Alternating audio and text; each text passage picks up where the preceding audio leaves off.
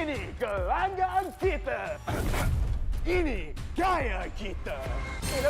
Every year, I gotta deal with your nonsense. Anyways, selamat datang kepada format explanation video kita.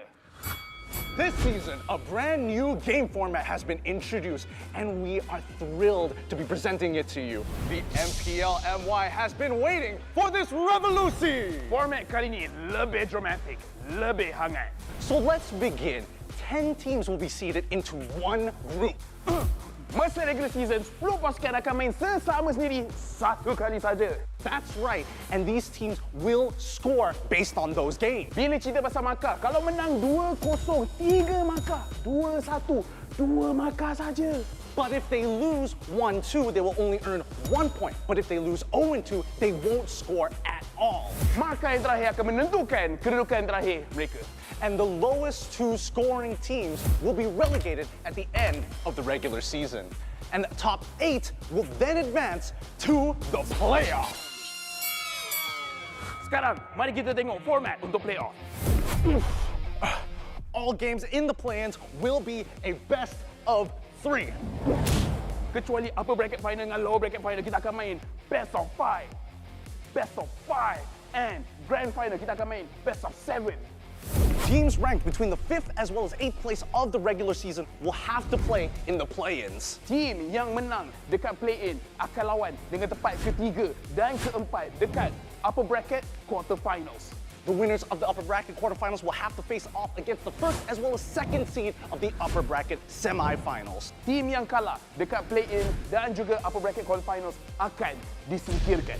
Luckily, if your team is in the upper bracket semifinals and they lose, they will go down to the lower bracket semifinals having a second life. Kalau team menang dekat upper bracket semifinal, akan gerak kepada upper bracket finals. Finally, the upper bracket finals as well as lower bracket final winners will face each other off in the grand finals. Untuk lawan, untuk dapatkan trofi MPL Malaysia.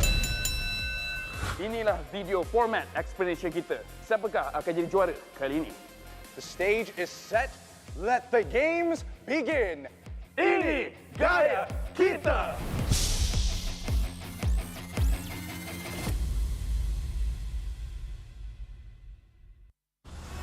Nadi sebuah bandaraya. Rentak berterusan yang menggalakkan kita ke depan.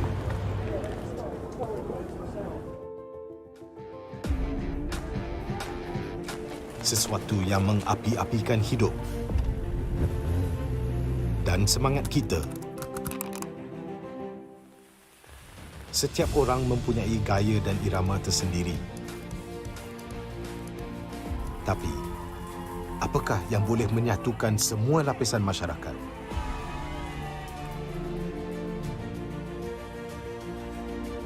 Yang akan menarik perhatian seluruh negara dan mengujakan fan-fan dan players kita.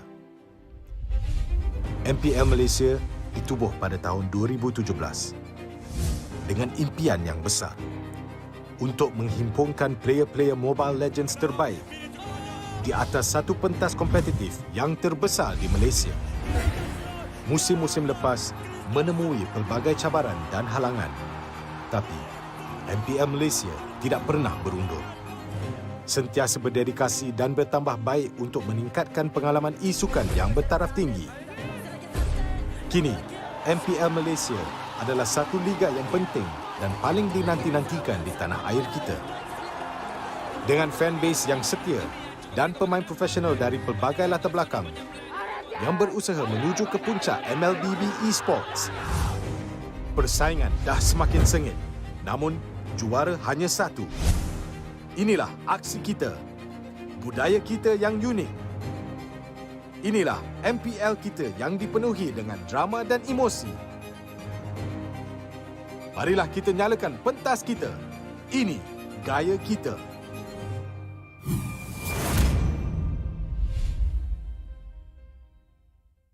Bulan lepas, tim Malaysia yang layak ke tournament peringkat antarabangsa telah gagal.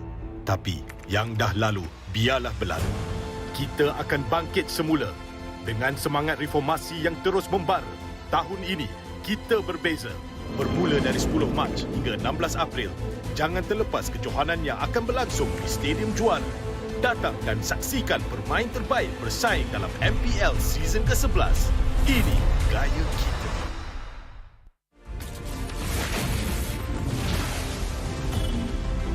Pain is the proof that I'm still alive.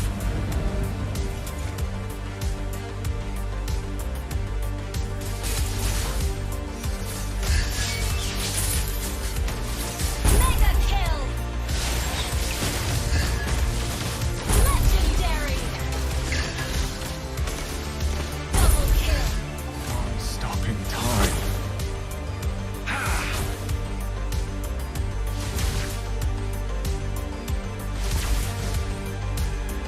Feel what I feel.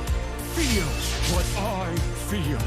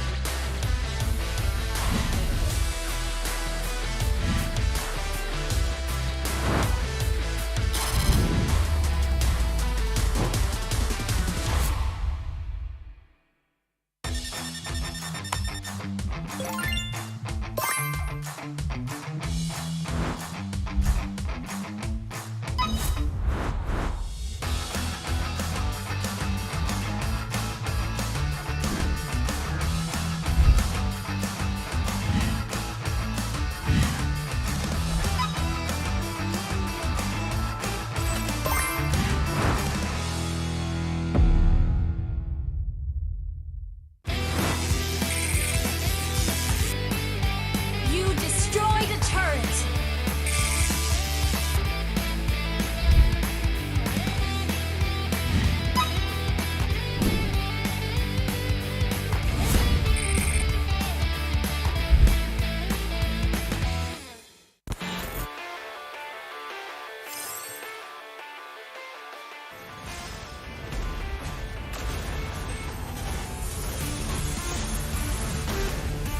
I am the priestess of primal lightning, the hunter of all the evil gods.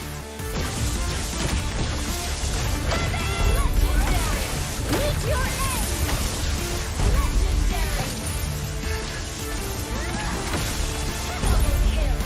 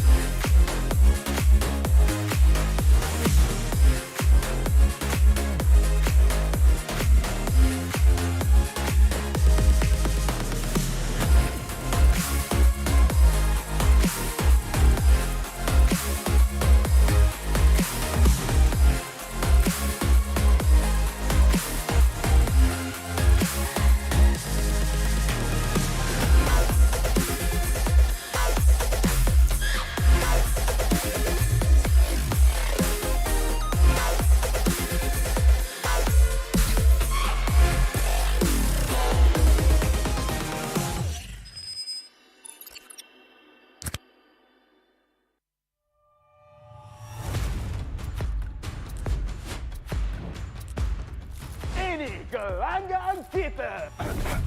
Ini gaya kita. Every year, I gotta deal with your nonsense. Anyways, selamat datang kepada format explanation video kita. This season, a brand new game format has been introduced, and we are thrilled to be presenting it to you. The MPL MY has been waiting for this revolution. Format kali ini lebih dramatic, lebih hangat. So let's begin. 10 teams will be seeded into one group. Masa regular season, 10 pasukan akan main sesama sendiri satu kali saja. That's right, and these teams will score based on those games. Bila cerita pasal markah, kalau menang 2-0, 3 markah. 2-1, 2 markah saja. But if they lose 1-2, they will only earn 1 point. But if they lose 0-2, they won't score at all. Markah yang terakhir akan menentukan kedudukan terakhir mereka. And the lowest 2 scoring teams will be relegated at the end of the regular season. And the top 8 will then advance to the playoffs. Sekarang, mari kita tengok format untuk playoff. All games in the play-ins will be a best of 3. Kecuali upper bracket final dengan lower bracket final, kita akan main best of 5. Best of 5. And grand final, kita akan main best of 7. Teams ranked between the 5th as well as 8th place of the regular season will have to play in the play-ins. Team yang menang dekat play-in akan lawan dengan tempat ketiga dan keempat dekat upper bracket quarterfinals. The winners of the upper bracket quarterfinals will have to face off against the first as well as second seed of the upper bracket semifinals. Team yang kalah dekat play-in dan juga upper bracket quarterfinals akan disingkirkan. Luckily, if your team is in the upper bracket semifinals and they lose, they will go down to the lower bracket semifinals having a second life. Kalau team menang dekat upper bracket semifinal, akan gerak kepada upper bracket finals. Finally, the upper bracket finals as well as lower bracket final winners will face each other off in the grand finals. Untuk lawan, untuk dapatkan trofi MPL Malaysia. Inilah video format explanation kita. Siapakah akan jadi juara kali ini? The stage is set. Let the games begin. Ini gaya kita.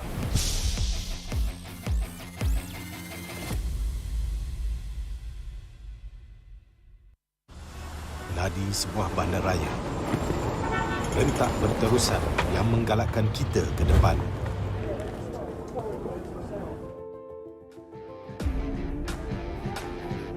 Sesuatu yang mengapi-apikan hidup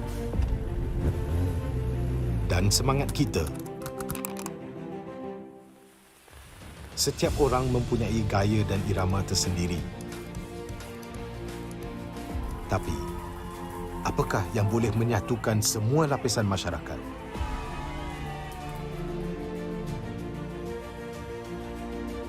Yang akan menarik perhatian seluruh negara dan mengujakan fan-fan dan players kita. MPL Malaysia ditubuh pada tahun 2017 dengan impian yang besar untuk menghimpunkan player-player Mobile Legends terbaik di atas satu pentas kompetitif yang terbesar di Malaysia. Musim-musim lepas menemui pelbagai cabaran dan halangan, tapi MPL Malaysia tidak pernah berundur. Sentiasa berdedikasi dan bertambah baik untuk meningkatkan pengalaman e-sukan yang bertaraf tinggi. Kini, MPL Malaysia adalah satu liga yang penting dan paling dinanti-nantikan di tanah air kita. Dengan fanbase yang setia dan pemain profesional dari pelbagai latar belakang yang berusaha menuju ke puncak MLBB Esports, persaingan dah semakin sengit, namun juara hanya satu. Inilah aksi kita, budaya kita yang unik. Inilah MPL kita yang dipenuhi dengan drama dan emosi. Marilah kita nyalakan pentas kita. Ini gaya kita.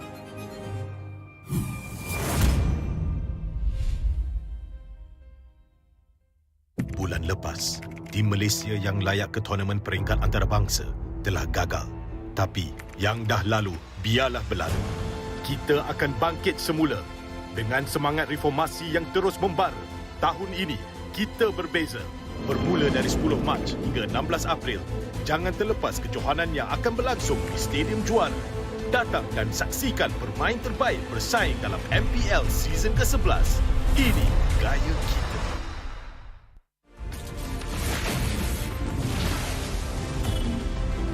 Pain is the proof that I'm still alive.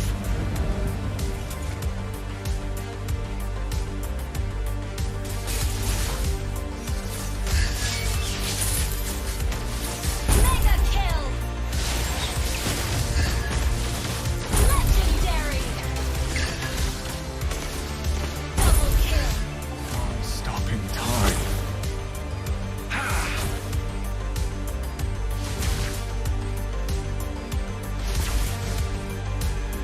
Feel what I feel. Feel what I feel.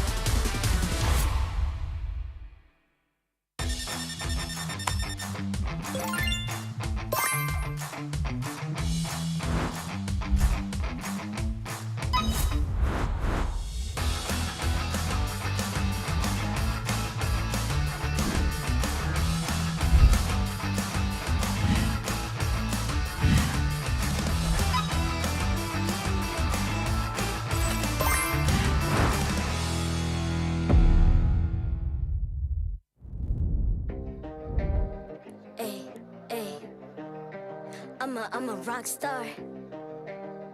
Yeah, rock star. Ay, ay, ay. I'm a rock star, baby. I'm a rock star.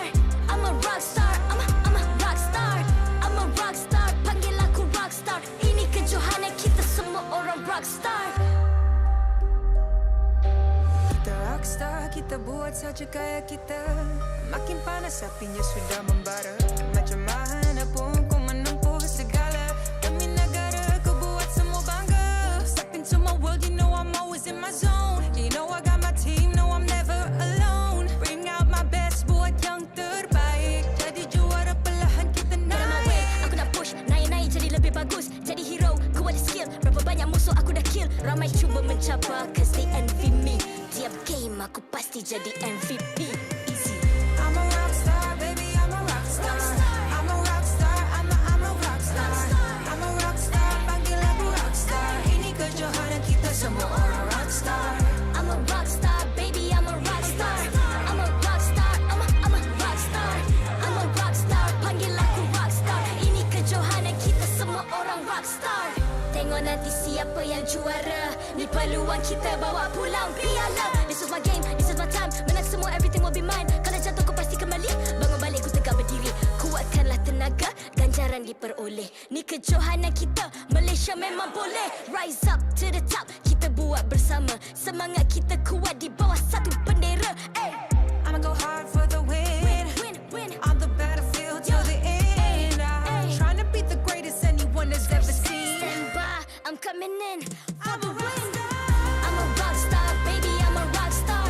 I'm a rockstar, I'm a rockstar. I'm a rockstar, panggil aku rockstar. Ini kejohanan kita semua orang rockstar. I'm a rockstar, baby, I'm a rockstar. I'm a rockstar, I'm a rockstar.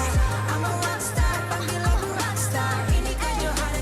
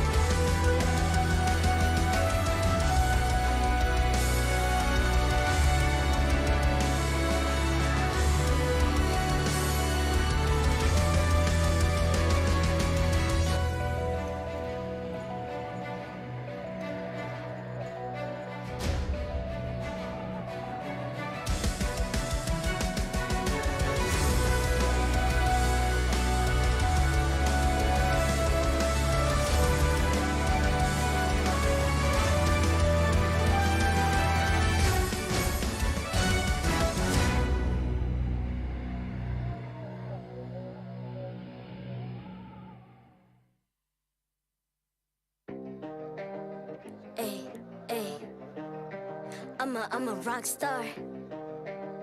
Yeah, Rockstar. Ay, ay, ay. I'm a rock star, baby, I'm a rock star. I'm a rock star, I'm a rock star. I'm a rock star, panggil aku rock star. Ini kejohanan kita semua orang rock star. Kita rockstar, kita buat saja gaya kita. Makin panas apinya sudah membara.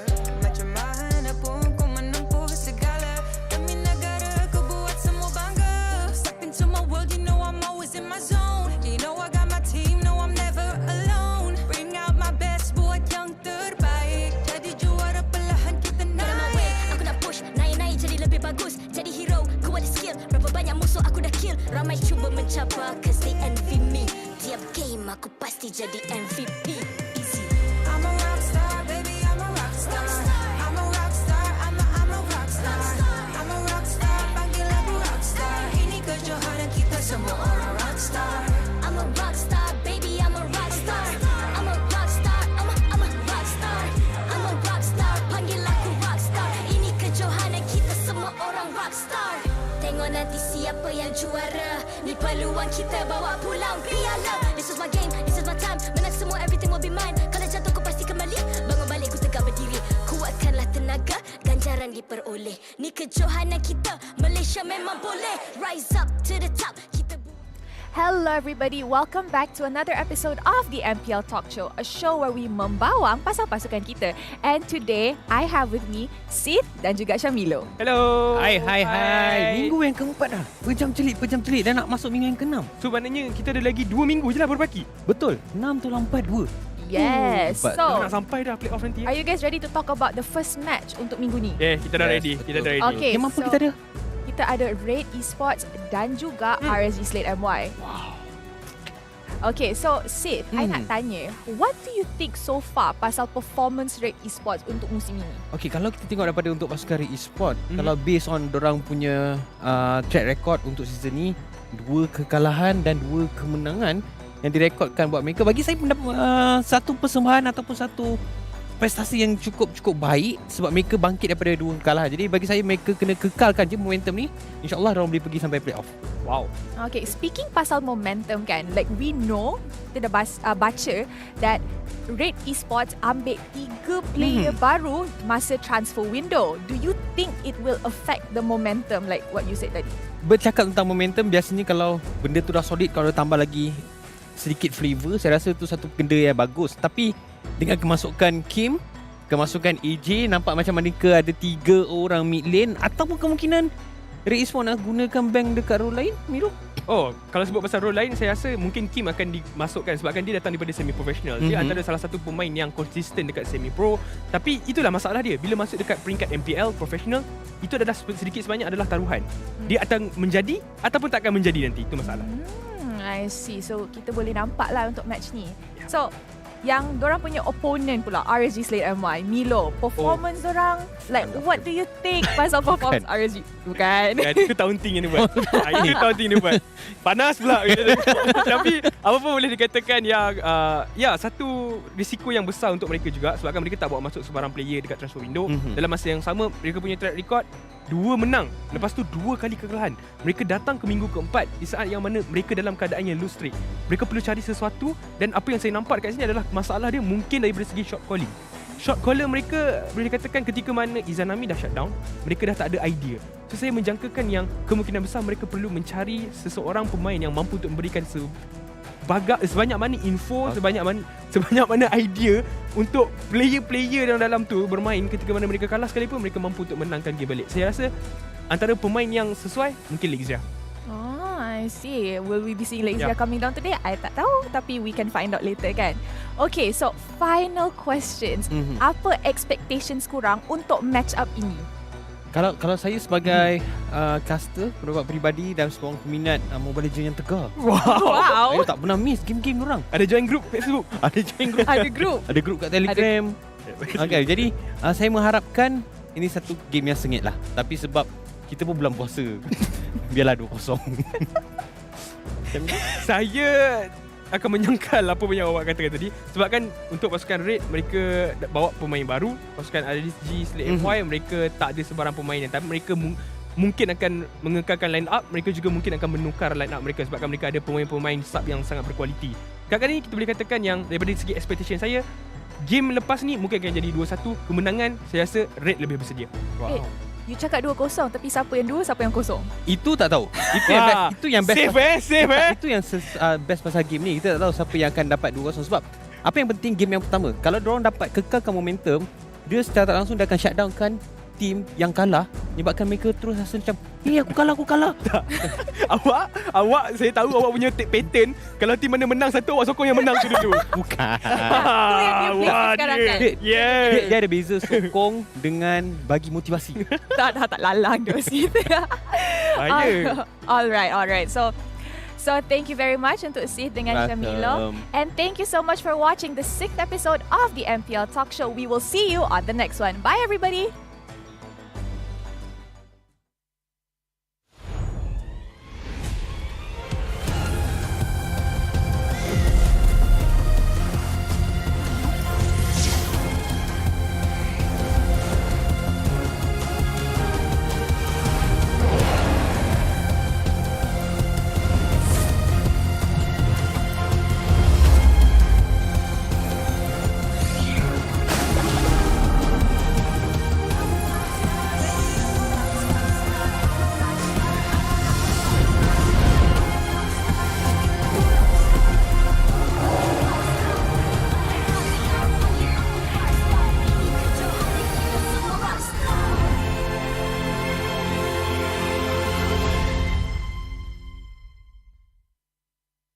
MPL Malaysia Season 11 is powered by Munton.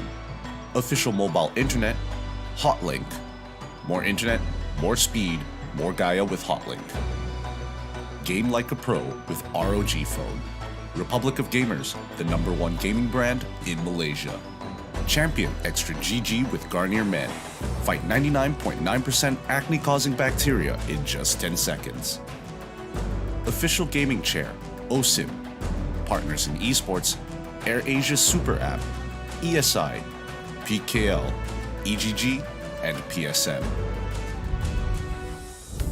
Welcome back to MPL MY Season 11. This is week number 4. Transfer windows already locked in and the teams have changed. And of course, the chase for the top spot is going to be in this coming week here. And welcome everybody once again here to the English broadcast. My name is ICBaby12. Join with me is Gideon Q as we take you through the journeys of what today is going to be all about. Starting things off, RED Esports versus RSG Slate MY. Gideon, they are looking to try and fight for that slot into the top 2. Is there a possibility here? I mean, there's always going to be a possibility, especially with winning 2-0s, giving you that extra bit of points that could actually push you up from either relegation or push you into the upper brackets. And I think that's why there's so much focus around week number 4. We've passed the halfway mark. There's not a lot of games left. And especially since it's a single round robin format, all in one group, they're only going to face each other once. Looking at the schedule here today, I don't know about you, but I'm particularly excited for this game. RED Esports up against RSG. I know, right? This is where things get a little bit more spicy here because RED Esports, they brought in a lot of new transfer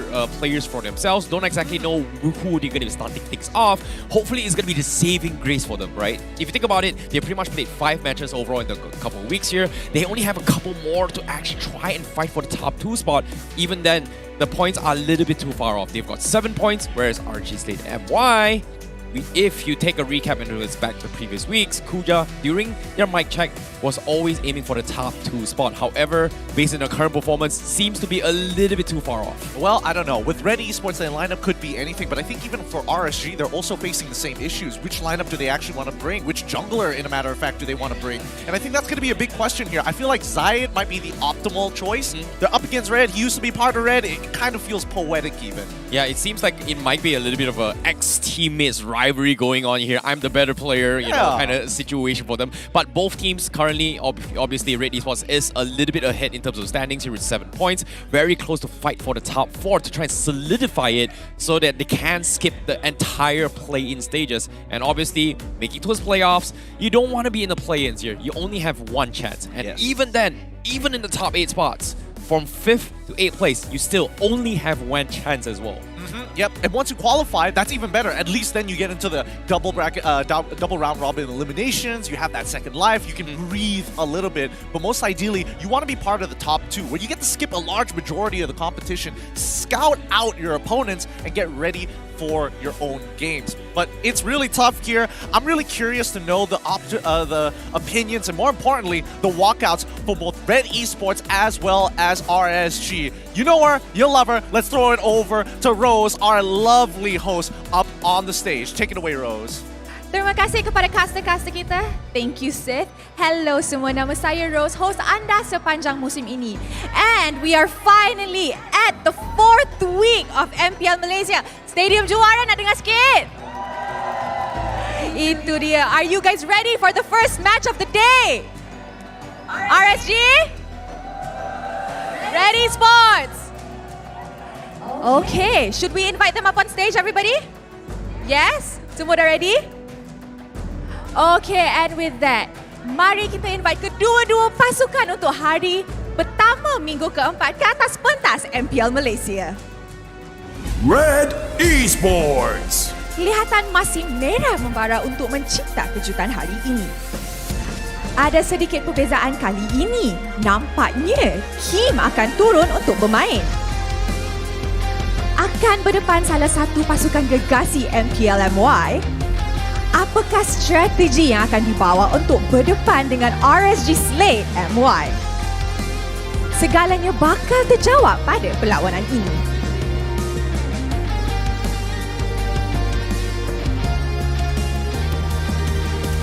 RSG Slate MY membawa misi baru untuk mencari rentak kemenangan minggu ini. Dan kelihatan RSG Slate MY membuat perubahan kepada line-up utama mereka. Lexia selaku Roma diturunkan untuk bermain hari ini. Adakah pertukaran ini akan membawa kesan positif kepada mereka? We will see how they will make things better for themselves.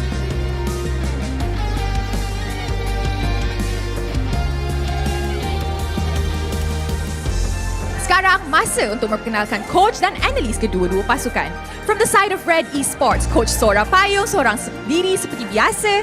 Manakala untuk RSG Slate MY, Coach Kuja ditemani oleh analis EGM. Mari kita teruskan dengan fist bump di antara pasukan sebagai tanda professionalism.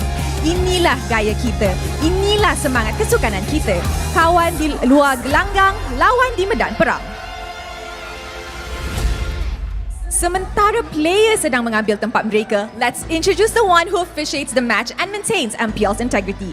Mereka inilah yang akan memastikan perlawanan sentiasa berjalan dengan adil dan lancar. Head of League Ops, Wen Yi. Head Marshal, Nicholas. Kedua-dua Marshal, Haikal dan Yibi. Thank you for your hard work. And now that the players are seated, oh my goodness. Ini adalah match pembukaan kita untuk hari ini. Stadium Juara, are you ready? Who will take this match? Is it going to be RSG Slate MY? Or is it going to be RED Esports? And with that, teams, this is your moment. Game on.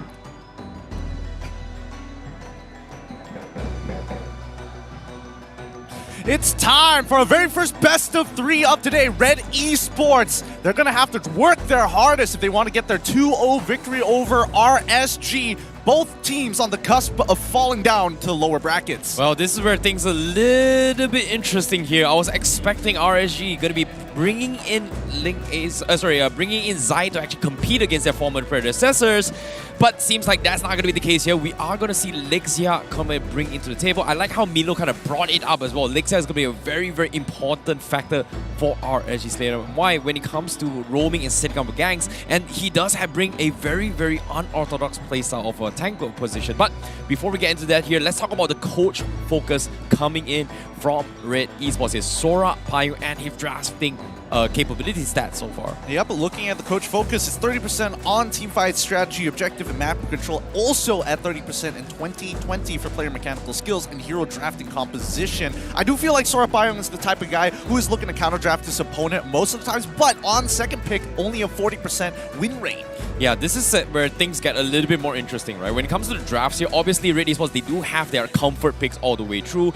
Benedetta is something that I think should be within Ren QT's capabilities, right? And we haven't seen too much about him, even though he's kind of shown it in the previous seasons. But so far, I feel like based on his drafts here, they are trying to minimize and play around Mao's hero pool more than taking advantage of what Ren QT can actually take advantage of. Well, call it a liability or not, I do feel like Mal is in a bit of an uncomfortable spot. So far in terms of hero pool, we're talking about Ruby, we're talking about Kufra. That has been quote-unquote the most successful. But I would also make an argument here for Ren QT, right? The only times we do actually see make an impact or even win the games for RED Esports is when he's actually playing something like the Yuzong, which is different because when we look at Coach Kuja on his coach focus, it's a little bit more balanced, right? He's not held down by, oh, what are you capable of playing? He gives the options, he lets the players know what the overall strategy is going to be, whether it's teamfight strategy, objective map control. Coach Kuja is a very balanced style. Now, and when it comes to his drafting styles as well, he usually decides the draft, so it pretty much takes the weights off his players, right? He's very, very strict with his players, and he likes to actually dictate the draft according to the meta itself. And this is something that Kuja really likes to do. But the question here is, will he be able to do it this time? Because last week's objective for RSG Slate MY was pretty much, hey, we're aiming for top 2.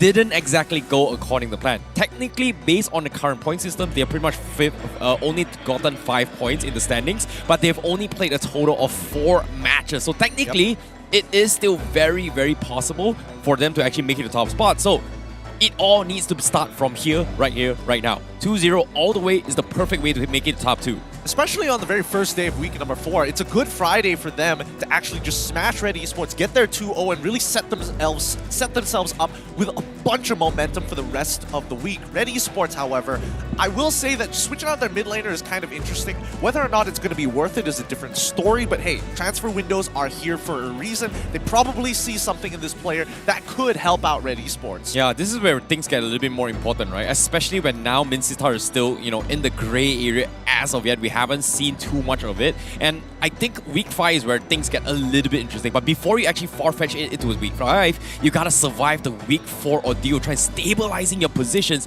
to try and make a big long shot to fight for the number 1 spots. I think you might as well throw everything out, right? You do need the points, you might as well start early. If you lose later on into the season, that's not too bad compared to having all that pressure right at the very end. Well, it's the moment of truth. We are going to be jumping into the draft as of yet. As you can see, it is going to be on the blue side. We have RED Esports as well as RSG Slate MY on the red side. So, RED Esports, they do have a higher win rate percentage ratio when they are on the blue side. But the question here is, are they going to play around the traditional meta? Because as of yet, Fredrin, one of the most popular pick hero and banned throughout the entire season so far. And we haven't seen too much of it coming from both sides, if you think about it, especially for Lingeza. Well, I think, Link Asa has other things on his mind, and I do feel that RED Esports, unfortunately, when it comes down to hero pool, RSG probably has them beat there. So I think, red side, focusing on sticking on blue, making sure that they get those first picks, making sure that they at least have some comfort heroes for people who are pinched on throughout their hero pool is a good idea from Sora Byung. RSG, on the other hand, as blue side, it's Lexia here, how well he's integrated with the team. More importantly, is he going to make that difference, especially when he's up against Mal? Both of them used to be gold laners, used to be junglers at a certain point, kind of going down that same career path. Yeah, they do have a rough idea on how to play around the playstyles, right? Mal obviously going to be thinking from a gold laner's perspective on how to babysit the gold lane, whereas Lexia, he's going to be thinking on how to assist the jungler. So I feel like based on his past performance, track record on all his hero appearance for Lexia, I think Ruby is something that they might actually lean on as well. And Ruby is really, really good to actually pair off with a Fredrin, which are quote-unquote does have a lot of CC controls in teamfights. So I guess RSG Slate MY might be leaning towards that direction, but we can only speculate so much. But we are going to be taking into the bans for now. Kaja starting things off for RED Esports, Glue and Joy coming from RSG Slate MY. Nothing touched for the Valentina, the Eve, nor even the Fredrin Martis as well as of yet. I don't think they really need to worry about those things. The fact that they're banning out Glue, I'm guessing that they want Ren QT to get back on that Yuzong. If not, probably, I would make an argument for Edith at this stage of the series. Especially since we're in week 4, you probably want to win your lane really, really hard. Yeah, I think Arla is going to be something that they might be leaning on as well. But of course, when it comes to, like you said as well, Ren QT, they do have a preference for RED Esports, right? They like him playing those Yujongs, cutting the back lines. So this kind of puts Izanami in a situation where, you know what, it's okay. If you go for the Yuzhong, I will go for alternatives. And in this case, Kadita is something that I think it is within his vicinity. But do they want to be forced to play a Kadita composition from RSG Slate MY is going to be a completely different story. Well, Fanny? I mean, it comes down to whether or not we know what Lexia's hero pool is going to be. I mean, the last time we saw him, he was playing mages, right? With Izanami, and both of them were kind of doing the same thing. I would say the double mages comp does kind of suit RSG a little bit, mainly because, you know, Izanami is very helpful as mid laner. He's not looking to hard carry the game. He's trying to get his side laners out of the laning phase most of the time, and if he snowballs, that's great. If he doesn't snowball, he'll eventually get there. Yeah, I agree. I think double mage composition is something that not many teams do play a lot back in the days. I think AIM was one of those very few teams whenever AIM plays whatever team, they will have this pocket strategy of bringing that roaming Kadita. And I think this is the perfect time to actually showcase it for Lexia, in this case for RSG Slate MY. And the thing I'm worried about is that, does RED Esports smell this? Or do they overthink the draft, expecting that it might be a double mage? I mean, we have to look at the usual indicators here. Are we thinking about artillery mages? Are we thinking about the Valentina opening? There's so many factors involved here that I think RSG are in the more comfortable position because they have to wait for RED Esports to kind of show their hand first, or at the very least what kind of opener that they want, right? If RSG want to get rid of Fredrin, that's totally fine, but the fact that they've already banned out the Fanny goes to show respects to both Amal as well as Link Eza. Both of them phenomenal Fanny players, but I don't think that's the strategy this time around. Yeah, I guess that's going to be the case. Arlott is going to be completely ignored by both sides. So chances are RED Esports might be prioritizing that for Ren QT. I like the respect Claude ban here. This is something that Mel QT is very, very comfortable at RED Esports here. And he also called out in the previous weeks where if you don't ban Claude, you know what, I'm just going to keep using it, keep winning with it. And you can see the smirk, little smirk on Mel QT's face just now. Yeah, I mean, definitely respect to going over to his consistent Claude gameplay, no matter whether it's a win or a loss. When he's winning, he's looking already good. Even during a loss, he's still looking pretty good. So I think I understand why RSG is just banning it out, make sure he feels a little uncomfortable. And it looks like, based on the camera, it's going to be a Fredrin opening for the side of RED Esports, which is great. Now, let's see. RSG, technically, if they want to, they can set up to counter mid lane. They can set up to potentially get a good Arla in the EXP. Not sure where Coach Kuja's head is at right now, but it really depends on the results in scrims. I think Arlott is pretty much a no-brainer. They have to at least draft around Arlott, right? But the question here is, Arlott isn't necessarily a burst time of XP later. He's great for being extremely annoying. But the thing is, right now, the biggest question that every single team has been facing so far is how do they kill off the Fredrin? And so far, the only reliable one is pretty much either a carry or burst time compositions where they just one-shot the Fredrin and then proceeds to take another fight. So I guess Farsa is a good alternative coming from RSG Slate MY. So could this be most likely Izanami, right? I don't think it's going to be a roaming Farsa. We haven't seen that for a very, very long time. Okay, first of all, Izanami might be able to switch roles. As Lexia is very comfortable on playing Farsa, Izanami can still pick up the Kadita if he wants to. And plus, he already buys Dire Hit Blessings very early on in his matchups. Whether he's a support or not, he just does it. So I would say that RSG, they've set up the Arlott, they have a way to kind of push away the Fredrin or at least jump onto the backline and owe them some threat. The Farsa is going to put them low enough in the kill range of Arlott, so they work in tandem very well with each other. For now, we don't know whether RED Esports is looking to play something along the lines of Kufra, which we've seen before. I would argue even a Famos Mincetar, but Mincetar still can't be touched just yet. And here we go, it's going to be Eve as well as Carry. Okay, a little bit of pickups here coming from LQT. Carry denied for the tanky composition in case RSG Slate MY decides to go for that route. I was expecting maybe they would have drafted something else, but of course RSG Slate MY no-brainer going for Montes here to match against the Fredrin. But I really want to. I was expecting maybe RED Esports was gonna go for the Yu Zhong for NQT, right? Like he has a track record of playing. Oh, never mind. Never mind. Forget it. You know, it's over. You know, they've done their homework here, Kujaku. Well done. Well done. RSG has definitely done a lot of preparation for this. They expected RED Esports to eventually whip out the carry to make sure that whoever is playing the jungle, if they are a tank jungle, they will live one way or another. They banned out the Kaja as well, so it gives you a little bit of a tell where these openings are going to be. And that's why I say, when you're looking at the draft, the bans already give you information. That first opener gives you so much info. Yeah, it does. You know, they do have a lot of priorities on how they want to play their matchups, right? And so far, RED Esports has been leaning on RenQT kind of flexing his way through.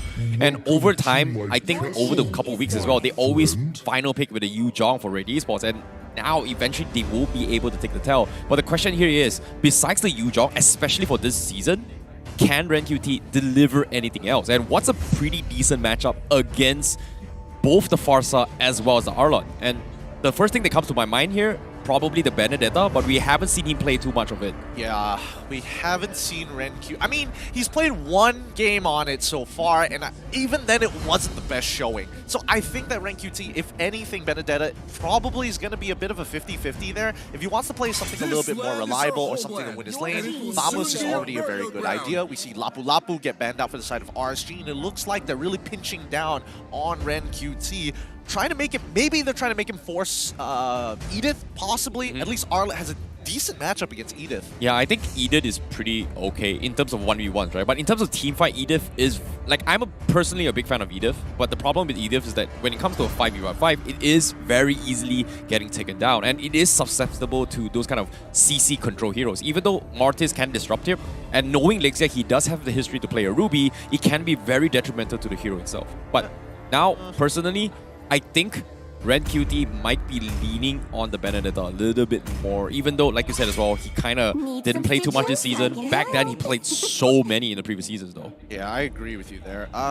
Okay, so Melissa gets banned out. Ooh, that's going to be a blow for RSG. That probably would have been the best marksman they could possibly have, but I think at this point, you might as well just get what's good. Brody is already looking like a good idea. Beatrix also a good idea, yeah. As long as you can force out priority play for this early game, the side lanes look like they can basically push out whenever they want to, but I am seeing, a couple of hovers here. Let's see where RED Esports is going to lean towards to. I kind of like that RSG Slate MY, they have two very, very annoyingly tanky heroes. It's not super tanky, but it is very, very disruptive in teamfights. So I think Edith is pretty much out of the equation for RED Esports, but I kind of like if they really go for the Benedetta. That's the thing, because I like RSG Slate MY is still keeping Lexia's hero up and open. And so far, Ruby kind of disrupts Fredrin a lot in this kind of scenario. So, I don't know. It feels like RED Esports, they're just, you know, playing it with their hands for RSG Slate MY, but they have to have a good counter. But, wow! Samus! Alright, okay. He wants to win lane, man. That's all I can say. He really, really wants to win that lane. And at least with Thamos, like, the big thing about Arlet is that he can basically 100 to 0 you if you are just a little bit off your game. If you're not that sharp, if you're not thinking about it too much, his burst really catches a lot of people off guard. At least with Thamos, the counterplay, just press your ult, get a little bit of extra sustainability, make sure that you're a little thicker, and Arlet, once his full combo is done, he's got nothing left, and you're basically forced to fight 1v1 without any abilities, which Thamos is really good at, especially with the molten sides. I do agree with the Lolita though, great disengage overall. Neutral fights are going to be a lot better to handle and more manageable overall with the help of Eve as well. So that means that RSG, they need a way to kind of push the agenda, right? Force that wave in the mid lane, especially forward. They could go for something along the lines of, oh wow. I was thinking soft counters, but they just went straight for the hard counter. Like, you know what? We don't care. Hard counter all the way through. We're going to dip into the fight, then dip out. Yo, the biggest problem I see from RSG Slate MY is that how do they chunk down three very, very tanky heroes, right? Normally you have carry, Beatrix isn't good enough, but they're doubling down on just making CCs all the way through. Time Journey, Chain CC, getting pickoffs, and peel off their composition. So, very interesting draft coming from RSG Slate MY. I hope it's going to work out, but based on this stats so far, it seems like RED Esports has so much of early game win rate as well as ultra late game win rate, but in terms of kill pressure, RSG Slate MY seems to be dominating. I mean, in terms of push, I would say that RED Esports definitely has a little bit of an advantage here, but overall, the compositions are very, very solid. Polar opposites, in a matter of fact, with the way they approach these fights. But I think it's time to jump into game. Well, ladies and gentlemen, to start things off with week 4, this is gonna be the match to watch. It is RED Esports going up against RSG Slate MY. All right, RED Esports on the blue side with RSG on the red side. They're going to be starting on, RSG is going to be starting on the orange buff, so they're going vertically against each other. Let's see whether we're going to see some early invades here, because I would have expected purple to be started for the side of RSG MY. Oh boy, this is gonna get a little bit difficult here, especially when you have RSG Slate MY. They don't really have a lot of map opening, especially when Lexia is playing the Diggy, right? But the counter good play is that if he sets up a lot of bombs here and pressure MLQT, that might be the win condition coming for RSG Slate MY. Make sure Lolios gets his farm, gets his most ideal situation, and pick people apart. And I guess that's the idea here coming from RSG Slate MY. Yep, it looks like Lolios is going to take a terrible trade here. He's losing a good chunk of his life. Forces the flicker out as well. That's super unfortunate. Okay, you know, that plan completely thrown out the window as of yet. RED Esports currently in a better position than I expect as well. I was expecting with this Diggy, this Beatrix is going to have a pretty decent time. However, it is going to be a little bit stalemate here. We do see Lingaza kind of hovering around or on the goal lane, but aside from that, both teams just don't really want to take aggressive maneuvers. No, they absolutely don't here, but the most important thing is to not get their wave frozen like just before the tower. That means that MLQT can play very comfortably and very safely, especially when Lolios wants that wave on his side. He's going to force push this. Top side looks like nothing's happening, but the majority of the movements are coming there. Farson as well as Martis making their way up to Turtle. Are they going to bring down the whole team? No, it doesn't look like it. Looks like it's going to be a 4v4 on top side. Yep, that seems to be the case as well. They are going to leave both marksmen kind of farming on the bottom side. Meanwhile, top side, we do see the turtle already being contested as well between both Ling Aza and Amal. Amal trying to draw aggression in their favor, and Ling Aza trying to steal the aggro as well. This is funny. They're just looking at each other, trying to draw aggro. Eventually, it is going to be right in the middle. As of now, RED Esports seems to go, but here comes the final slash to go in, and Amal steals the turtle. They force the fight from RSG Slate MY, but Ling Aza is dropping down pretty low, and Amal will get first blood on him. Good target priority for the side of RED Esports. They should have killed Kim there, but they didn't have that fourth man, that third man even, in position to make it happen. And now MLQT continuing to win out his lane against this Beatrix. Diggy coming to help out, but I don't think it's really going to matter at the end of the day. Both are going even when Lolios honestly should be winning this lane way harder. Yeah, this is where things get a little bit iffy, right? It all comes down to whether or not can they synchronize from RSG Slate MY to actually push against RED Esports. And we talked about, I think I brought this up very early as well. They've got 3 very tanky heroes. You saw what happened in the previous fight. Repo, gaming final slash, where's the follow-up stuns? Where's the burst coming in? And Izanami was nowhere to be found in the fight, and even with that, the Feathered Airstrike, it's not gonna hurt as much as we expected, at least until a good second turtle, or maybe even RSG Slate MY wins a couple of fights. But bottom lane, seems like Lolios is gonna get pressure here. Time Journey is gonna get him out of safety, so this is gonna be the priority. Lolios gonna be completely bailed out of this fight. Rather be safe than sorry. I mean, he didn't have the flicker there necessarily, but he wanted to make sure just in case that he definitely does give this kill. And now Link is up by himself underneath this tower. How is he going to survive this? Especially with 3 members looking out for him. He's going to use that anti-CC. Very powerful tool to kind of manipulate the waves deeper into his turret to clear it out safely. Yeah, smart play here coming from RED Esports not to engage this fight as well. With this Martis very annoyingly hard to kill, it's just not worth diving a tower and potentially getting punished by the time reversal of this Diggy.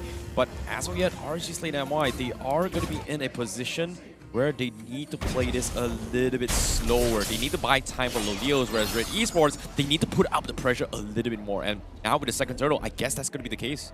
Look at Rippo here. Ren QT is holding his lane really nicely. Hasn't given a single kill. Was able to get an assist while Rippo ended up not being able to secure his own kill. But he is taking tenacity, to be fair. He isn't going for the Festival of Blood or Unbending Will. So he doesn't have that extra bit of damage to finish off the targets that he's looking for. But look at it. Rippo just keep keeping his eyes on Ren QT as the rest of the team control the space. Oh, half HP on the turtle. They got the aggro in their favor. Red Esports in position to contest this as well. Real Nation drops in. Repo going to be caught out. Focus down as well. Arlon trying to go for the final slash. Finally drops in. The time journey will get him out to safety, and he gets out. But the turtle will be secured from Red Esports, and then buff are coming in. Amal looking to continue the fight, but no, the Praiser's Wrath completely whiffing the mark, and that is going to be disengaged. Oh, really unfortunate. Linkeza, he was very close to actually securing the neutral objective, but more importantly, the team actually walks away with a couple of kills, at least one of them, trading upwards. Let's see, RED Esports, how they're going to respond, knowing that they don't have the ult as well. This could be a timing. Oh, reversal comes in. Amal dropping a little bit low. He's going to be boosted out of the fight, so that's going to be giving a little bit more pressure and gold advantage for Lolios trying to scale up. But we saw in that fight as well, RSG Slate MY, they're just so much better in just having all this upper hand in just not being controlled at all. Yeah, and I think the RSG Slate have to take a couple of risks here. They're the team with more kill pressure. They're the team that actually has the combo with QT. Kind of walking up a bit far here. All right, all right. I'm surprised Lexia didn't want to actually try to go for the reversing time into Nibiru's Passion or something of the sort. Yeah, that's going to be a little bit... That's actually a pretty good call as well. So I'm surprised that they're actually playing this safe.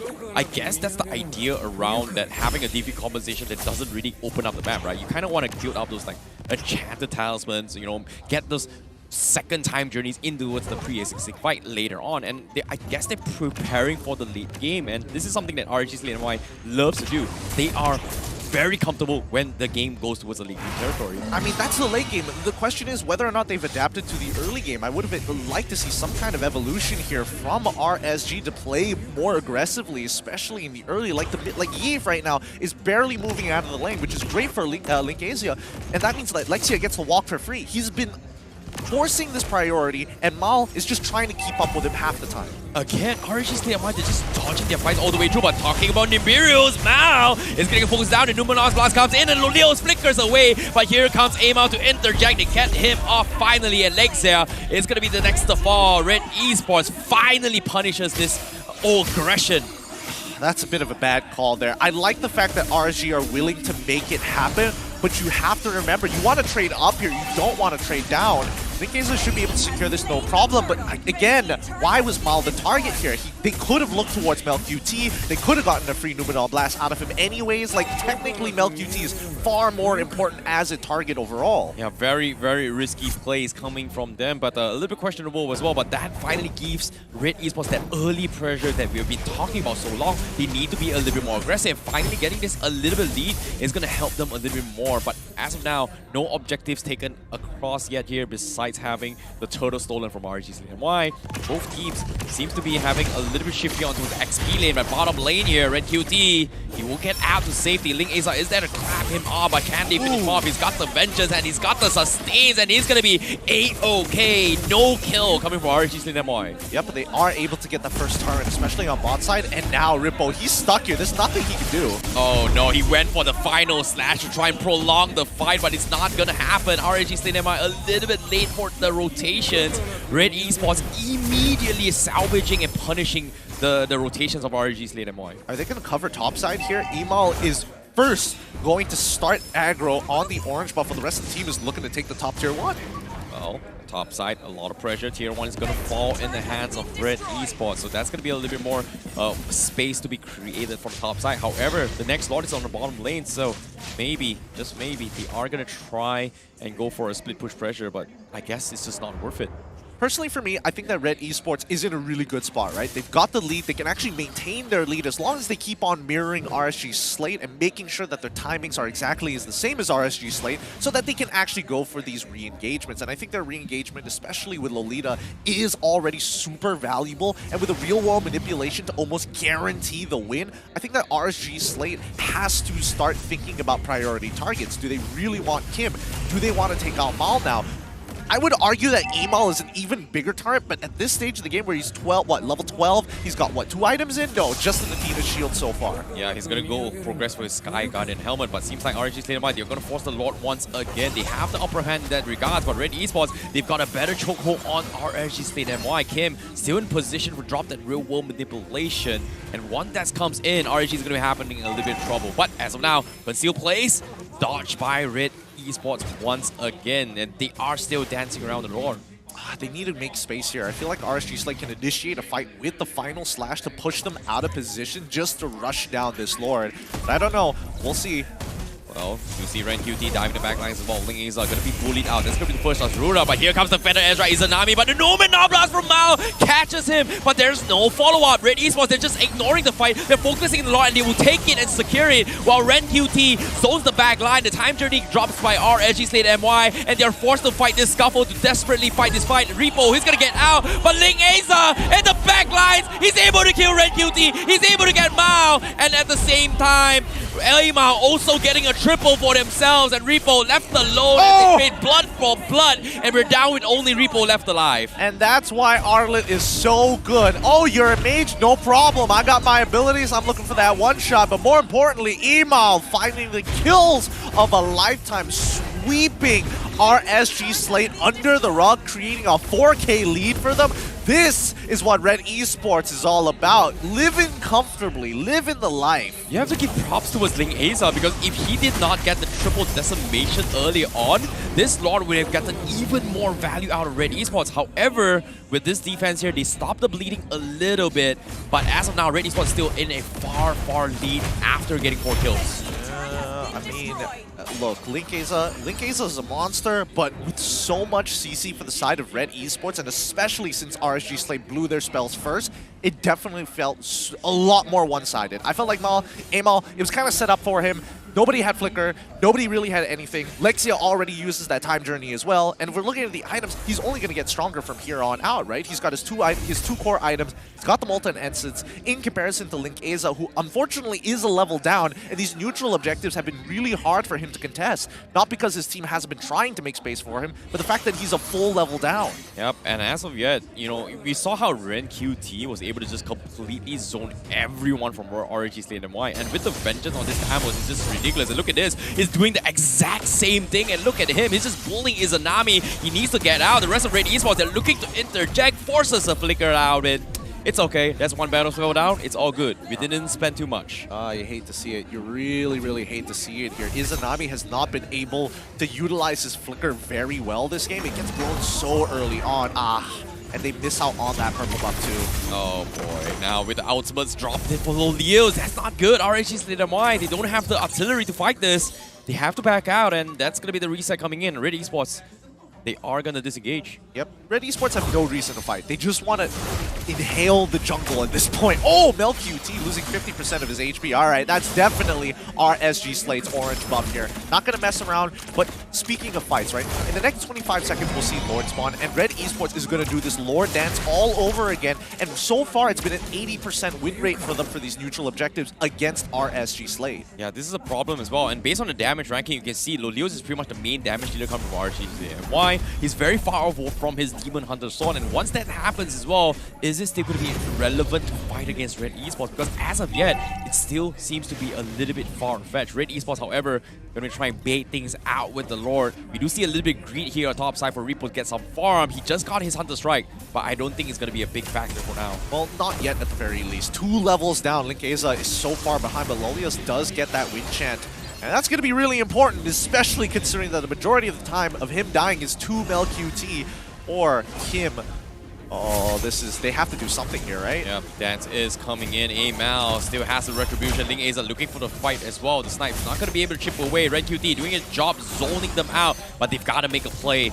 Almost down towards the final bar. RSG Slate MY, they're waiting. Ren QT going to be boost checking his way through. He still has the Vengeance and is still holding it down towards the final bar. Finally, they make the play. The Feather Ezra comes in, and Ren QT will focus on Izanami, but the Lord will be secured by RED Esports, and Ripple will be taken down immediately. And RSG Slate MY, they have to run. The time journey comes in. It is at a weird angle, but they lose Repo. They lose Ling Aza in this fight. Yeah, they tried to make a play there. I respect RSG Slate and especially Ripple for trying to make something happen here, but RED Esports just has their number today, understanding how to actually play these neutral objectives and understanding that RSG Slate is forced to make the first move, and every time they do, they punish them again and again and again. Oh, this is tough. This is tough for RSG Slate MY. RED Esports just manning up with this composition, right? They've got so much tanking capabilities that RSG Slate MY just doesn't have the damage to actually challenge both Amao as well as Mao.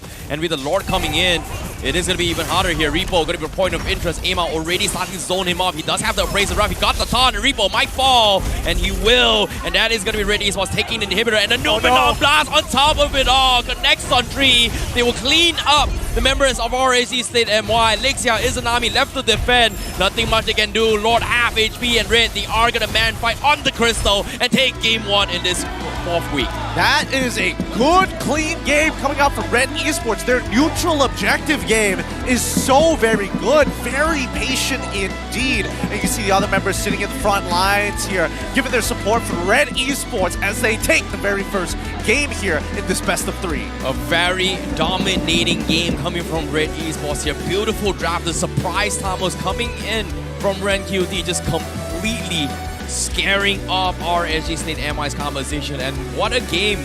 Did not expect RSG Slate MY to be put in this position at all. I mean, their neutral game is just not that good, unfortunately. And I think even for Lexia here, even though his rotations come out first, it's RED Esports counter engagement that seems to be the more effective tool against them. I don't know whether it comes down to the draft, because personally for me, I think both sides had a really good opportunity, but unfortunately for RED Esports, they're playing for the earlier stages of the game, and that was just a full-on stalemate. RED Esports blocked them out. Yep, and I'm curious to see what they have to say as we jump in towards a mic check with them. Ren, kita kasih senyap lah dorang. Apa, Mel? Macam ni, Ren. Ha? Macam ni. Macam tu. Wan, kau rindu kau, Wan? Kau boleh tolong tak? Digi lambat ni. Tengok aku. Mati tak tu? Nice! Kasih Pak. Boleh kasih bawa. Pada belakang. Tengok. Leza. Nice! Tolong. Pasang beli ke. Hantar. Nice, boleh. Mantap, man. Nice. Mi. Nice! Quality. Tengok aku. Perang. Pasang ke zone ni. Pasang ke perang. Easy dek! Jangan gerak terus. A decisive game number 1 coming out from RED Esports so far, but RSG aren't completely out of it just yet. A bit of adjustments, a bit of micromanagement from Kuja, and I think they're going to be ready for game number 2. Yep, and at the same time as well, during the mic check, we do see RED Esports kind of in a very decisive moment as well, because during the comms as well, it sounds very chaotic, but at the same time, there were very, very clear directions of how they want to tackle those fights, and it seems like they just understood that this is what their strength is, and they're playing towards it and just completely demolish RSG Slate MY. I have a bit of a running theory, and I think that Kim actually is utilized pretty well here. I feel like he's more in tune with the team, a little bit more in sync, but we'll see game number 2, and maybe, we can emphasize on it a little bit more. We'll keep my eyes on Kim for now.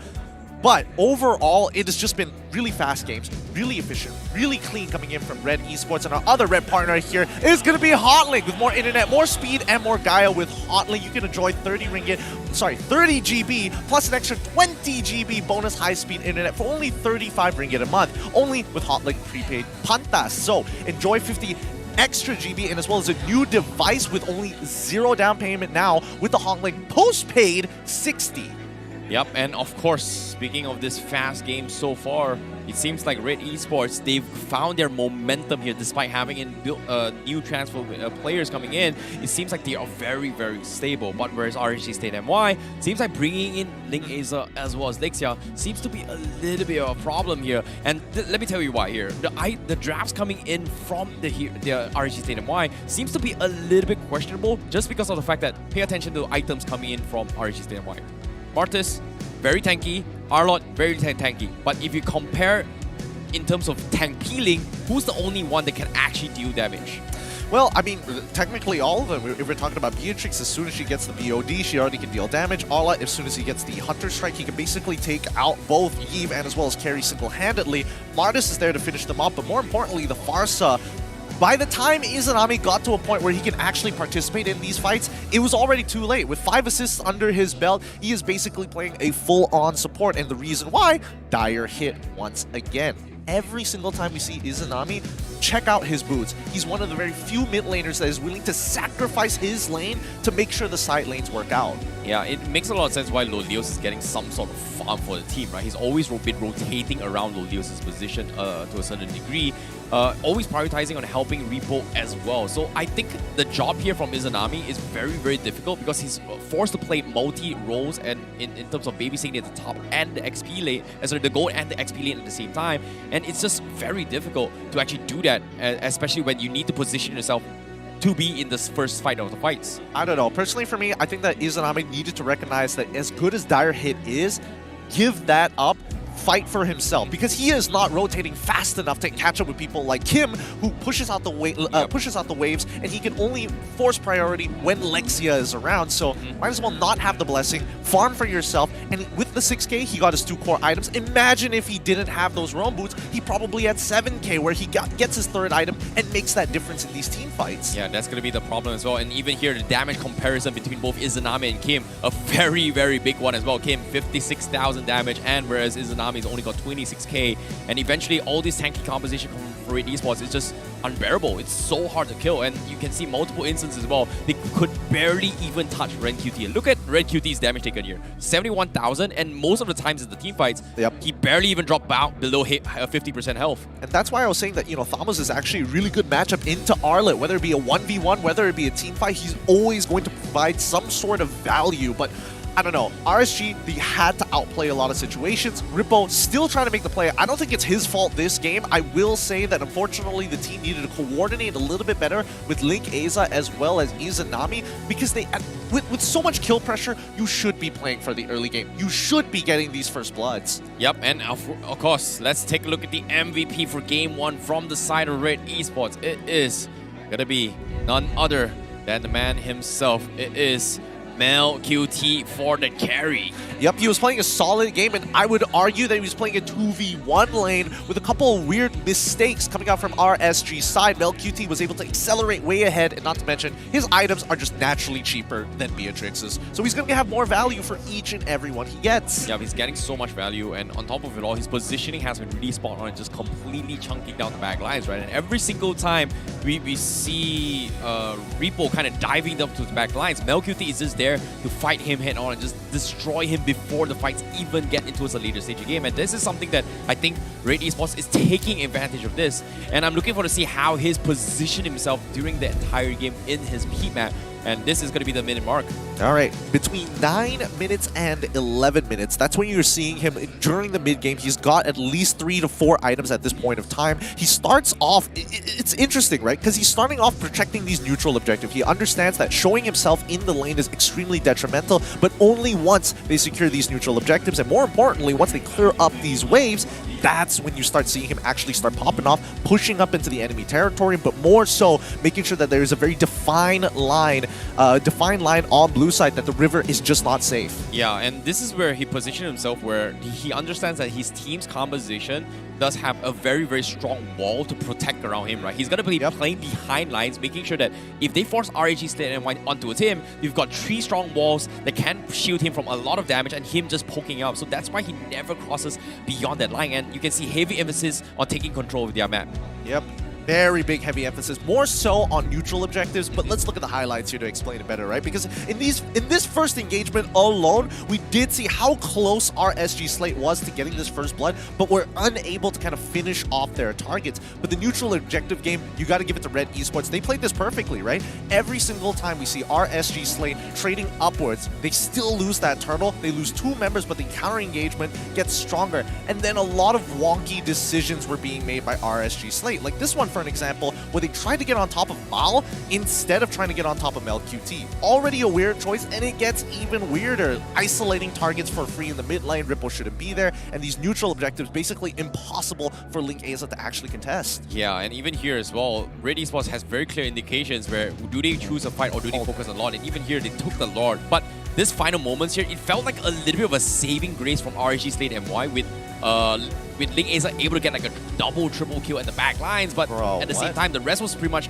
on the back lines. RED Esports was able to just completely shut them down. I mean, they were never going to win that anyway. The fact that Amal was able to get 3 kills with the Appraiser's Wrath was already impressive enough. So, I don't know. It feels like RSG today haven't completely woken up. They know they shouldn't be sticking too close together, especially against a composition like what RED Esports wants to do. So, they just need to wake up, and I think RSG will start feeling a little bit more okay. Well, it is going to be a little bit difficult here, considering that when they are trying to fight for the standings, RSG Slate MY started things off with 5 points, and now giving 1 point to RED Esports with this one game, it is going to be a very, very big problem. But of course, speaking of good fun games here, if you guys are interested in the All-Star event, it is going to be happening right now. It is called the Purify Harmonia, and from the 31st of March all the way to the 23rd of April, you can complete tasks, collect tech notes, and unlock free rewards like special skin Rafaela, called Seraphic Selfie, and an avatar border Shine Atomic Pop, Atomic Pond Spot effects, as well as the graffiti Be the Superstar for 3 days. Yep.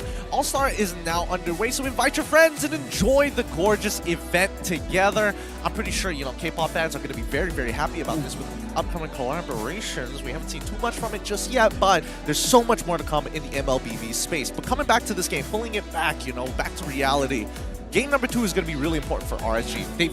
Unfortunately, they can't get 4 points anymore, but they can get two somewhat comfortably. It really boils down to how they actually approach these neutral fights. I don't think early game is their comfort zone for sure.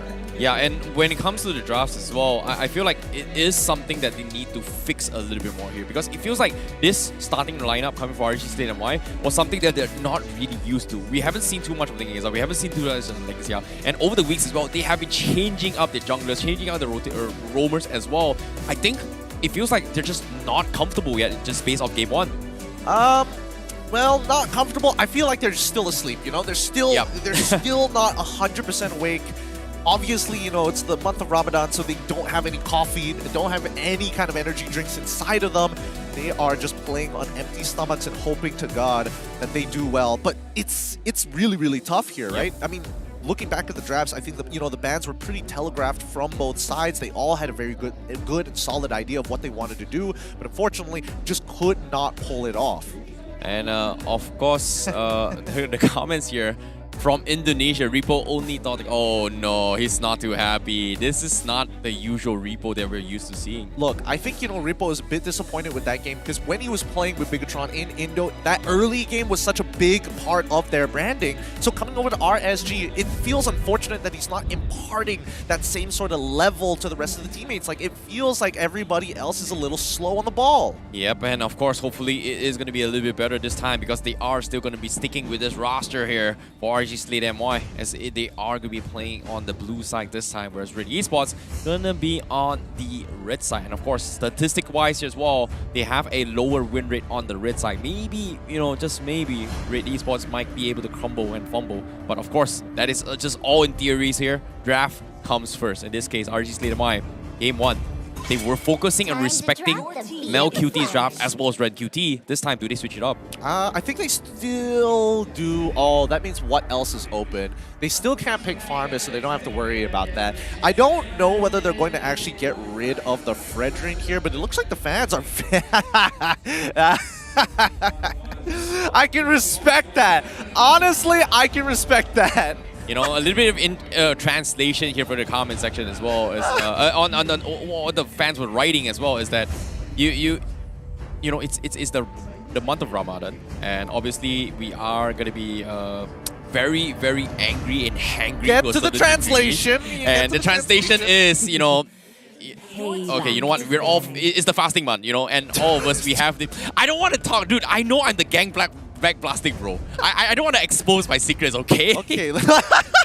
I'm literally that guy. That I didn't know about. I was pressing you and I had no clue. I was literally that guy who is like, you know, some people who cheat their fast. I'm that guy that people come to and, you know what, you want to drink? Sure, I got you, bro. Fine. Okay, I didn't want to expose my secret. That's why I was like fumbling with my translation, bro. Look. It's a cultural thing. For our international fans out there, it's a local cultural thing. Don't worry about it too much. You're not missing out too much here. But RSG, on the other hand, they're going to be banning out the Farsa. I don't want to ban out the Farsa, man. Maybe there is some kind of logic to it. Maybe not. We'll figure it out as the draft goes by and we get a little bit more information. Okay, now, speaking of the drafts here, I'm surprised that RSG Slate MY, they're banning off the Farsa. I was expecting they might have switched up their bans a little bit more, just prioritizing and banning of priority picks.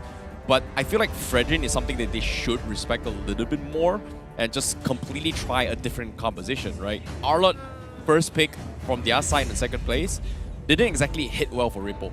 I mean, he tried. He definitely really tried. Yeah, he definitely tried. I will say it's more of RED Esports' response to him more than it is RSG's fault. I feel like Ripple had the hardest game there, and the same goes for Izanami. Both did not get to play the game very comfortably, and you can definitely tell that Loliels, as much as he wants to do damage, and honestly the only damage dealer at that point based off the damage charts previously, it seemed to be very clear that Izanami could not breathe. You know, it's funny how RSG Slate MY, with Kuja's base pass in performance as a coach in a different team, he's known to play like triple XP laners. And in comes to triple XP laners, it's just weird because for them to actually draft a mage composition, it feels out of his vocabulary, if you think about it. Really? Out of his vocabulary? I don't think it's out of his vocabulary. Like, especially when the meta is just like tanky compositions, it's just weird for them to actually experiment a double mage composition, and it didn't exactly work out in game number 1. I mean, it depends on how you define it. I'd say Diggy's more of a support. True. An enchanter style. Rather than a frontline zoner, right? I mean, of course, but then again, his Grok got banned away and things like that. So I can't really blame him here. I would say that the draft was as good as you could get based on the options that you had. And I think Fredrin, as an opener, is always good. It's super flexible. Let's see how RED Esports is going to respond, because they see, hey, Farsa's gone now. So technically, if we want Valentina, absolutely can. If we want to get Eve, also a pretty good option. The only things that we have to worry about are people who can disrupt that. Number one, that's Franco. Kaja's already banned out. And the second one being Candida. I think the Eve isn't too bad here. RED Esports had a very, very good results for Eve from game number 1, right? Kim has been doing really well, and Eve is a great way to actually slow down the mobility of Fredrin, who wants to get in your face and chain CC his way through. So I wouldn't be surprised if they go for it, but we do see Havers going in for the Lolita and Martis instead for RED Esports. All right, okay. I like this very, very much. They're going to give the question over to RSG. Which do they think is more important for the mid lane, the Eve and as well as the Valentina? Now, here's the scary part. If RSG say, you know what, we're not going to choose our mid laner just yet, that second half of the draft is going to be really, really rough for them, since RED Esports on red side will have first pick immediately after the second ban phase. I'm really surprised that they would prioritize Lolita as a priority coming from RED Esports, if you think about it. But she's so good. She's so very good around these neutral objectives. She covers so much space with the Numenon Blast at full charge. I guess if you put it that way, but of course RSG Slate MY, they are going to try and deny the Claude once again. This is something that RED Esports wants to do a lot. RSG Slate MY, they were banning the Claude in the first phase draft bans for game 1. For this game, I think they're afraid that Nell is going to pick it up, and I'm really surprised that RSG Slate MY has just got baited into this draft here, if you think about it. It's not that bad. It's honestly not that bad, because RSG are making a couple of reads. Number one, they're making this Eve read. They know for a fact there's going to be a stationary artillery mage at the end of the day. It doesn't matter whether it's Farsa or Eve, really doesn't make much of a difference, but it's going to be Claude who's jumping into that backline, looking to Blazing Duet, one target down, and if it's going to be Eve, I think it's worthwhile.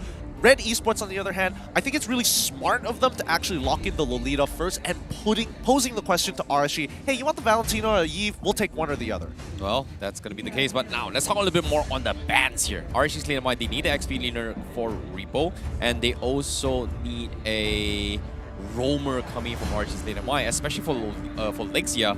What's he going to play? Because the Diggy in the previous game didn't work out too well. It feels like a pretty decent Diggy game again, but at the same time, I don't think it was advisable coming from him. But RED Esports, their bans are going to be the Grok here, denying it away from Lixia. Also a comfort hero for him. Yep, and RSG is going to ban out Melissa. Okay, so if they're banning out Melissa, because most people think of, hey, Melissa's really good, but what she's really powerful at is controlling space. She's able to keep people at arm's length. She's terrible when you get into those close quarters, and that's when when her ultimate starts coming out, right? The only person she's really worried about is going to be Linkeza. And I think they're setting up for other potential threats. I'm guessing in EXP lane, this could be Ripple on Benedetta, for an example. This could be possibly Thamos, Edith, arguably. All of which, oh no, sorry, Glue even, would have been terrible if Melissa was available. Yeah, I'm surprised Glue is actually completely ignored here, coming from both sides in the ban. So maybe it's going to be the case here, coming from RED Esports, actually ban it off. But I'm more curious whether or not RSG Slate MY plays the Ruby for Lixia to carry it up with the Fredrin for chain CCs all the way through. And if you think about it here, RED Esports, even though they've got some sort of CC immunity, but if they get hard locked down and you are not able to cast the skill, you're pretty much going to be dead in Dustin. They banned the Leslie? What? They banned out the Leslie. What? I'm looking at reactions. I'm looking at RED Esports. Come on, somebody give me a reaction. I can't tell if the slight smile on Amal's face is because of this ban. I'm looking at the very back. Nope, not enough of a reaction from Mel QT. This could be insider info. This could be RSG saying, hey, we want you to play a lane bully. Play Brody. We don't really care. I'm expecting Rippo to get access to Lapu Lapu because RED Esports is going to lock in Glue. Yeah, I think, you know, yeah, Glue is obviously a pretty good one. It all comes out of Red QT. But I feel like based on the final two bans from RSG Slate MY, they kind of won a winning matchup for this spot. And if you think about it, there are a pretty decent ones as well. Beatrix is pretty okay from side RED Esports. Glue obviously going to secure for RED Esports, but I feel like maybe Brody is also not too bad. I mean, Brody works out for this composition either way. They've got plenty of peel, plenty of different ways, and arguably a good way to actually stop the Blazing Duet, especially in the earlier levels when you don't actually have access to Windtalker. Sorry, not Windtalker, the Wind-Chant just yet, the Winds of Nature. It's looking pretty good. I think carry isn't too bad to deal with the Fredrin, but as of now, I guess if RSG Slate MY gives them the carry, if they go for it, it is going to allow Lolios to kind of one-shot him with the Blazing Duet in the back lines, right? But the Brody gives him some sort of escape maneuverability to kind of stop the Blazing Duet to a certain degree. But even still, it's still difficult. I think it's preference. It's if he wants to win the lane, you get Brody. If you don't really want to win the lane, you want to scale up and still, especially if you got like Esme and Ruby, okay. I think it's a little bit more obvious that it's going to be carry for the side of RED Esports. Yeah, I love this. Like the Ruby Fredrin chain CC is just a little bit too hard to actually get out of, right? Once you get taunted, you are going to get almost nearly permanent stun. And with the Terrify off Valentina, it's just a lot more pressure as well. Esmeralda taking advantage of the Lolita shield takes so much value out of this. And of course, final pick here is going to be the carry here to try and deal with the Fredrin. And it seems like a much better draft compared to Game 1 for RSG Slate MY. Would I say it's a better draft? Maybe if it reaches the later stages of the game, I suppose. But even then, I think that Lexia, he's got a lot of work on his hands. His entire goal is to mirror Mal this entire game. He needs to make sure that he doesn't find any openings, make sure that he feels uncomfortable moving around the map, make sure that his team is well aware of where this Lolita is going to be. Because without Lolita, RED Esports don't have a lot of ways to actually peel for that back line. And of course, based on stats as well, RED Esports at winning a very, very big margin, all dimensions here. Early game win rate is going to be on towards RSG Slide, but ultra late game is favoring RED Esports. Now, this is where things get a little bit interesting here. Based on this draft, they have to put it to the test as they need to fight for the upper bracket spots. And in this case, RED Esports leading game 1, and this is game 2 with RSG Slate MY going up against RED Esports. RSG now on the blue side, RED Esports on the red side. And I think, you know, the starts are going to be really important here. Are they going to mirror each other straight away? But it looks like they have that 3-man in the mid lane to... Oh, they're trying to do the thing where they actually avoid level 1. Really? I don't know if that was necessary. Wait, let me just quickly double check the roam boots. All right, it looks like Izanami at the very least. Wait, hold on. No, I could be wrong about this. Huh! He started off with Mana Crystal.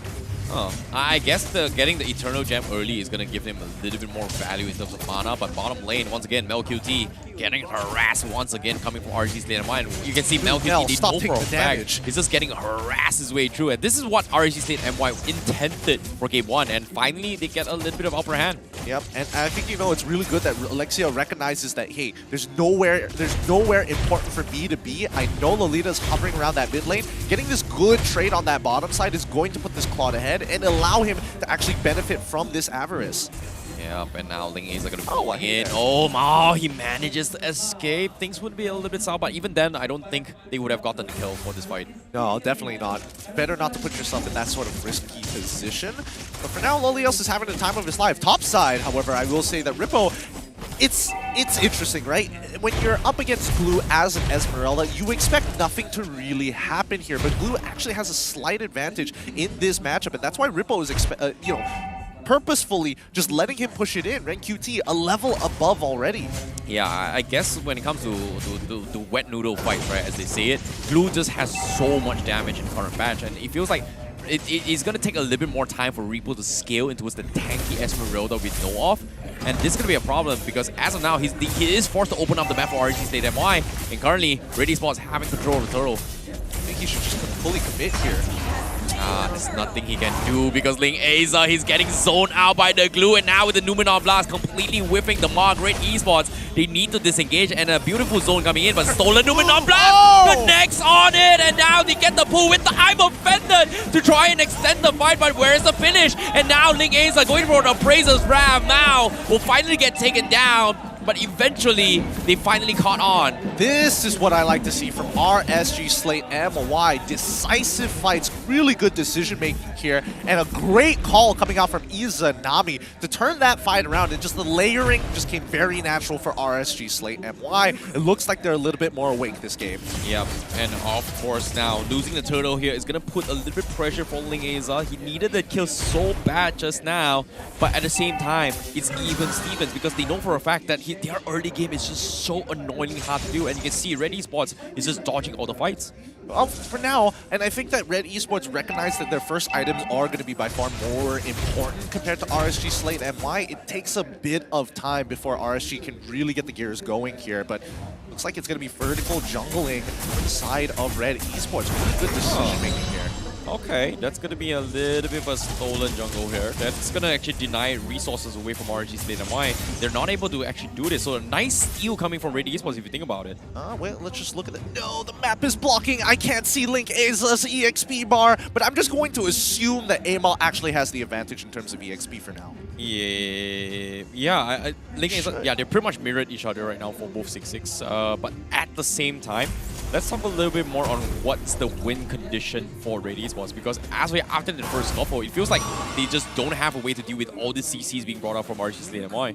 I think that RED Esports can actually deal with it. Arguably a little bit better in comparison for RSG when it comes down to just raw CC, right? The team fights don't look very good for RSG Slate. It really depends on what Izanami decides to steal and if Lexia is able to get a really significant pull. Like, he is out of position right now. No, Lexia, he's gonna get completely pummeled. Forces the flicker. I'm Offender comes in, finally pulls in Red QT, the wrong target, but the real world manipulation completely on top RSG Slate MY, and they need to back out, and the Numenor Blast coming from out will connect. They finish up with the back lines. Repo will clean out Kim, but that should be all. They lose too much for this price. Yeah, I feel a little bad for Kim. The rest of RED Esports decided not to, but Loliel's this all-in is just going to clear the wave. Oh my goodness, Loliel's manning up. Mel QT getting bullied out, but here is Mao to try and provide a little bit of assistance. Loliel's does scout this out, so he is going to be playing this a little bit safer as he tried to harass Mel QT. But is it worth it? Ling Aza showing himself down bottom as well. It seems like RED Esports not going to be committing to this fight at all. Yeah, I don't think they should. There's nothing to fight over, really.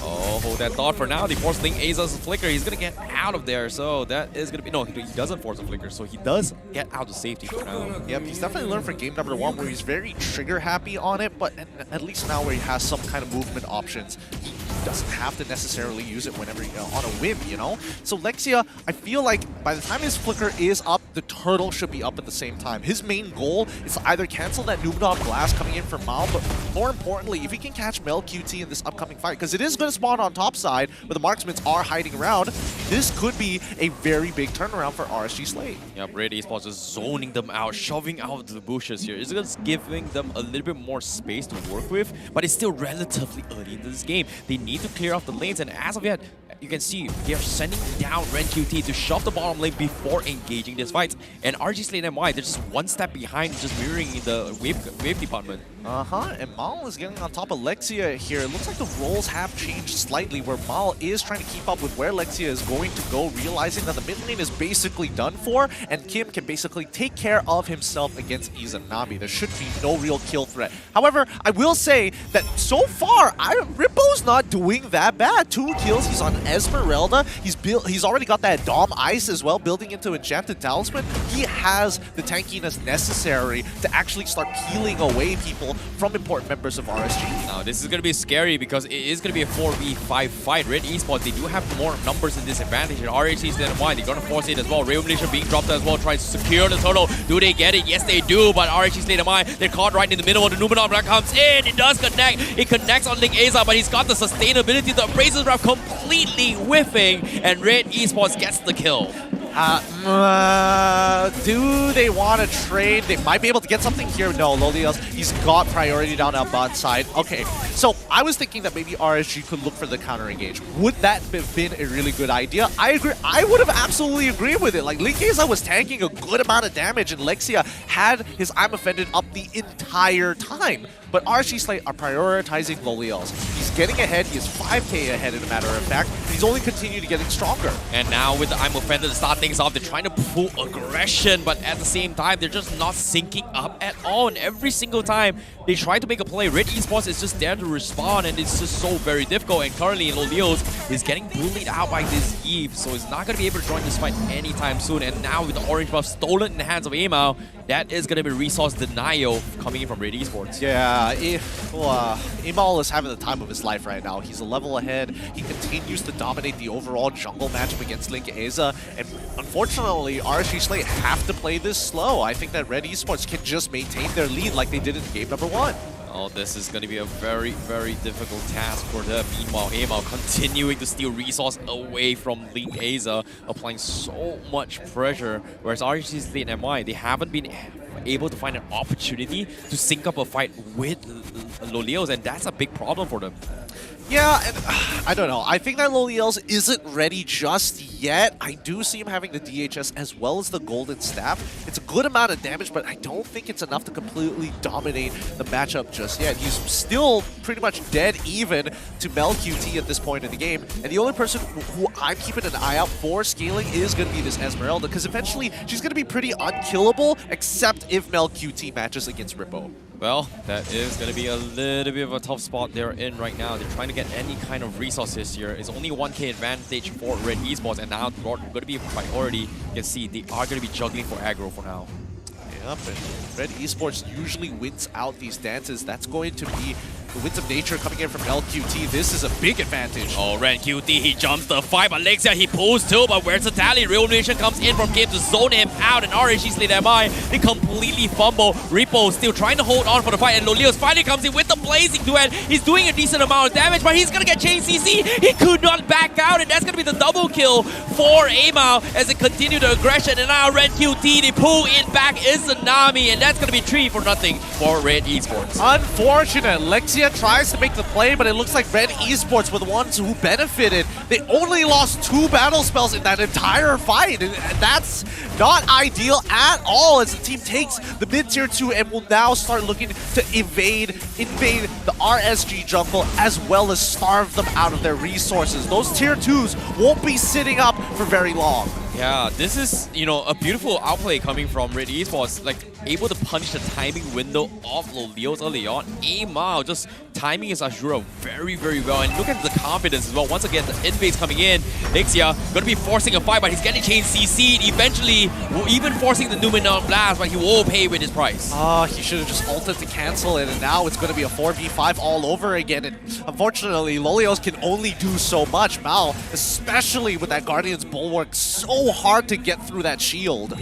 Oh boy, this is a tough spot in here. Without Lixia in this upcoming fight, Red Esports, they are going to be crashing in. They need the big wombo combo CC, and Red Esports, they're just not giving him as well. Red Will manipulation stolen by Izanami is going to be used again, and it is going to be enough to clear him off. Blazing the wet as well.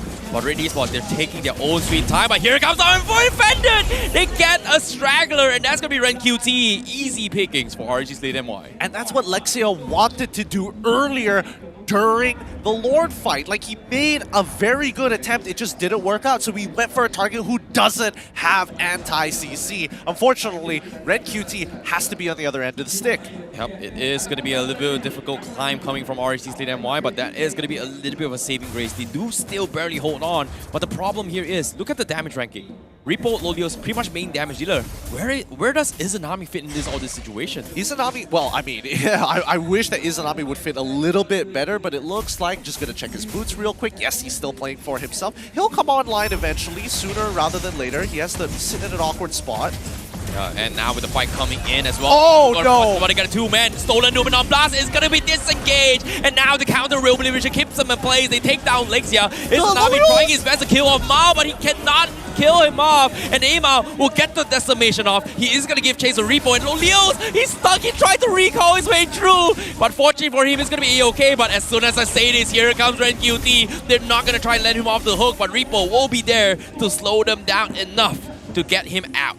Now, this is why Izanami is struggling. His range is very, very short, and if he walks up, there's very high chances that Ren QT jumps on him, that Kim is able to get a very good slow on him as well, since he has the Ice Queen's wand. It just makes it that much easier to be caught, and Mal and Ren QT are having an absolute field day with Izanami. Oh, feels bad moment, bro. Feels bad for Izanami, but RED Esports still continuing with their domination as of yet. Like I said as well, the Ice Queen one up on Kim is a proving factor. He didn't even need the Enchanted Talisman here, which is kind of surprising. I was expecting him second item Enchanted Talisman, but he went for the Glowing Wand instead.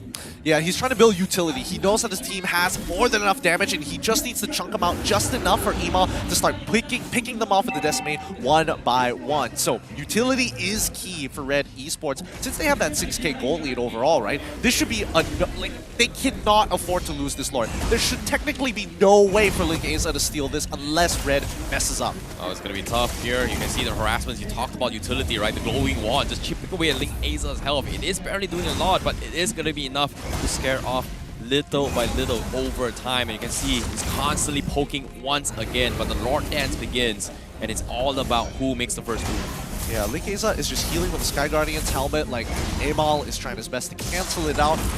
But we've seen this happen, what, 2-3 times already? And RED Esports, they bait the fight every single time. They want RSG to feel desperate. They want them to make that first move. Speaking of desperation, they focus on Ren QT. They get the I'm Offender, drops him down to half health. That's going to be split used off as they try to disengage, but the Lord aggro still in favor of RED Esports. Lexia try to discombobulate the backside. Ren QT finally gets finished off, and that's going to be a mistake coming from them, but they are going to try and force the issue. Repo drop down pretty low, needs to reset his way through. Lexia will be focused down with the Numenon Blast. RED Esports, they get a trade 1-for-1. They're still holding on to the fight, but the stolen Numenon Blast for Izanami tries to trade him off, but they can't see the finish bar. But Link Aza is dropped down pretty low. He doesn't have the Abrasive Grab, and Amal is going to give chase, and he's going to kill him off, and he is going to fall down, and the Lord being resetted, but it doesn't matter if the jungler is dead. RED Esports are just getting these for free here. What looked like a big blunder coming out from Ren QT and honestly, almost no communication from the side of RED Esports of what they wanted to do there, whether to fight or take the Lord. It still worked out, luckily, that RSG Slate were the ones to make the bigger mistake here. Lolios was taking the buff when he needs to show his face, to show the rest of the members of RED Esports, especially Mal as well as Amal, that you cannot walk up like this for free. Oh, it's so difficult, but at the same time, RSG Slate MY, they get a little bit of value of tier 1 up top, but I don't think it's a big impact, especially when it's this late into the game. I mean, you'll take any gold here if you're in RSG Slate MY's position. If you have to sacrifice an inhibitor turret, so be it. Because, again, you've already made enough mistakes to allow RED Esports to get the 6k, and there's no way you can overthrow them. There's just a little bit more time until the gold doesn't even matter, so they just need to play to live. Yeah, Mao has been doing so well with those shield bulwark blocks as well for the Blazing Red, and it's a problem for them. But now, with the Lord crashing in, RED Esports fighting for own time, slowly chipping away at the turrets here, whereas RSG, they have to throw bodies for this. They lose the outer inhibitor on the top side. Lord getting focused down by RSG Slate MY as they wait for the moment to strike. Lexia starting things off as well. The stolen Real Liberation will clear off the bottom minions, but RED Esports, they're not making the jump yet. Ren QT, he's dropping a little bit too low. He's got the split. but they will disengage. They will settle with all the outer inhibitors, but it seems like they're getting a little bit desperate here to force a fight, but RSG holds on with the defense. Yep, very, very patient coming in from RSG Slate, and they're willing to sacrifice a lot there. Enough so that RED Esports has been satiated. They walk back, and RSG Slate here is where they actually get very, very strong. We see 3 items already built on Izanami. Not the best, not the worst, but he does switch over to the Dire Hit Blessing. And now, oh, this could be a fight. Oh my goodness, the split comes in. They want to kidnap Repo. Does he intersect? No, he does not. He bails. They're just so afraid. I mean, there's no point to actually fight this early on, especially since even if they do win, if, let's say, RED Esports wins the fight, they win the game. If RSG takes out 2, maybe 3 members, they're already back in the game, and their 7k goal lead drops down to 5k, and then it just doesn't matter anymore. All the hard work that that RED Esports put in the early game wasted if they just give them a free fight. Yeah, it's going to be taking a little bit long as well. 50 seconds before this next Lord fight. RSG Slate MY still barely scraping off a couple of economy to kind of scale back into this game, and every single time they try to make a play, RED Esports is there to apply pressure, but eventually they're starting to scale off, which is kind of interesting. Look at the player head-to-head. We're seeing that Amal, better KDA, more gold earned, more damage dealt so far. He's been having a field day with Link Asa, who's been behind him a majority of this game. Not to mention, just the way that his team is playing currently. It's a bit tough. Link Asa, he's tanking, but the rest of his members can't seem to get onto their priority targets. Yeah, it's going to be tough as well, considering that Izanami hasn't been able to set up for the team. And you can see RED Esports, they're just choking them every single run. They're just waiting for the lanes to shove into the base on RSG Slate MY before they make the play. And RSG Slate MY, the clock is ticking. They have to do something eventually, and the room is getting smaller by the minute. Yep, there's not a lot of time here, but Link Asa and Amal, now this is a true 50-50, a coin flip where both of them have the exact same red tree numbers, exact same emblems. The question is, how are they going to play it now that they have no inhibitor turrets and they have to show themselves on the map to clear that wave? As soon as they do, that's when RED Esports is going to jump them. Yep, Link Asa still waiting things out as well. Amal trying to scare him off, but eventually no reaction so far from RSG Slate MY. Repo still on the top side, clearing the minions. Lord still taking a very, very slow approach, while RED Esports still waiting for the right moment. And the moment Link Asa crosses that line, they might go to jump on him. Nah, they're not going to yet. RSG hasn't really shown their faces. Repo in the mid lane so far, and now they know that they're generally around the bottom side. Yep, and as of yet here, they're looking for the wraparound. RenQT briefly scouts them out, but here comes the concealed play. They want to dive onto him. RenQT will be the first goal for the fight. Amal's thinking about trying to slow them down, but the Lord is going to be out for grabs. RenQT finally latches on, tries to pull some and interjects with the team. And Amal, they're looking for the fight. Lexia goes for the pull, but guess what? He's going to get kidnapped all by himself. He's got 4-man chain CC, but eventually the Blazing Duet comes in. It's not going to do enough. RED Esports, they're just combobulating here. The damage coming from RSG Slate MY is starting to scale up, but the saving grounds is going to be Amal with the decimation. He gets a triple, but Repo is able to clean out the back lines, and now Amal, desperation attempt, forces a shove into his mid lane. Yep, Amal still holding on strong. Look at his KDA, 11-0-2. The big finisher is taking them on, and honestly, I would have thought that RED Esports probably would have gotten more out of that, but the fact that it was only a 3-for-2 trade is not too bad for the side of RSG Slate. The death timer's a little long, but it's not the end of the world. Oh, they have to force a fight. They don't have a retribution to contest this here. Amal is just so strong. Repo is doing a fantastic job zoning in, but the minions at the base from RSG Slate MY, they have to have Izanami to defend this, but is it too late? Kim is already here, and RED Esports, they're down towards the final 10%, and Izanami is going to try to make an attempt. It's not going to do him any good. Nope, steal does not go through. Guaranteed secure. Amal is playing a very solid game here for RED Esports, being extremely consistent with the way that he trades. And honestly, it got very scary for a second there with MelQT being put down finally after so long, honestly. No Winchant, no Flicker as well. This could be an opportunity for RSG Slate MY to try and go for that high ground defense. We're seeing Blood Wings being purchased by Izanami to give him a little bit of a shield to protect himself.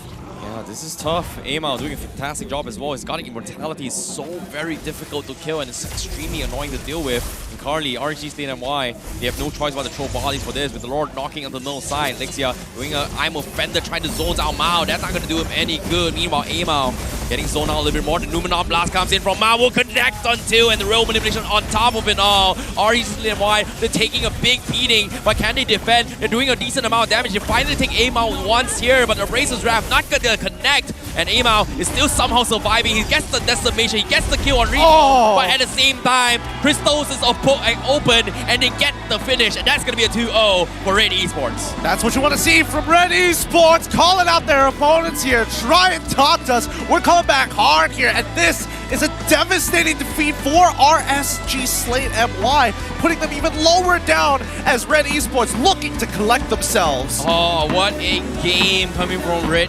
Esports here. Just complete decimation, calculated plays across the games, and what a clean game coming from RED Esports if you think about it. Very clean game from RED Esports. Oh, such a brutal loss. RSG, when they're just about to wake up, RED Esports had to put him back down. Yeah, Amao was just popping off with all those decimation here. 2 games in a row. His Martyrs just doing so much work. You can see the excitement coming from their faces as well from RED Esports.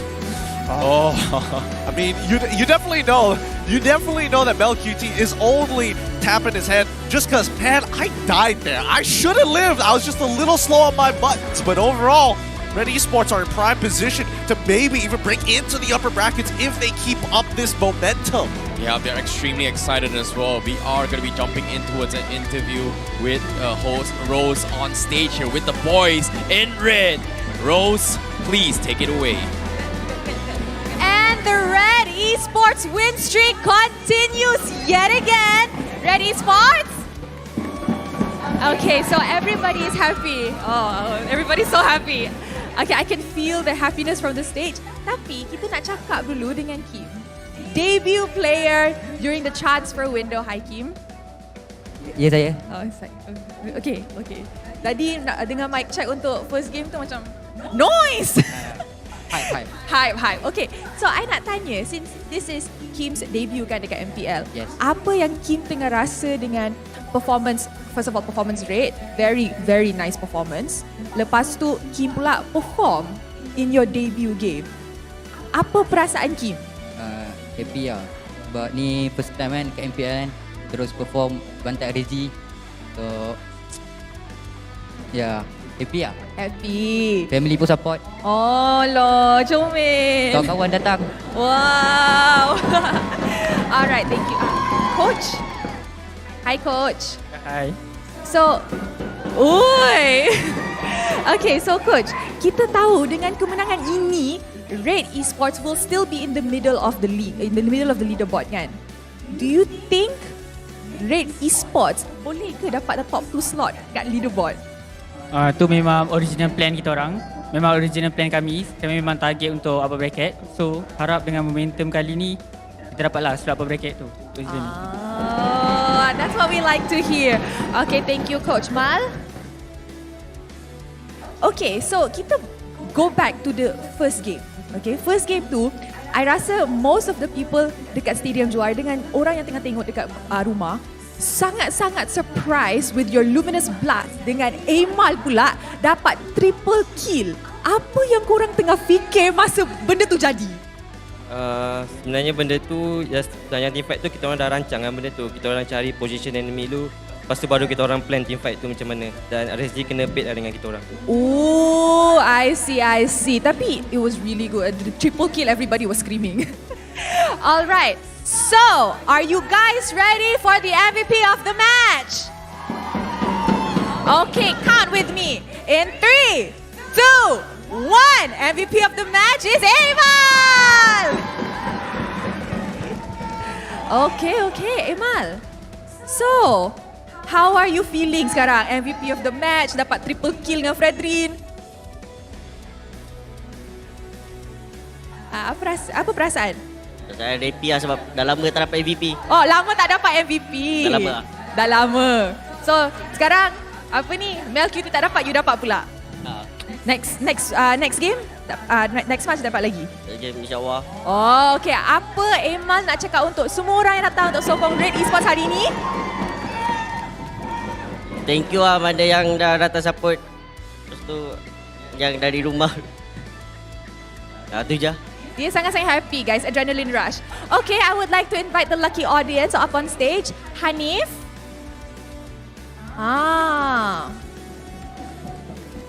Thank you. Hello Hanif. Dia macam malu sikit. Hello. Hello. Okay, so you nak cakap apa dekat RED Esports? Saya nak tanya dekat Kim, kawan saya. Oh, okay, you nak tanya dekat Kim. Macam mana hilangkan nervous first time debut ni MPL? Bagi mic. Apa ni, minta doa ibu bapa lah. Doa ibu bapa tu penting. Lepas tu tu lah. Puasa penuh lah. Jangan tak puasa lah. Puasa penuh. Alright, dia puasa pun energy dia through the roof tau. Really good. Alright, thank you. By the way, thank you sebab datang. Ajak kawan-kawan yang lama datang. Allah, comel je dorang. Alright, thank you. I stay dulu, ambil gambar. Okay, everybody. And so, kalau korang nak saksikan game-game yang macam ni, jom datang ke Stadium Juara by scanning the QR code down below. Dan if you're one of the lucky audiences to come up to the stage of MPL Malaysia, you akan dapat skin yang bernilai 899 diamond. Thank you Hanif, and once again, congratulations to RED Esports. Nak dengar cheer? RED Esports? Sekali lagi, RED Esports? Itu dia opening game of the day, tapi dia dah jadi sangat-sangat panas. Are you guys ready for the mic check? Okay. Kalau you guys ready, jom kita throw to the mic check to hear macam mana Kim hype tadi. Mic check. Korang lagi pede daripada keluar alot tak ada. Pede. Ruby triangle, kau nak bantu Ruby? Bantu Ruby ni. Bantai kita Dapat Ruby dah. Dengan balance aku dapat tu. Mantap. Betul. Aku quality je. Dia lari mas. Dia lari mas. Dapat aku tengok aku. Bantai. Get. Woi. Ada. Allah. Sangkut. Sangkut. Kita boleh. Aku ada LT tau. Ngapain woi? Ngapain? Santai. Macam tu nak bagi tutorial. Atas. Ni ke baby alien retry tu? Jangan timel. Jangan berapa second. Dah. Mantap. Nice. Woi. Tahu. Woo! Nice. It's been a while since he got his MVP, and Amal with a perfect performance in both Game 1 and Game 2 with his Martyrs. Multiple kills, double, triple, maybe almost getting that Maniac. But at the same time, a kill is still a kill. And so far, he's gotten one of the most amount of kills so far we've seen as a jungler in 2 games. Yep, he's crushing it so far. But the debut for Kim is looking even more phenomenal here. The People's Champion. He's got his friends, he's got prayers from his father and his mom, and he's doing a full fast at the same time. Talk about a debut performance. And speaking of which as well, RED Esports definitely pulled on a very, very big surprises here for us, considering that they are in a very, very comfortable spot to try and challenge for the top 4 and maybe, just maybe, the top 2 position. I think this is definitely, turns a couple of perspectives from the audience members and even from us here at the desk, where I thought maybe RSG was able to put up a pretty good fight considering the weak start that we saw from RED Esports, but so far that win streak still moving on and they have that momentum. I really think that there is an argument that they can actually make it into top 2.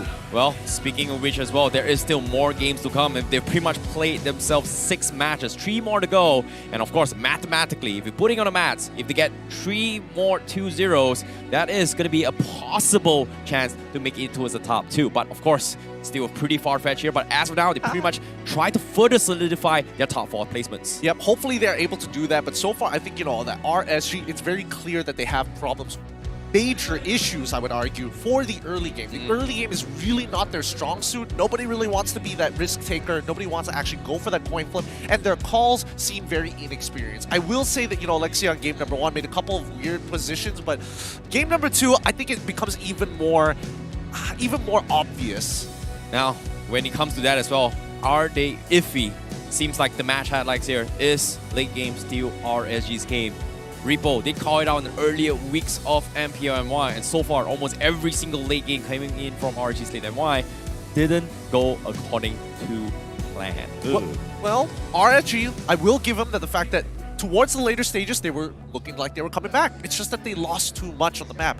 No inhibitors to protect them. Already a Luminous Lord crashing down on their base. All 3 Lords actually crashing down on their base as well. There's nothing much you can really do about that macro-wise. You can't contest the Lord, you can't defend it, all at the same time. There's just way too much to do, and I think that's where RED Esports had got them beat.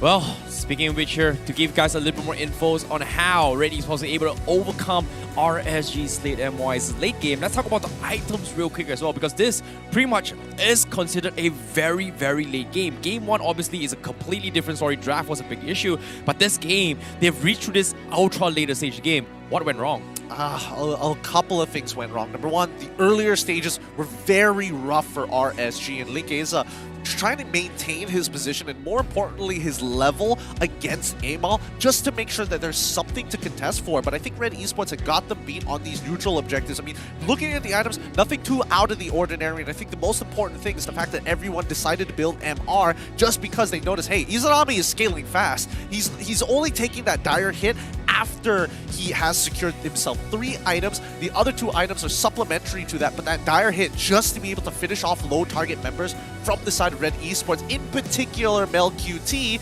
is important.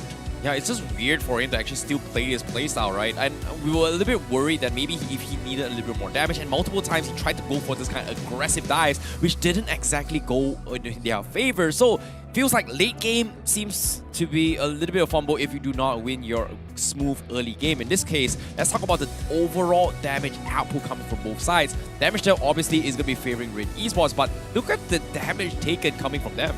Yeah, they have taken more damage apparently, and I would argue that the fact that RED Esports, RED QT in particular, he is looking to dive as hard as possible so that RED Esports can actually get the space, able to secure their neutral objectives, and honestly turn it into a 4v5 very, very quickly when you put somebody out of position as glue. Well done to RED QT. At least we're seeing more of his hero pool, but definitely drafted around him. Yeah, this is something that I really like how RED Esports has find their momentum, right? Let RED QT do his own thing and then let the teammates comfortably take objectives. So this is something that I think RSG Slate MY hasn't been able to figure out. And in terms of overall damage output as well, let's take a look at Link Aza's damage output. It feels like basis of this game, the nerf on towards the Fredrin itself is starting to take a hit. 16,000 damage only up on this Fredrin. Well, I mean, he's always behind. I honestly can't even blame him. He can barely get into the fight half the time with so many people putting their attention on him. And the fact that he always has to walk up to neutral objectives rather than look for these big turnaround engages against RED Esports made it super difficult, right? In game number 1, we saw that RSG, honestly, both drafts, I would say is pretty even. When we look into game 2, that's where we see a big difference. In terms of kill pressure, we're seeing that blue side has a lot more kill pressure and red side is a little bit lacking, but we didn't see that kill pressure come full through. Yeah, it's weird, right? Considering how the early stage of game coming from game 2, RSG Slate MY was just completely, I would say, owning a little bit in terms of overall team fights, but the moment when head towards the mid to later stage of game, that is where RED Esports just completely shine in terms of zoning as well as poking, and this is where it just shows that, you know, based on the drafts, you have to play to your strengths and play around it. Yeah, I would say that unfortunately Lexio was not able to give out his absolute best here, and even when he tried to make plays, you could definitely see a couple of mechanical mistakes which did cost them quite a bit. But let's throw over to our MVP of this match, performing outstandingly for both of his games in the jungle. It's going to be Amal here. So well done. Look at that Martis game. 16-1-8. Oh my god. Arguably one of the highest kill in a single game so far in the entire MPL MY. And I think this should be the highest, right? See, I've not seen anyone with more than 16 so far. Well, we're going to have to check the databases for that just to be sure. It could be pretty close. I've seen a couple of people actually hit 16 before. Whether they go past that, different story. But man, he's looking very comfortable with RED Esports. And I think, honestly, their strategy, their Lord dancing, very, very nice. Yeah, I really like how they are always prioritizing the aggro, right? Whoever has the Lord aggro is going to have a little bit better in terms of the overall map fights that they choose, right? So this is something that I think RED Esports is really smart as well. Same for RSG Slate MY. They do want those a priority themselves, but eventually, somehow, RED Esports, they always finds a way to bait them out in awkward positions here. If they're too focused on the Lord, they kind of miss how the sides are going to be looking like in terms of the flank. And time again, this is what RED Esports is just so good at. They know how to find opportunities. They know how to use those opportunities, and hopefully we get to catch this in these highlights, because in game number 2, these lore dances became very important because RSG Slate were adapting. They were looking to kind of find their way through the angles, trying to find little holes and chinks in the armor, but it's just too much when you have to deal with the Numenor Blast. All of a sudden the real world manipulation comes back out. Rippo, as much as he wants Esmeralda to do that damage, at the end of the day, Esmeralda isn't built that way anymore. Yeah, and at the same time as well, you can see a lot of the scuffles as well. RED Esports, they always know who they are going to be marking as well. And every single time they see somebody's out of position, they do not hesitate to actually punish this. And even here as well, you have to give credit to AML, because logically speaking, you know, Leo should have gotten way much more kill into that place. He could have gotten out, but it was AML the one that actually cancelled him before allowing him to back off. And once the cooldown kind of resets his way through, he's pretty much stranded for him to get a kill. Exactly, and that's why RED Esports, they are just very hyper aware when they are playing within this area of the Lord Pit every single time. Like, the most times we see RED Esports blunder is when they're looking to finish up the game. So I think now that they're playing their neutral game a little bit better, it helps them a lot kind of transition to that final, you know, blow at the end when there's no inhibitor turrets and RSG Slate is begging for the game to end. Yeah, AML is just completely on his own every single time. Whenever they drop down pretty low, he's gonna look for those decimation to get free pickings all the way through. And this is putting RSG Slate MY in a very, very awkward position. But with that being said, RED Esports is completely taking this series here. Let's take a look at the standings so far. With 3 points in the bag, pretty much pushed them up into the top 4 position, and the RSG Slate MY will still remain at the 7th place. Yeah, but it does mean that RED Esports is honestly not too far away from Team SMG, Homebois, as well as Torak in the 1st, 2nd, and 3rd position. If they finish off their games like how they're finishing off RSG, and honestly, if they got a 2-0, they'd be even closer, tying up against teams like Torak. That would be an impressive story. Yeah, it is going to be a long climb still for RED Esports, but of course, securing top 4 means they do skip the entire play-in stages during the playoffs. However, the guys at the bottom as well, they are gonna be in a very, very awkward position, because 5th to 8th place is gonna be playing each other for the slot in towards the playoffs. It's really rough for RSG Slate, and yes, they still have 5 more games until they're done. Thankfully they do, because they really need to start picking up the pace here. They've already dropped in their match win rate down to 40%, and even game win rates are down to 36%, considering that this is a team that we've been hyping up for with an incredible lineup, a lot of, you know, notable names in the scene all in one team. Their success should be guaranteed. Well, it seems to be, it is going to be a pretty interesting one as well. We talked about how Season 11 was going to be a brand new revolution. And in this case, we do see a brand new reformation between the standings as well, because on top of it all, RSG Slate MY now being shoved in, there is also another notable team kind of in the bottom, which I'm a little bit worried. Team HAQ. Yes, Team HAQ has not been doing well, unfortunately. Like, maybe it's just one of those things where it could be an MPL MY curse, right? We're talking about not world champions. I'm hopeful here. MPL champions winning once and then just not succeeding the very next season. SMG had the exact same storyline. Torak, exact same thing, but they still made it to the M series, so they may not be first, but at least they're consistently top 2. Exactly. Speaking of that as well, coming up next, we are going to be having a glimpse on how our defending champions are going to be holding on. Can they fight on for their lives coming in towards MPL MY? And their matchup is going to be against Lunatix, who's arguably put one of the dark horses of the entire tournament. And so far, they've been doing really well in the standings as well. Incredibly well, considering that Lunatix was a lineup that had to be completely reformed. And not only that, a lot of speculations whether the team would actually work together. And it feels like they've got a formula to their success. Whether or not Team HAQ is going to try and, you know, get under the formula or counterplay against the formula rather than just playing their own formula, it's a little tough to say. We don't know where Pops' overall mental is going to be at for the team. Yeah, there's just so much they have to think as well, especially when the stakes are this high, risking being eliminated as well. Team HAQ barely have enough games to actually push back into the standings. Can they make it to the playoffs? This is where something you guys gotta watch out for after this break, because we are gonna be taking a break for a really long one as well, and we'll see you guys after we break fast for MPL MY Season 11.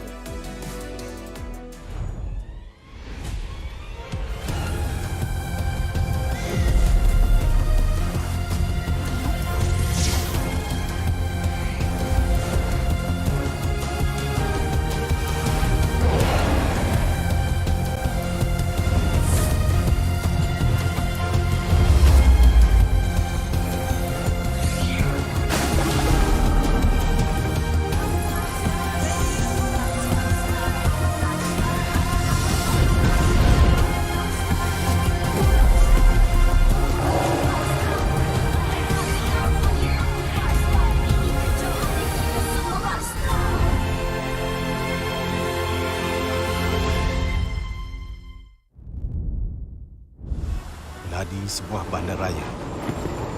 Rentak berterusan yang menggalakkan kita ke depan.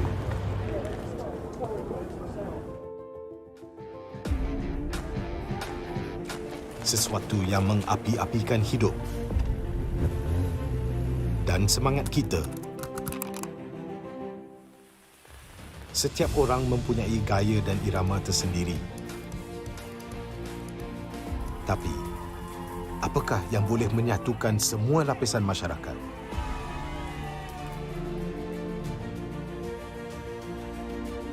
Yang akan menarik perhatian seluruh negara dan mengujakan fan-fan dan players kita.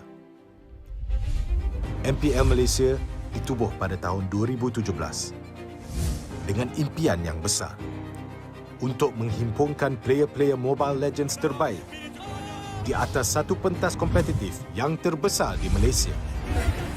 Musim-musim lepas menemui pelbagai cabaran dan halangan, tapi MPL Malaysia tidak pernah berundur. Sentiasa berdedikasi dan bertambah baik untuk meningkatkan pengalaman e-sukan yang bertaraf tinggi. Kini, MPL Malaysia adalah satu liga yang penting dan paling dinanti-nantikan di tanah air kita. Dengan fanbase yang setia dan pemain profesional dari pelbagai latar belakang yang berusaha menuju ke puncak MLBB Esports. Persaingan dah semakin sengit, namun juara hanya satu. Inilah aksi kita, budaya kita yang unik. Inilah MPL kita yang dipenuhi dengan drama dan emosi. Marilah kita nyalakan pentas kita. Ini gaya kita.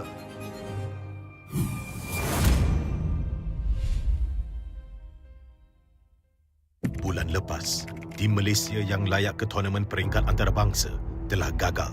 Tapi yang dah lalu, biarlah berlalu. Kita akan bangkit semula dengan semangat reformasi yang terus membara. Tahun ini, kita berbeza. Bermula dari 10 Mac hingga 16 April, jangan terlepas kejohanan yang akan berlangsung di Stadium Juara. Datang dan saksikan pemain terbaik bersaing dalam MPL Season ke-11. Ini gaya kita.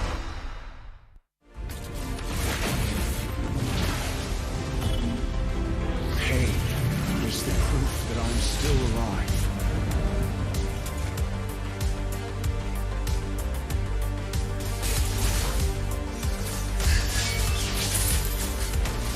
Mega kill! Legendary! Double kill! Stopping time.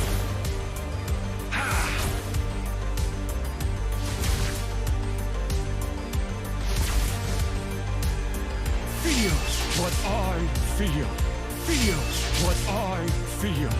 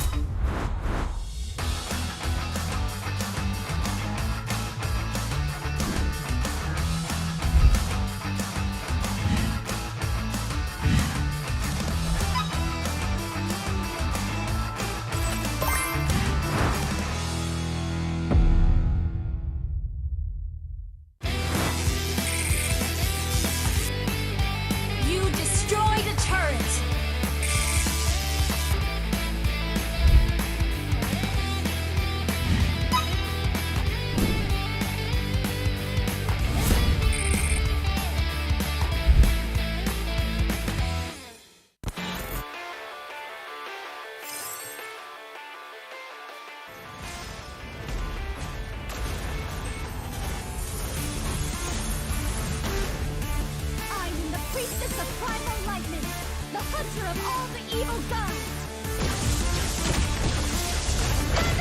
Legendary. Meet your end. Legendary. Double kill.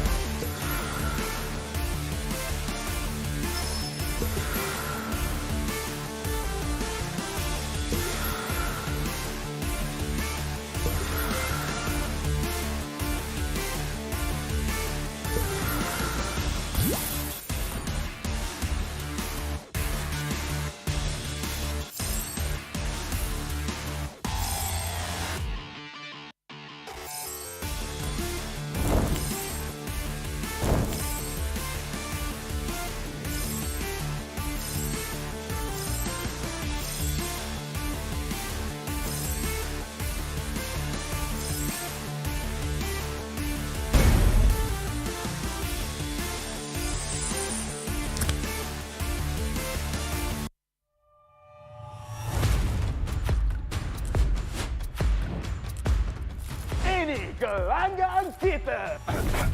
Ini gaya kita.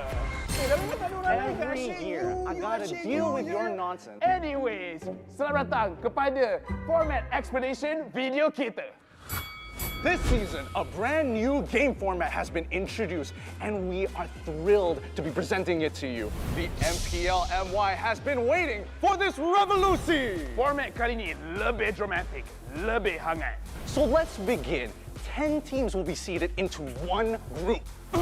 Masa regular season, 10 pasukan akan main sesama sendiri satu kali saja. That's right, and these teams will score based on those games. Bila cerita pasal markah, kalau menang 2-0, 3 markah, 2-1, 2 markah saja. But if they lose 1-2, they will only earn 1 point. But if they lose 0-2, they won't score at all. Markah yang terakhir akan menentukan kedudukan terakhir mereka. And the lowest 2 scoring teams will be relegated at the end of the regular season. And the top 8 will then advance to the playoffs. Sekarang, mari kita tengok format untuk playoff. All games in the play-ins will be a best of 3. Kecuali upper bracket final dengan lower bracket final, kita akan main best of 5. Best of 5. And grand final, kita akan main best of 7. Teams ranked between the 5th as well as 8th place of the regular season will have to play in the play-ins. Team yang menang dekat play-in akan lawan dengan tempat ketiga dan keempat dekat upper bracket quarterfinals. The winners of the upper bracket quarterfinals will have to face off against the first as well as second seed of the upper bracket semifinals. Team yang kalah dekat play-in dan juga upper bracket quarterfinals akan disingkirkan.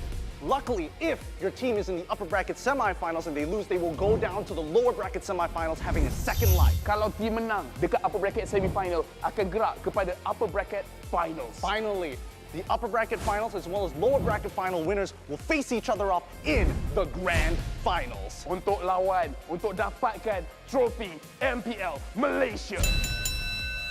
Inilah video format explanation kita. Siapakah akan jadi juara kali ini?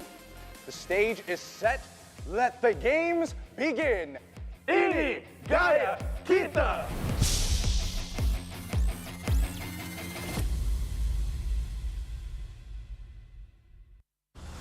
Nadi sebuah bandaraya. Rentak berterusan yang menggalakkan kita ke depan.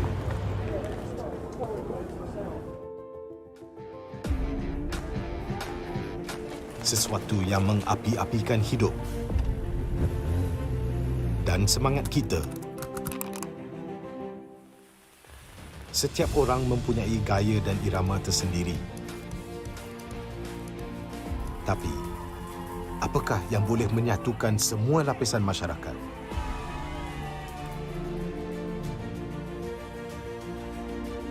Yang akan menarik perhatian seluruh negara dan mengujakan fan-fan dan players kita. MPL Malaysia ditubuh pada tahun 2017 dengan impian yang besar untuk menghimpunkan player-player Mobile Legends terbaik di atas satu pentas kompetitif yang terbesar di Malaysia. Musim-musim lepas menemui pelbagai cabaran dan halangan, tapi MPL Malaysia tidak pernah berundur. sentiasa berdedikasi dan bertambah baik untuk meningkatkan pengalaman e-sukan yang bertaraf tinggi. Kini, MPL Malaysia adalah satu liga yang penting dan paling dinanti-nantikan di tanah air kita. Dengan fanbase yang setia dan pemain profesional dari pelbagai latar belakang yang berusaha menuju ke puncak MLBB Esports, persaingan dah semakin sengit, namun juara hanya satu. Inilah aksi kita, budaya kita yang unik. Inilah MPL kita yang dipenuhi dengan drama dan emosi. Marilah kita nyalakan pentas kita. Ini gaya kita.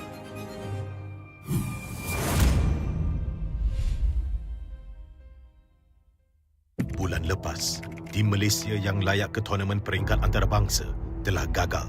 Tapi yang dah lalu, biarlah berlalu. Kita akan bangkit semula dengan semangat reformasi yang terus membara. Tahun ini, kita berbeza. Bermula dari 10 Mac hingga 16 April, jangan terlepas kejohanan yang akan berlangsung di Stadium Juara. Datang dan saksikan pemain terbaik bersaing dalam MPL Season ke-11. Ini gaya kita.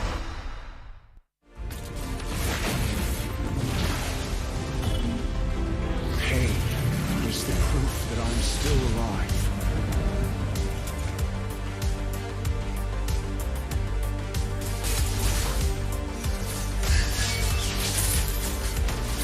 Mega kill! Legendary! Double kill! Stopping time.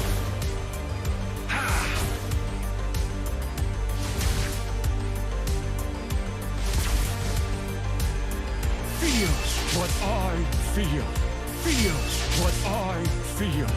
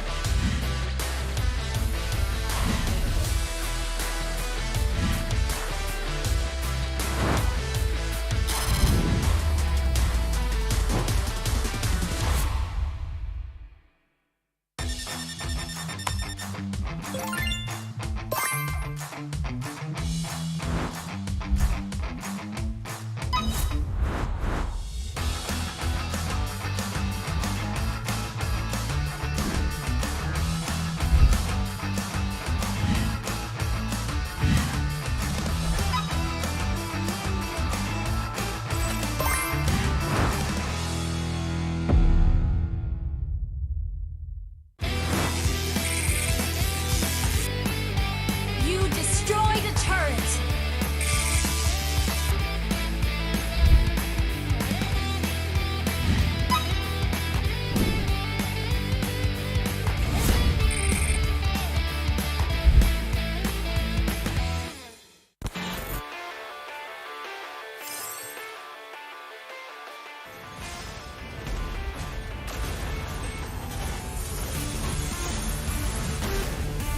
I am the priestess of primal lightning, the hunter of all the evil gods.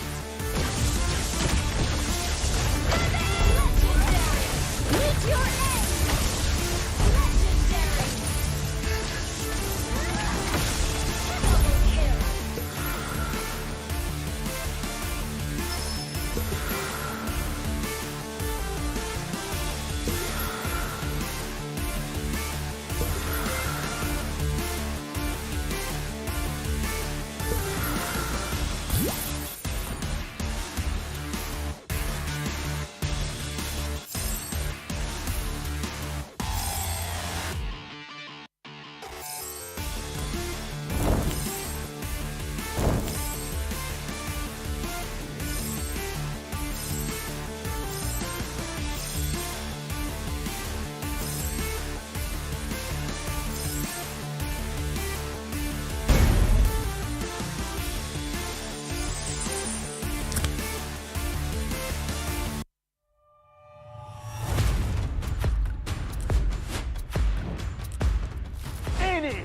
kebanggaan kita. Ini gaya kita.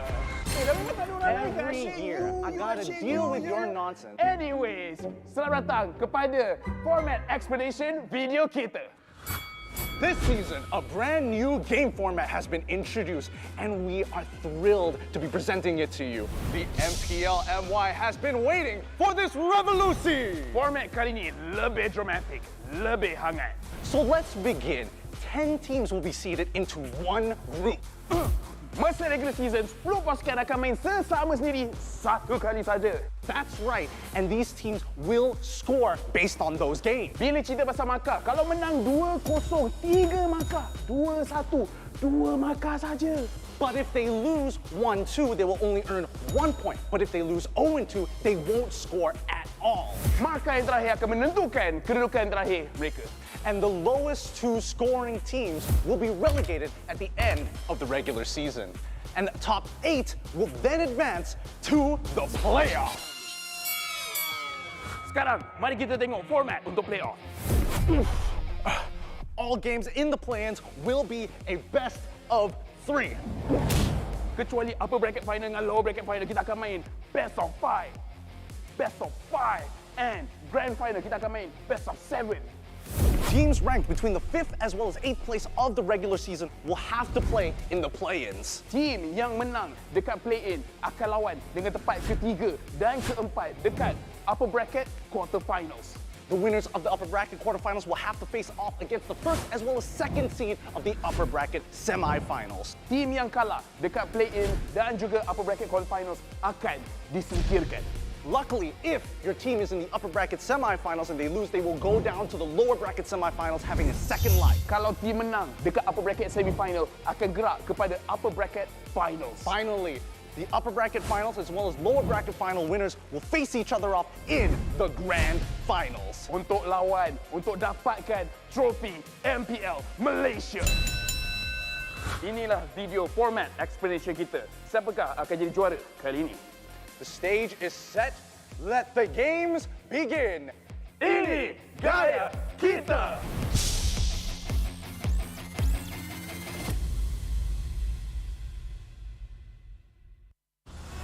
Nadi sebuah bandaraya. Rentak berterusan yang menggalakkan kita ke depan.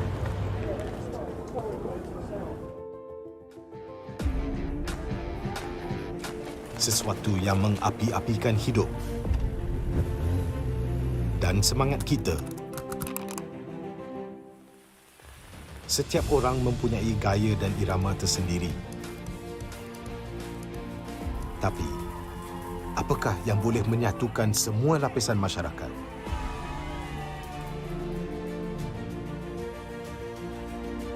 Yang akan menarik perhatian seluruh negara dan mengujakan fan-fan dan players kita.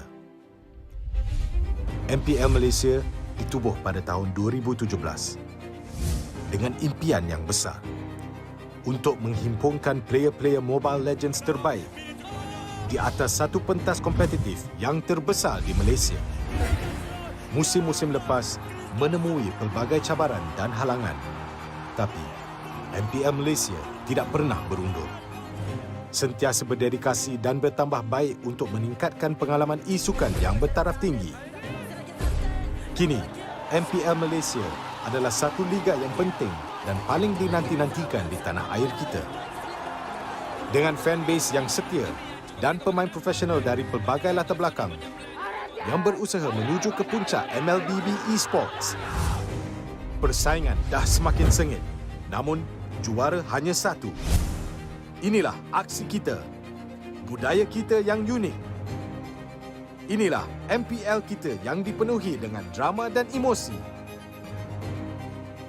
Marilah kita nyalakan pentas kita. Ini gaya kita.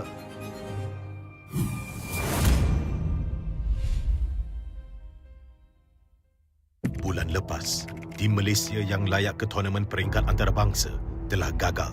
Tapi yang dah lalu, biarlah berlalu. Kita akan bangkit semula dengan semangat reformasi yang terus membara. Tahun ini, kita berbeza. Bermula dari 10 Mac hingga 16 April, jangan terlepas kejohanan yang akan berlangsung di Stadium Juara. Datang dan saksikan pemain terbaik bersaing dalam MPL season ke-11. Ini gaya kita.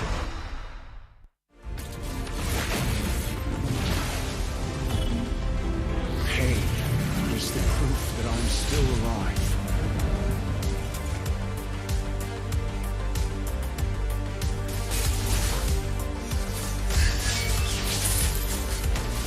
Mega kill!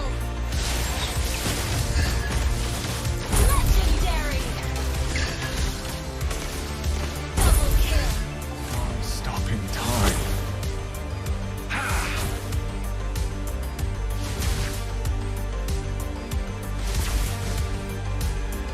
Feels what I feel.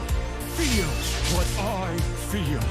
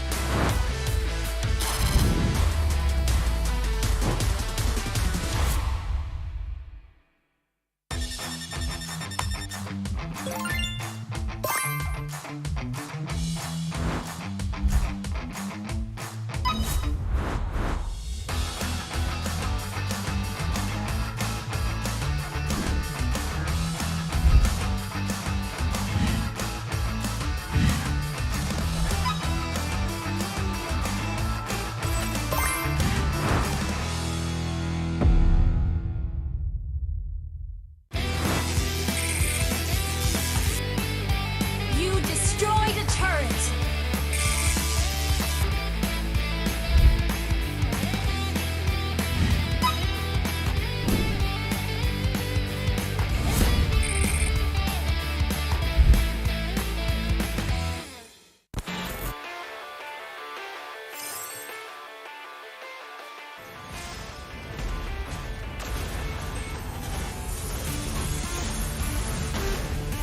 I am the priestess of primal lightning, the hunter of all the evil gods. Legendary! Meet your end! Legendary!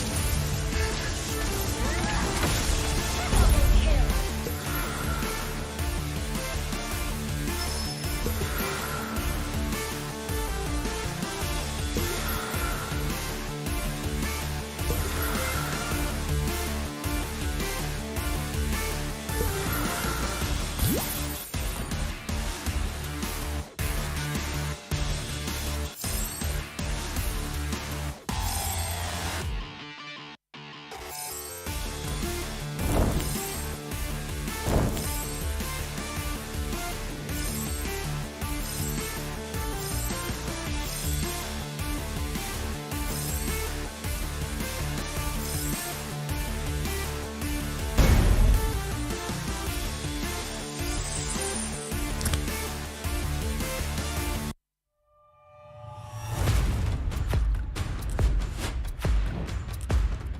Ini kelanggaan kita. Ini gaya kita. Every year, I gotta deal with your nonsense. Anyways, selamat datang kepada format explanation video kita. This season, a brand new game format has been introduced, and we are thrilled to be presenting it to you. The MPL MY has been waiting for this revolution! Format kali ini lebih dramatic, lebih hangat. So let's begin. 10 teams will be seated into one group. Masa regular season, 10 pasukan akan main sesama sendiri satu kali saja. That's right, and these teams will score based on those games. Bila cerita pasal markah, kalau menang 2-0, 3 markah. 2-1, 2 markah saja. But if they lose 1-2, they will only earn 1 point. But if they lose 0-2, they won't score at all. Markah yang terakhir akan menentukan kedudukan terakhir mereka. And the lowest 2 scoring teams will be relegated at the end of the regular season. and the top 8 will then advance to the playoffs. Sekarang, mari kita tengok format untuk playoff. All games in the play-ins will be a best of 3. Kecuali upper bracket final dengan lower bracket final, kita akan main best of 5. Best of 5. And grand final, kita akan main best of 7. Teams ranked between the 5th as well as 8th place of the regular season will have to play in the play-ins. Team yang menang dekat play-in akan lawan dengan tempat ketiga dan keempat dekat upper bracket quarterfinals. The winners of the upper bracket quarterfinals will have to face off against the first as well as second seed of the upper bracket semifinals. Team yang kalah dekat play-in dan juga upper bracket quarterfinals akan disingkirkan. Luckily, if your team is in the upper bracket semifinals and they lose, they will go down to the lower bracket semifinals having a second life. Kalau team menang dekat upper bracket semifinal, akan gerak kepada upper bracket finals. Finally, the upper bracket finals as well as lower bracket final winners will face each other off in the grand finals. Untuk lawan, untuk dapatkan trofi MPL Malaysia. Inilah video format explanation kita. Siapakah akan jadi juara kali ini? The stage is set. Let the games begin. Ini gaya kita.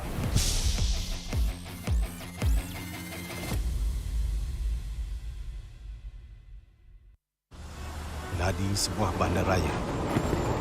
Rentak berterusan yang menggalakkan kita ke depan.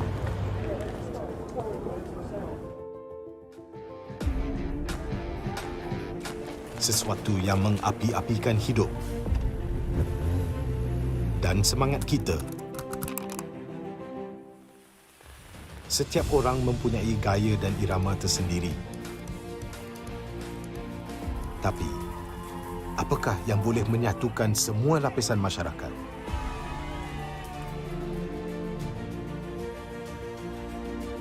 Yang akan menarik perhatian seluruh negara dan mengujakan fan-fan dan players kita.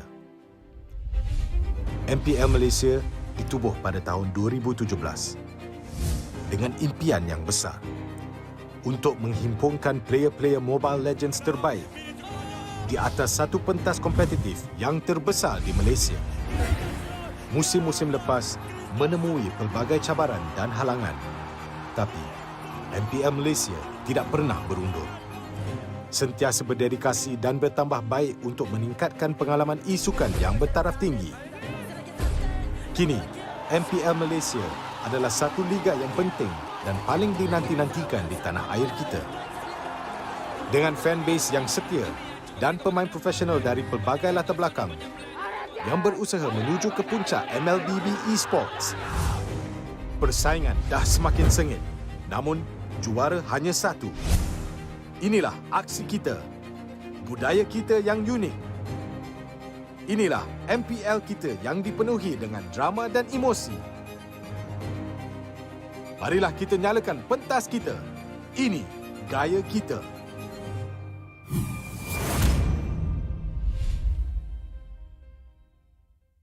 Bulan lepas, tim Malaysia yang layak ke tournament peringkat antarabangsa telah gagal.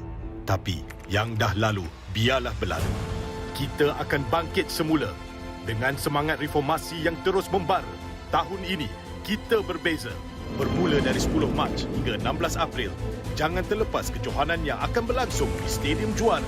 Datang dan saksikan pemain terbaik bersaing dalam MPL Season ke-11. Ini gaya kita.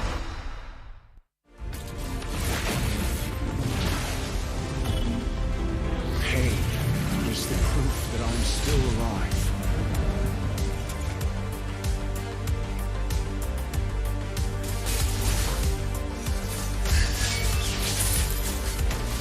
Mega kill! Legendary! Double kill! Stopping time.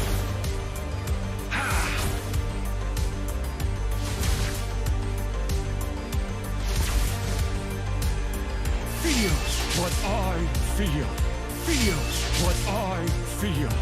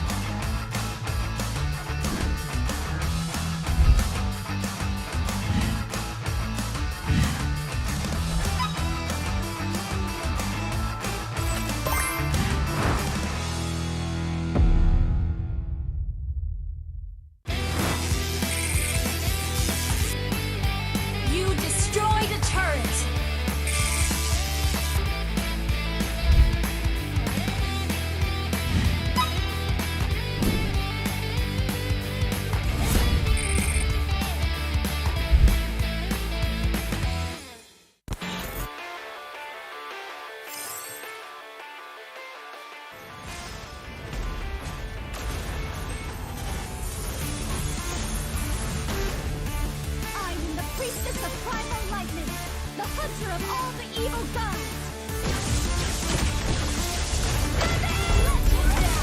Meet your end. Legendary. Double kill.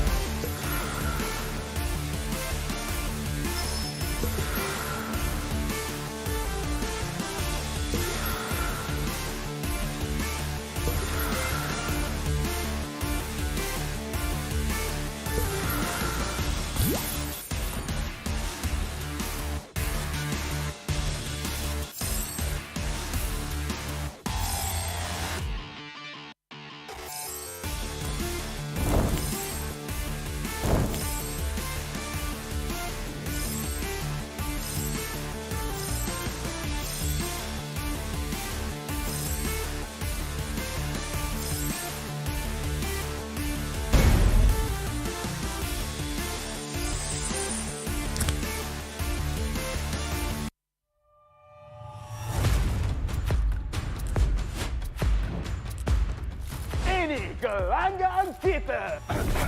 Ini gaya kita.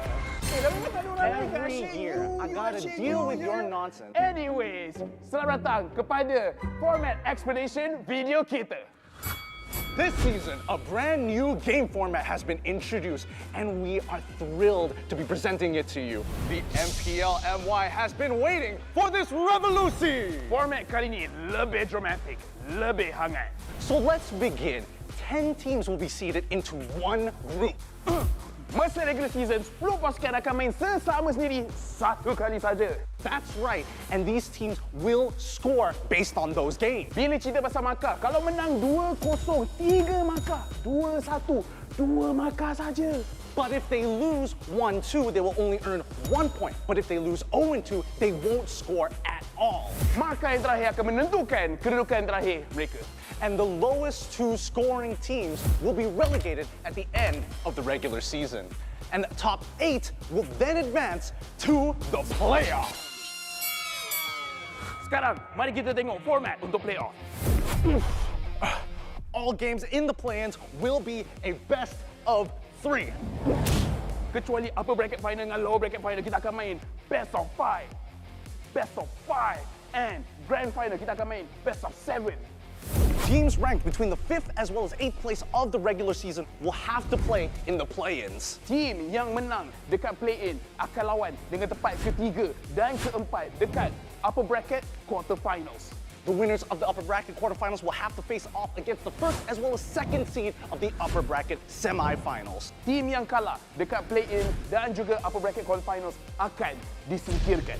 Luckily, if your team is in the upper bracket semifinals and they lose, they will go down to the lower bracket semifinals having a second life. Kalau team menang dekat upper bracket semifinal, akan gerak kepada upper bracket finals. Finally, the upper bracket finals as well as lower bracket final winners will face each other off in the grand finals. Untuk lawan, untuk dapatkan trofi MPL Malaysia.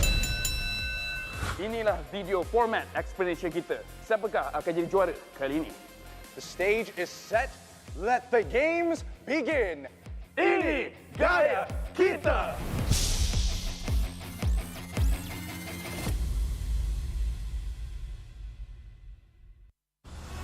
Ladi sebuah bandaraya. Rentak berterusan yang menggalakkan kita ke depan.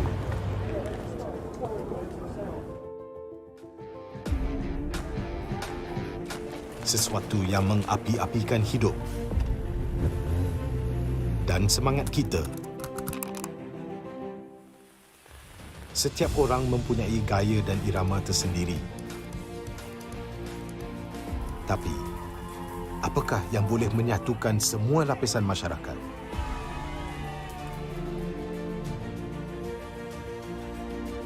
Yang akan menarik perhatian seluruh negara dan mengujakan fan-fan dan players kita. MPL Malaysia ditubuh pada tahun 2017 dengan impian yang besar untuk menghimpunkan player-player Mobile Legends terbaik di atas satu pentas kompetitif yang terbesar di Malaysia. Musim-musim lepas menemui pelbagai cabaran dan halangan, tapi MPL Malaysia tidak pernah berundur. sentiasa berdedikasi dan bertambah baik untuk meningkatkan pengalaman e-sukan yang bertaraf tinggi. Kini, MPL Malaysia adalah satu liga yang penting dan paling dinanti-nantikan di tanah air kita.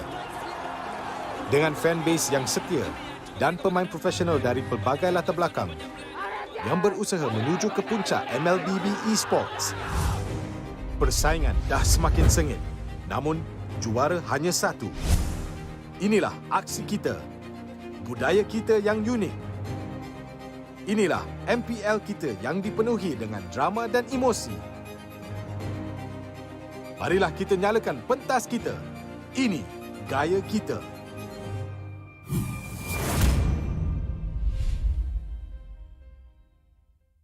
Bulan lepas, tim Malaysia yang layak ke tournament peringkat antarabangsa telah gagal. Tapi yang dah lalu, biarlah berlalu. Kita akan bangkit semula dengan semangat reformasi yang terus membara. Tahun ini, kita berbeza. Bermula dari 10 Mac hingga 16 April, jangan terlepas kejohanan yang akan berlangsung di Stadium Juara. Datang dan saksikan pemain terbaik bersaing dalam MPL season ke-11. Ini gaya kita.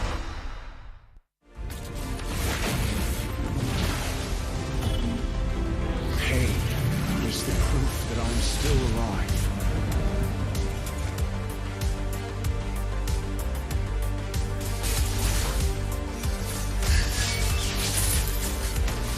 Mega kill! Legendary! Double kill! Stopping time.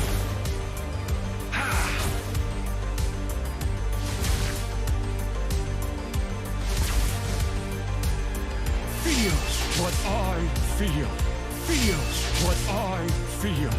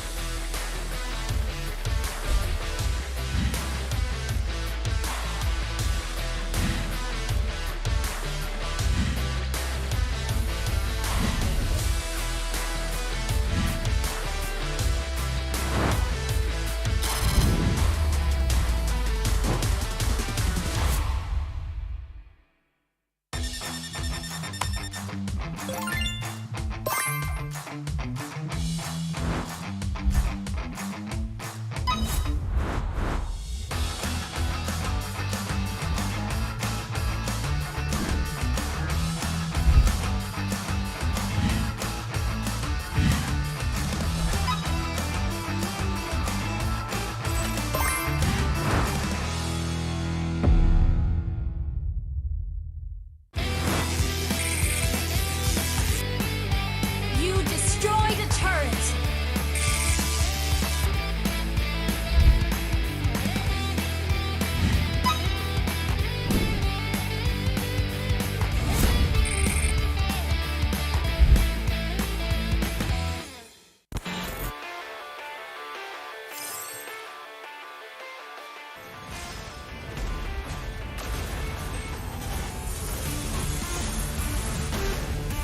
I am the priestess of primal lightning, the hunter of all the evil gods.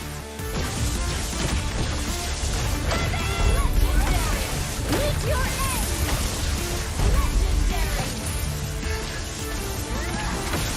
Double kill!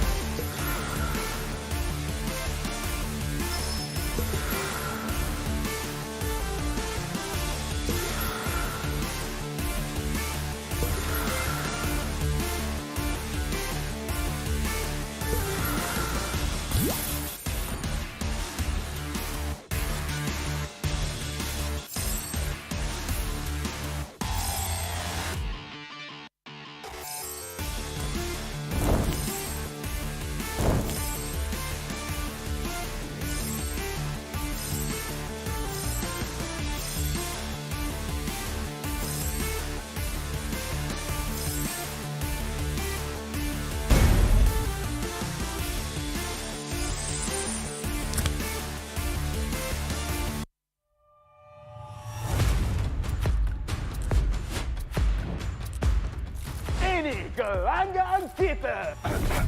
Ini gaya kita. Every year, I gotta deal with your nonsense. Anyways, selamat datang kepada format explanation video kita. This season, a brand new game format has been introduced, and we are thrilled to be presenting it to you. The MPL MY has been waiting for this revolution. Format kali ini lebih dramatic, lebih hangat. So let's begin. 10 teams will be seeded into one group. Masa regular season, 10 pasukan akan main sesama sendiri satu kali saja. That's right, and these teams will score based on those games. Bila cerita pasal markah, kalau menang 2-0, 3 markah, 2-1, 2 markah saja. But if they lose 1-2, they will only earn 1 point. But if they lose 0-2, they won't score at all. Markah yang terakhir akan menentukan kedudukan terakhir mereka. And the lowest 2 scoring teams will be relegated at the end of the regular season. And the top 8 will then advance to the playoffs. Sekarang, mari kita tengok format untuk playoff. All games in the play-ins will be a best of 3. Kecuali upper bracket final dengan lower bracket final, kita akan main best of 5. Best of 5. And grand final, kita akan main best of 7.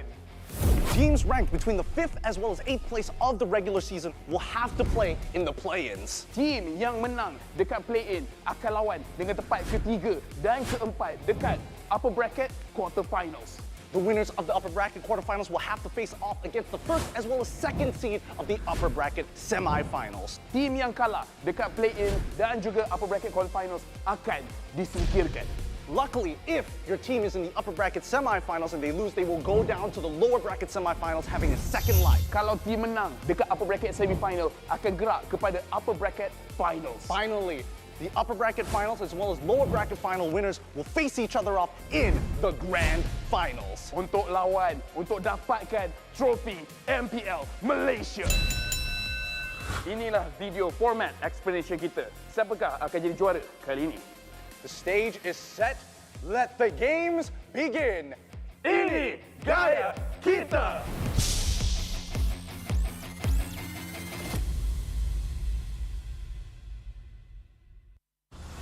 Nadi sebuah bandaraya. Rentak berterusan yang menggalakkan kita ke depan.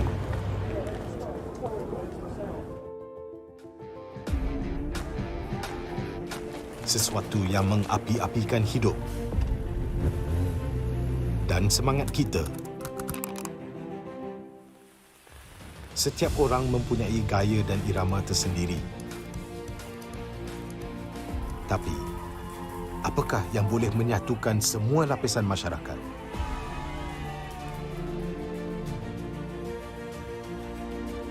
Yang akan menarik perhatian seluruh negara dan mengujakan fan-fan dan players kita. MPL Malaysia ditubuh pada tahun 2017 dengan impian yang besar untuk menghimpunkan player-player Mobile Legends terbaik di atas satu pentas kompetitif yang terbesar di Malaysia. Musim-musim lepas menemui pelbagai cabaran dan halangan, tapi MPL Malaysia tidak pernah berundur. Sentiasa berdedikasi dan bertambah baik untuk meningkatkan pengalaman e-sukan yang bertaraf tinggi. Kini, MPL Malaysia adalah satu liga yang penting dan paling dinanti-nantikan di tanah air kita. Dengan fanbase yang setia dan pemain profesional dari pelbagai latar belakang yang berusaha menuju ke puncak MLBB Esports. Persaingan dah semakin sengit, namun juara hanya satu. Inilah aksi kita, budaya kita yang unik. Inilah MPL kita yang dipenuhi dengan drama dan emosi. Marilah kita nyalakan pentas kita. Ini gaya kita.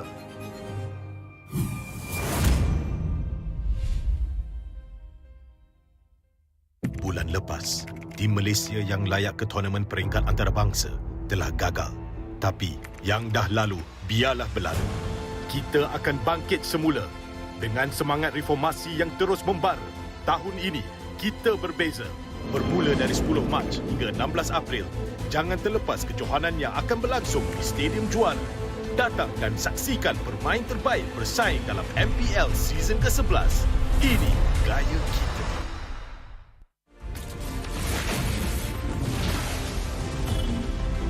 Pain is the proof that I'm still alive.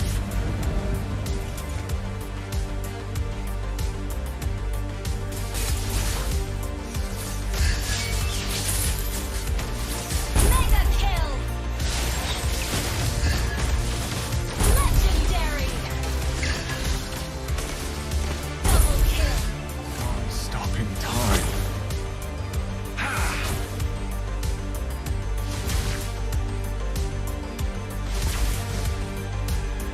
Feel what I feel. Feel what I feel.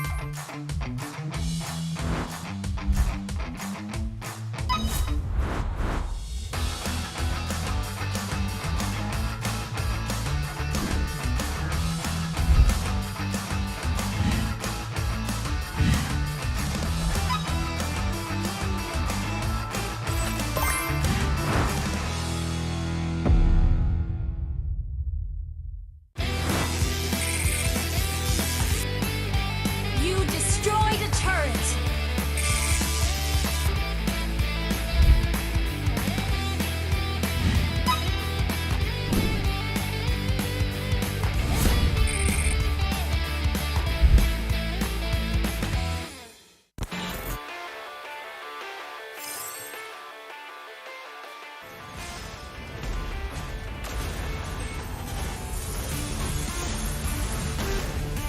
I'm the priestess of primal lightning, the hunter of all the evil gods. Legendary! Meet your end! Legendary! Double kill!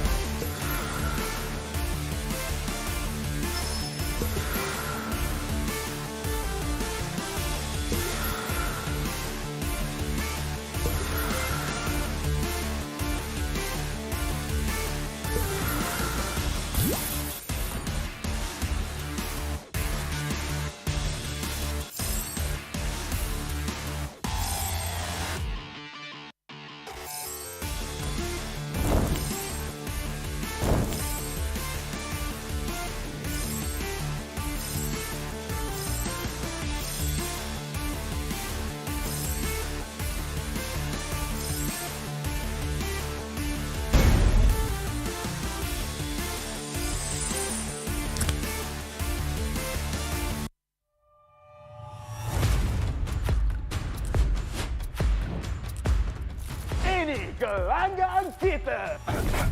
Ini gaya kita. Every year, I gotta deal with your nonsense. Anyways, selamat datang kepada format explanation video kita. This season, a brand new game format has been introduced, and we are thrilled to be presenting it to you. The MPL MY has been waiting for this revolution! Format kali ini lebih dramatic, lebih hangat. So let's begin. 10 teams will be seated into one group. Masa regular season, 10 pasukan akan main sesama sendiri satu kali saja. That's right, and these teams will score based on those games. Bila cerita pasal markah, kalau menang 2-0, 3 markah. 2-1, 2 markah saja. But if they lose 1-2, they will only earn 1 point. But if they lose 0-2, they won't score at all. Markah yang terakhir akan menentukan kedudukan terakhir mereka. And the lowest 2 scoring teams will be relegated at the end of the regular season. and the top 8 will then advance to the playoffs. Sekarang, mari kita tengok format untuk playoff. All games in the play-ins will be a best of 3. Kecuali upper bracket final dengan lower bracket final, kita akan main best of 5. Best of 5. And grand final, kita akan main best of 7. Teams ranked between the 5th as well as 8th place of the regular season will have to play in the play-ins. Team yang menang dekat play-in akan lawan dengan tempat ketiga dan keempat dekat upper bracket quarterfinals. The winners of the upper bracket quarterfinals will have to face off against the first as well as second seed of the upper bracket semifinals. Team yang kalah dekat play-in dan juga upper bracket quarterfinals akan disingkirkan. Luckily, if your team is in the upper bracket semifinals and they lose, they will go down to the lower bracket semifinals having a second life. Kalau team menang dekat upper bracket semifinal, akan gerak kepada upper bracket finals. Finally, the upper bracket finals as well as lower bracket final winners will face each other off in the grand finals. Untuk lawan, untuk dapatkan trofi MPL Malaysia. Inilah video format explanation kita. Siapakah akan jadi juara kali ini? The stage is set. Let the games begin. Ini gaya kita.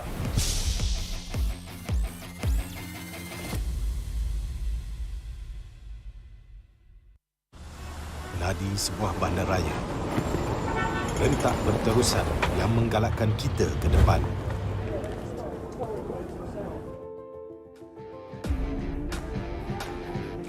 Sesuatu yang mengapi-apikan hidup dan semangat kita. Setiap orang mempunyai gaya dan irama tersendiri. Tapi, apakah yang boleh menyatukan semua lapisan masyarakat?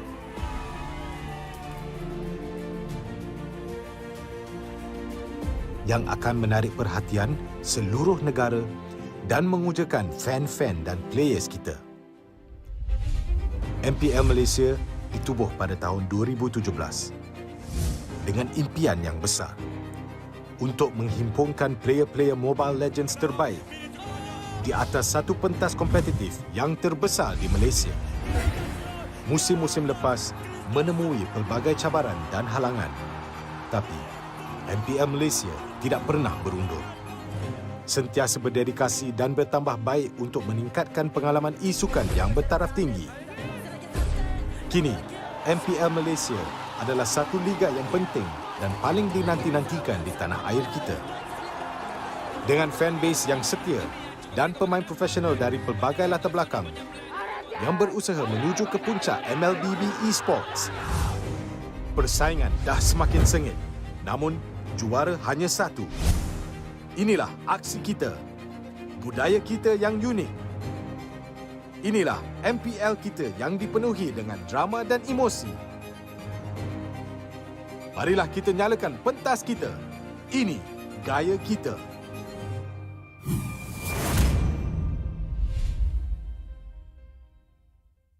Bulan lepas, tim Malaysia yang layak ke tournament peringkat antarabangsa telah gagal. Tapi yang dah lalu, biarlah berlalu. Kita akan bangkit semula dengan semangat reformasi yang terus membara. Tahun ini, kita berbeza. Bermula dari 10 Mac hingga 16 April, jangan terlepas kejohanan yang akan berlangsung di Stadium Juara. Datang dan saksikan permain terbaik bersaing dalam MPL Season ke-11. Ini gaya kita.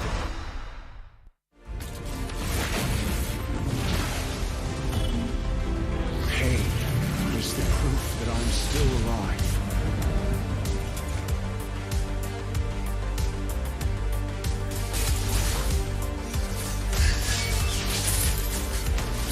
Mega kill! Legendary! Double kill! Stopping time.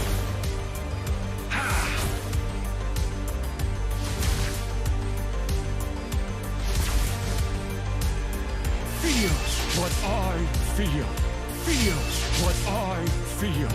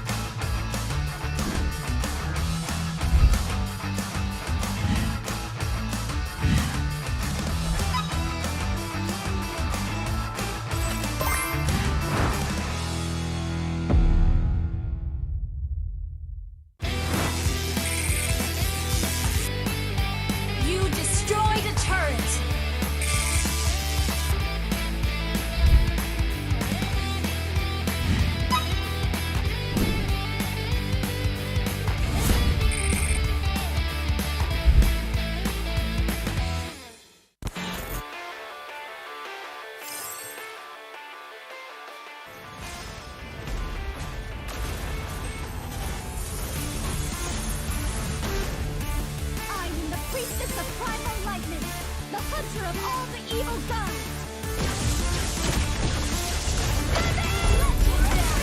Meet your end. Legendary. Double kill.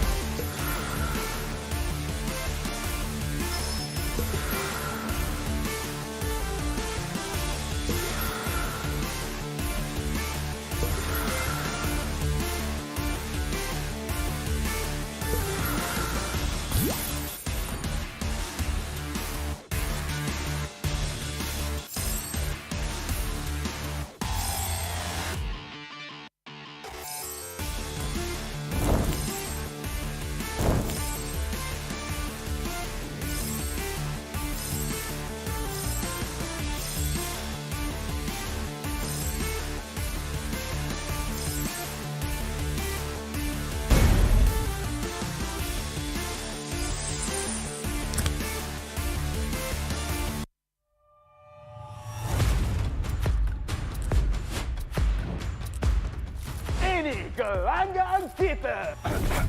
Ini gaya kita. Every year, I gotta deal with your nonsense. Anyways, selamat datang kepada format explanation video kita. This season, a brand new game format has been introduced, and we are thrilled to be presenting it to you. The MPL MY has been waiting for this revolution. Format kali ini lebih dramatic, lebih hangat. So let's begin. 10 teams will be seeded into one group. Masa regular season, 10 pasukan akan main sesama sendiri satu kali saja. That's right, and these teams will score based on those games. Bila cerita pasal markah, kalau menang 2-0, 3 markah, 2-1, 2 markah saja. But if they lose 1-2, they will only earn 1 point. But if they lose 0-2, they won't score at all. Markah yang terakhir akan menentukan kedudukan terakhir mereka. And the lowest 2 scoring teams will be relegated at the end of the regular season. And the top 8 will then advance to the playoffs. Sekarang, mari kita tengok format untuk playoff. All games in the play-ins will be a best of 3. Kecuali upper bracket final dengan lower bracket final, kita akan main best of 5. Best of 5. And grand final, kita akan main best of 7. Teams ranked between the 5th as well as 8th place of the regular season will have to play in the play-ins. Team yang menang dekat play-in akan lawan dengan tempat ketiga dan keempat dekat upper bracket quarterfinals. The winners of the upper bracket quarterfinals will have to face off against the first as well as second seed of the upper bracket semifinals. Team yang kalah dekat play-in dan juga upper bracket quarterfinals akan disingkirkan. Luckily, if your team is in the upper bracket semifinals and they lose, they will go down to the lower bracket semifinals having a second life. Kalau team menang dekat upper bracket semifinal, akan gerak kepada upper bracket finals. Finally, the upper bracket finals as well as lower bracket final winners will face each other off in the grand finals. Untuk lawan, untuk dapatkan trofi MPL Malaysia. Inilah video format explanation kita. Siapakah akan jadi juara kali ini? The stage is set. Let the games begin. Ini gaya kita.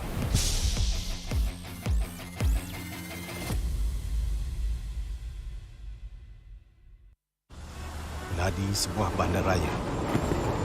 Rentak berterusan yang menggalakkan kita ke depan.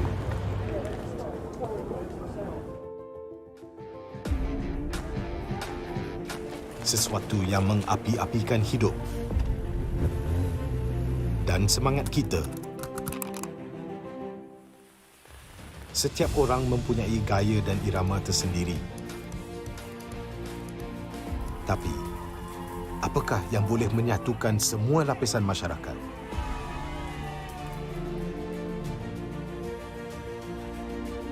Yang akan menarik perhatian seluruh negara dan mengujakan fan-fan dan players kita. MPL Malaysia ditubuh pada tahun 2017 dengan impian yang besar untuk menghimpunkan player-player Mobile Legends terbaik di atas satu pentas kompetitif yang terbesar di Malaysia. Musim-musim lepas menemui pelbagai cabaran dan halangan, tapi MPL Malaysia tidak pernah berundur. sentiasa berdedikasi dan bertambah baik untuk meningkatkan pengalaman e-sukan yang bertaraf tinggi.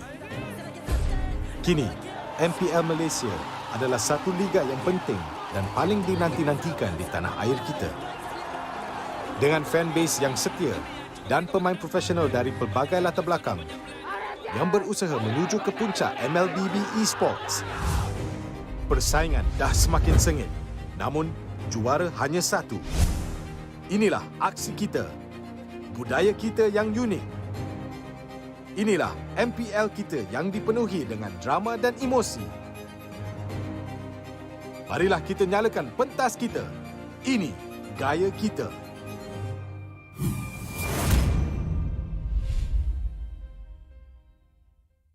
Bulan lepas, tim Malaysia yang layak ke tournament peringkat antarabangsa telah gagal. Tapi yang dah lalu, biarlah berlalu. Kita akan bangkit semula dengan semangat reformasi yang terus membara. Tahun ini, kita berbeza.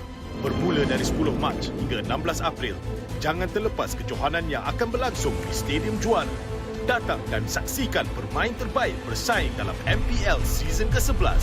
Ini gaya kita.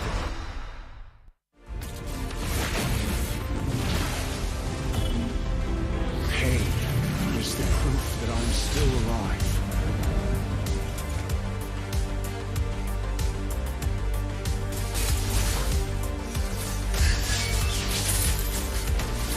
Mega kill!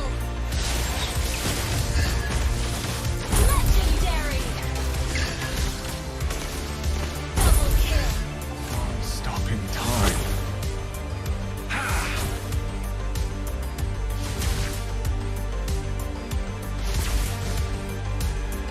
Feel what I feel. Feel what I feel.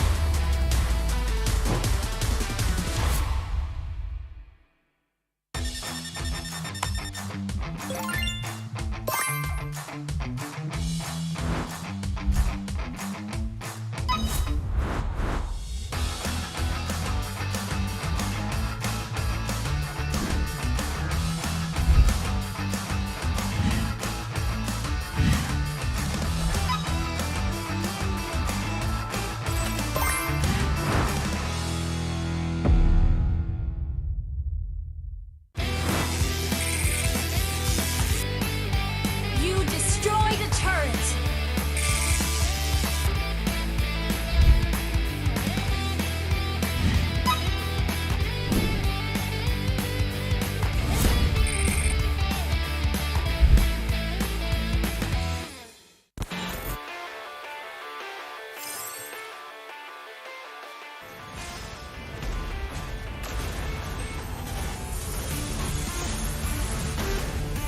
I am the priestess of primal lightning, the hunter of all the evil gods.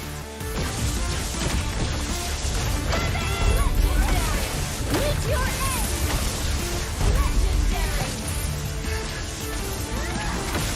Double kill!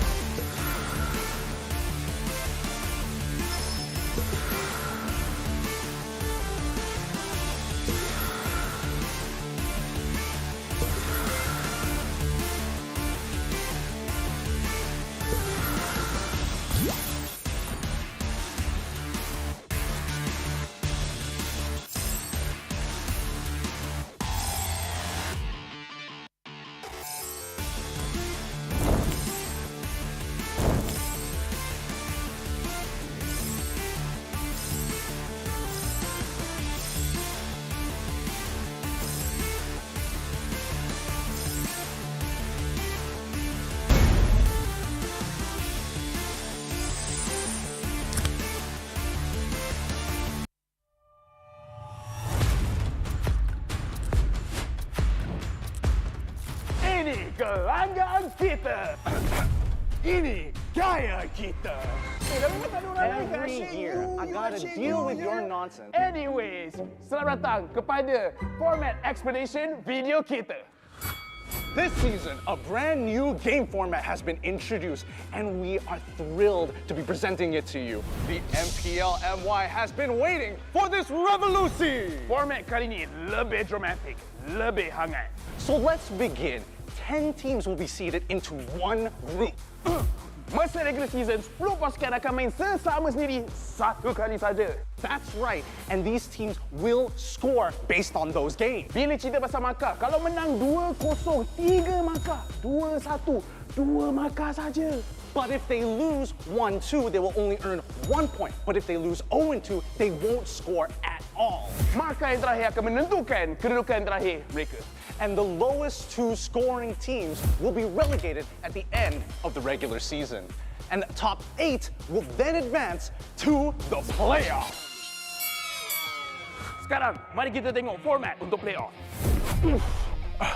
All games in the play-ins will be a best of 3. Kecuali upper bracket final dengan lower bracket final, kita akan main best of 5. Best of 5. And grand final, kita akan main best of 7. Teams ranked between the 5th as well as 8th place of the regular season will have to play in the play-ins. Team yang menang dekat play-in akan lawan dengan tempat ketiga dan keempat dekat upper bracket quarterfinals.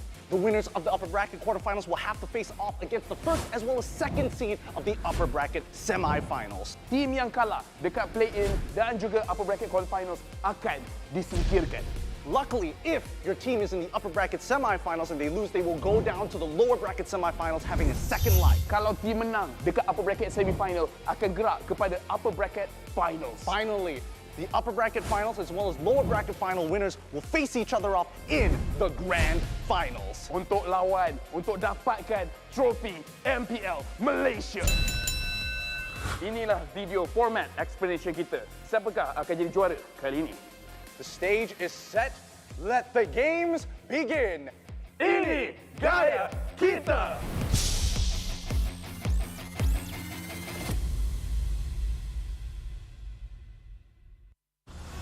Nadi sebuah bandaraya. Rentak berterusan yang menggalakkan kita ke depan.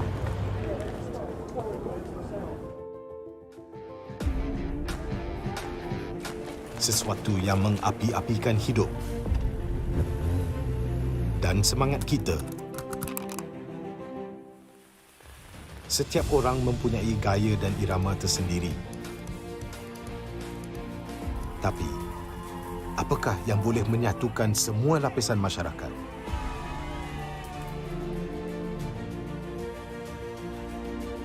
Yang akan menarik perhatian seluruh negara dan mengujakan fan-fan dan players kita. MPL Malaysia ditubuh pada tahun 2017 dengan impian yang besar untuk menghimpunkan player-player Mobile Legends terbaik di atas satu pentas kompetitif yang terbesar di Malaysia.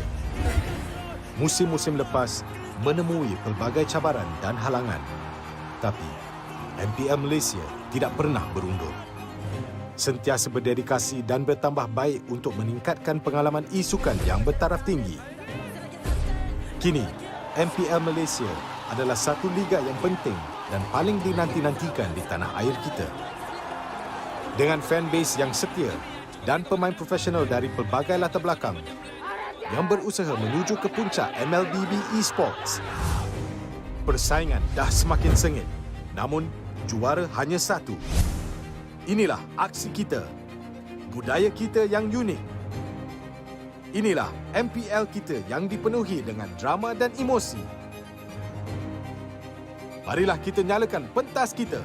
Ini gaya kita.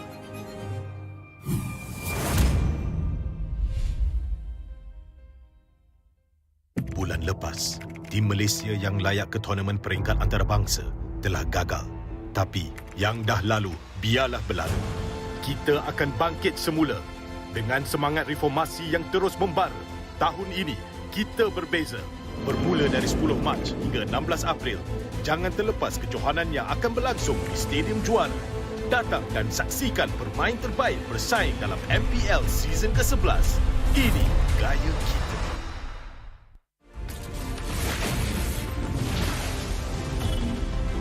Pain is the proof that I'm still alive.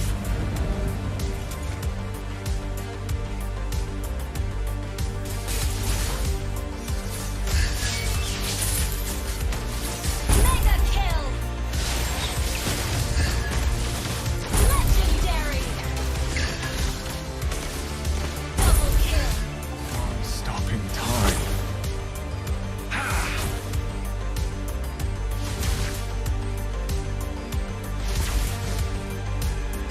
Feel what I feel. Feel what I feel.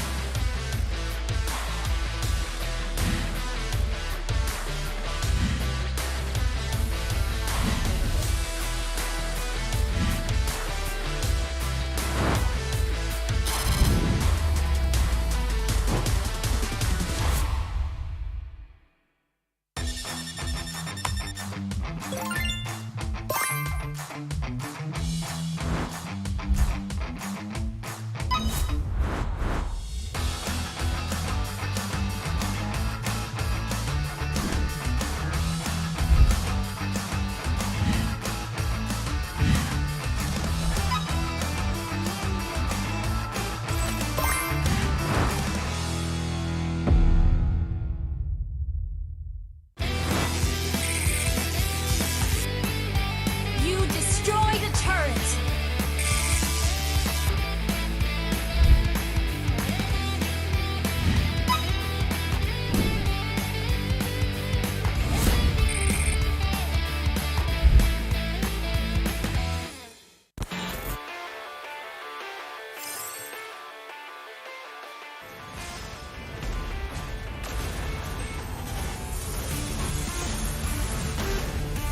I am the priestess of primal lightning, the hunter of all the evil gods.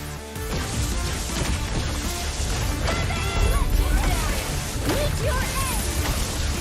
Legendary! Double kill!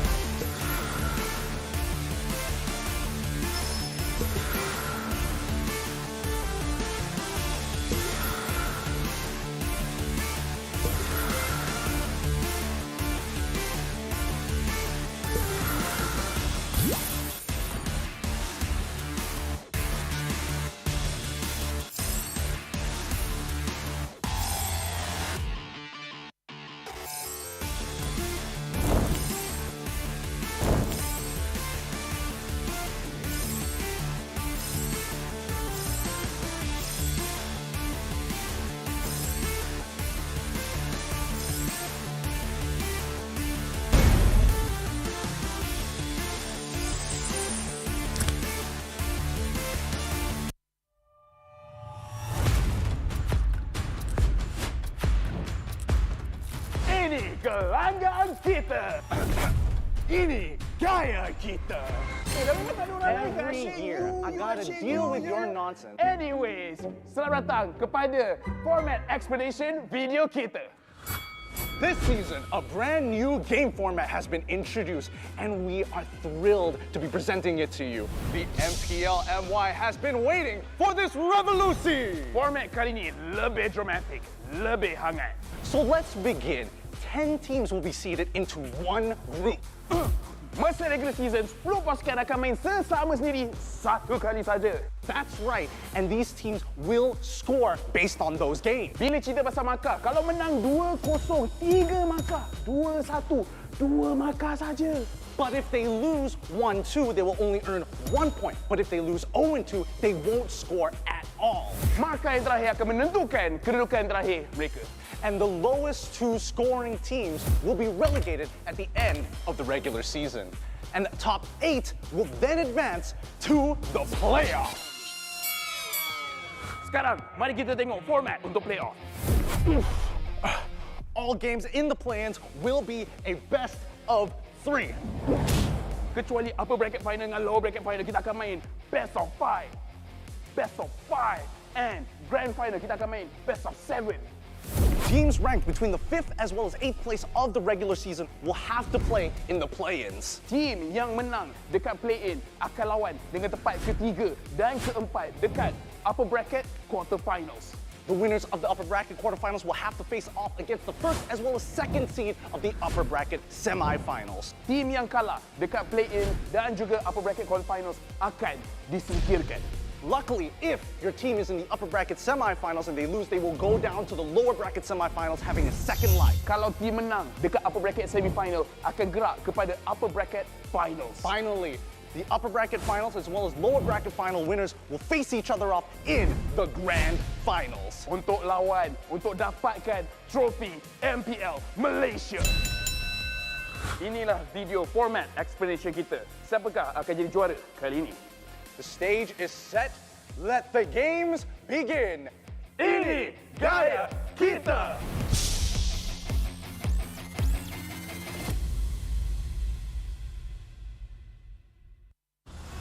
Nadi sebuah bandaraya.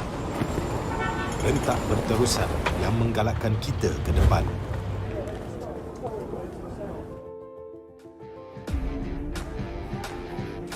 Sesuatu yang mengapi-apikan hidup dan semangat kita. Setiap orang mempunyai gaya dan irama tersendiri. Tapi, apakah yang boleh menyatukan semua lapisan masyarakat?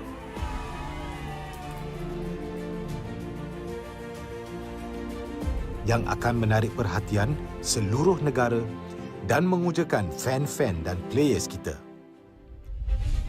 MPL Malaysia ditubuh pada tahun 2017 dengan impian yang besar untuk menghimpunkan player-player Mobile Legends terbaik di atas satu pentas kompetitif yang terbesar di Malaysia. Musim-musim lepas menemui pelbagai cabaran dan halangan, tapi MPL Malaysia tidak pernah berundur. Sentiasa berdedikasi dan bertambah baik untuk meningkatkan pengalaman e-sukan yang bertaraf tinggi. Kini, MPL Malaysia adalah satu liga yang penting dan paling dinanti-nantikan di tanah air kita. Dengan fanbase yang setia dan pemain profesional dari pelbagai latar belakang yang berusaha menuju ke puncak MLBB Esports. Persaingan dah semakin sengit, namun juara hanya satu. Inilah aksi kita, budaya kita yang unik. Inilah MPL kita yang dipenuhi dengan drama dan emosi. Marilah kita nyalakan pentas kita. Ini gaya kita.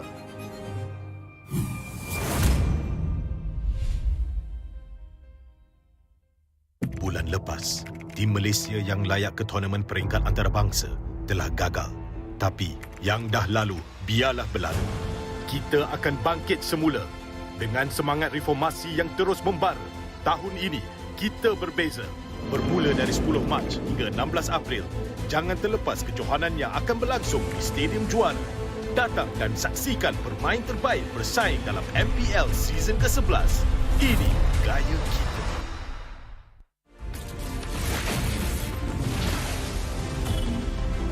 Pain is the proof that I'm still alive.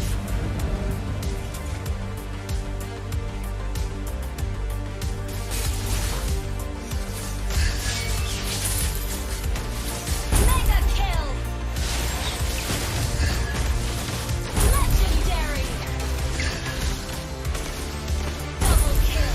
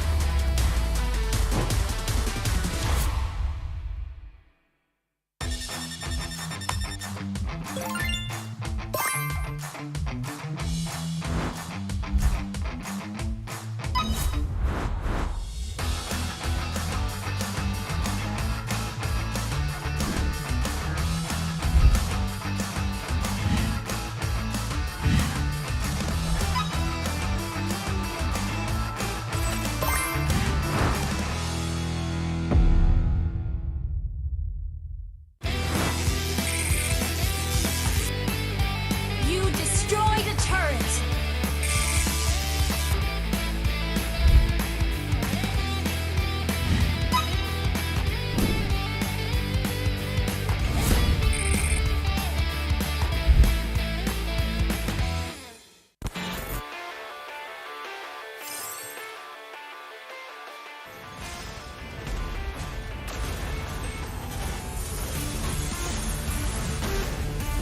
I am the priestess of primal lightning, the hunter of all the evil gods. Legendary! Meet your end! Legendary! Double kill!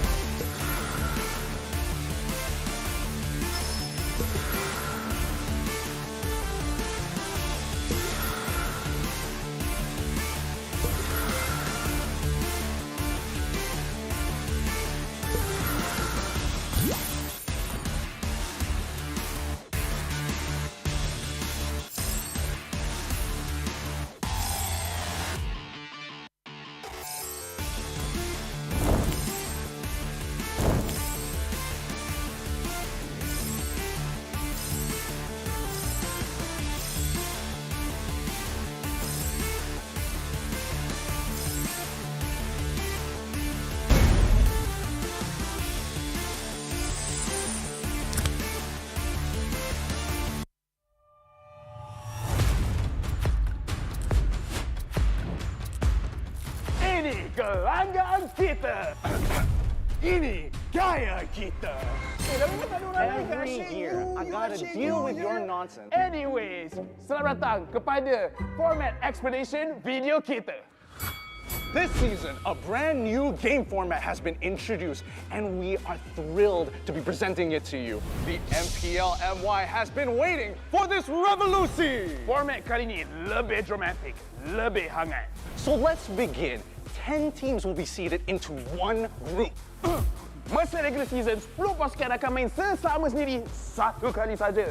That's right, and these teams will score based on those games. Bila cerita pasal markah, kalau menang 2-0, 3 markah, 2-1, 2 markah saja. But if they lose 1-2, they will only earn 1 point. But if they lose 0-2, they won't score at all. Markah yang terakhir akan menentukan kedudukan terakhir mereka. And the lowest 2 scoring teams will be relegated at the end of the regular season. And the top 8 will then advance to the playoffs. Sekarang, mari kita tengok format untuk playoff. All games in the play-ins will be a best of 3. Kecuali upper bracket final dengan lower bracket final, kita akan main best of 5. Best of 5. And grand final, kita akan main best of 7. Teams ranked between the 5th as well as 8th place of the regular season will have to play in the play-ins. Team yang menang dekat play-in akan lawan dengan tempat ketiga dan keempat dekat upper bracket quarterfinals. The winners of the upper bracket quarterfinals will have to face off against the first as well as second seed of the upper bracket semifinals. Team yang kalah dekat play-in dan juga upper bracket quarterfinals akan disingkirkan. Luckily, if your team is in the upper bracket semifinals and they lose, they will go down to the lower bracket semifinals having a second life. Kalau team menang dekat upper bracket semifinal, akan gerak kepada upper bracket finals. Finally, the upper bracket finals as well as lower bracket final winners will face each other off in the grand finals. Untuk lawan, untuk dapatkan trofi MPL Malaysia. Inilah video format explanation kita. Siapakah akan jadi juara kali ini? The stage is set. Let the games begin. Ini gaya kita.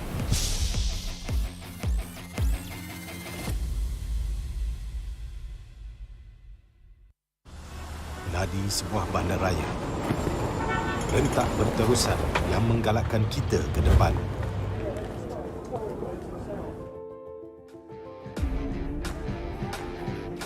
Sesuatu yang mengapi-apikan hidup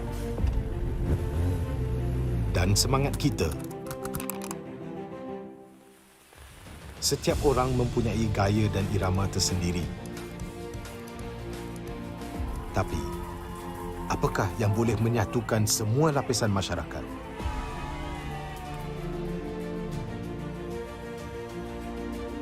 Yang akan menarik perhatian seluruh negara dan mengujakan fan-fan dan players kita.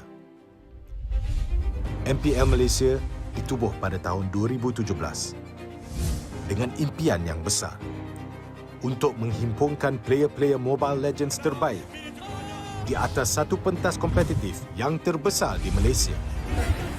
Musim-musim lepas menemui pelbagai cabaran dan halangan, tapi MPL Malaysia tidak pernah berundur. Sentiasa berdedikasi dan bertambah baik untuk meningkatkan pengalaman e-sukan yang bertaraf tinggi. Kini, MPL Malaysia adalah satu liga yang penting dan paling dinanti-nantikan di tanah air kita. Dengan fanbase yang setia dan pemain profesional dari pelbagai latar belakang yang berusaha menuju ke puncak MLBB Esports. Persaingan dah semakin sengit, namun juara hanya satu. Inilah aksi kita, budaya kita yang unik. Inilah MPL kita yang dipenuhi dengan drama dan emosi. Marilah kita nyalakan pentas kita. Ini gaya kita.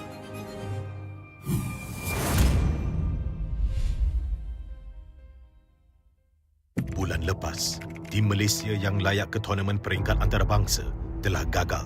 Tapi yang dah lalu, biarlah berlalu. Kita akan bangkit semula dengan semangat reformasi yang terus membara. Tahun ini, kita berbeza. Bermula dari 10 Mac hingga 16 April, jangan terlepas kejohanan yang akan berlangsung di Stadium Juara. Datang dan saksikan pemain terbaik bersaing dalam MPL Season ke-11. Ini gaya kita.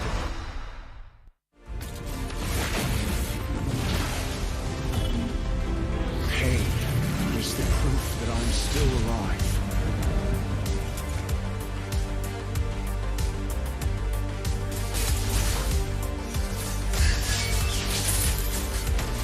Mega kill. Legendary. Double kill. Stopping time.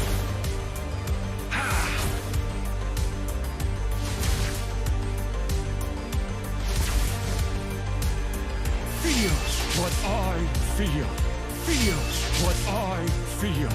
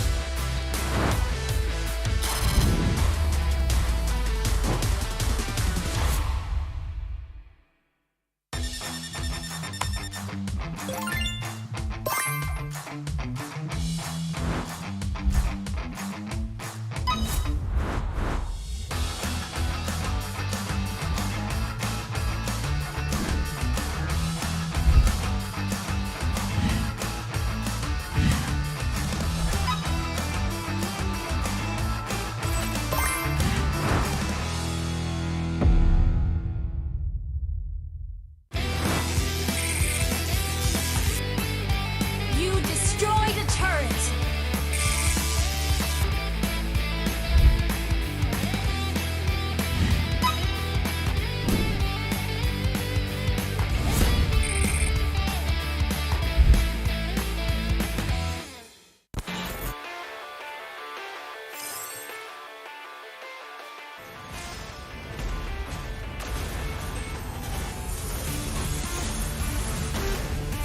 I am the priestess of primal lightning, the hunter of all the evil gods.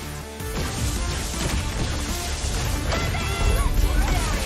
Meet your end! Legendary! Double kill!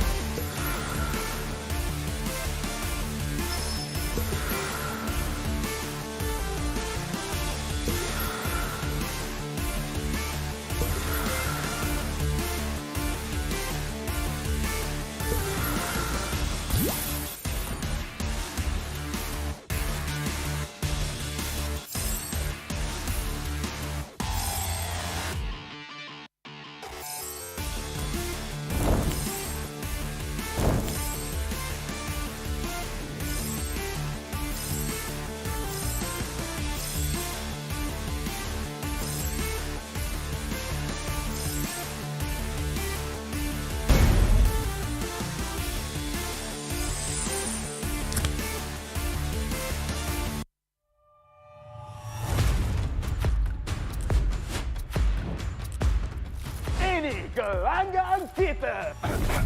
Ini gaya kita. Every year, I gotta deal with your nonsense. Anyways, selamat datang kepada format explanation video kita. This season, a brand new game format has been introduced, and we are thrilled to be presenting it to you. The MPL MY has been waiting for this revolution. Format kali ini lebih dramatic, lebih hangat. So let's begin. 10 teams will be seated into one group. Masa regular season, 10 pasukan akan main sesama sendiri satu kali saja. That's right, and these teams will score based on those games. Bila cerita pasal markah, kalau menang 2-0, 3 markah. 2-1, 2 markah saja. But if they lose 1-2, they will only earn 1 point. But if they lose 0-2, they won't score at all. Markah yang terakhir akan menentukan kedudukan terakhir mereka. And the lowest 2 scoring teams will be relegated at the end of the regular season. And the top 8 will then advance to the playoffs. Sekarang, mari kita tengok format untuk playoff. All games in the play-ins will be a best of 3. Kecuali upper bracket final dengan lower bracket final, kita akan main best of 5. Best of 5. And grand final, kita akan main best of 7.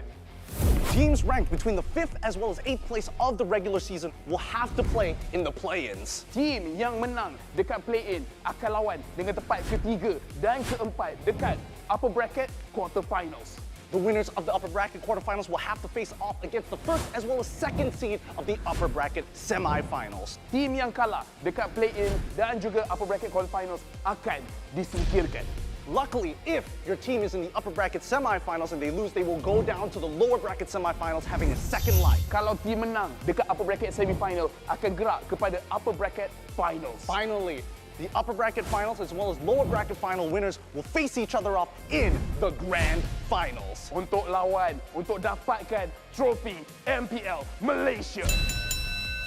Inilah video format explanation kita. Siapakah akan jadi juara kali ini? The stage is set.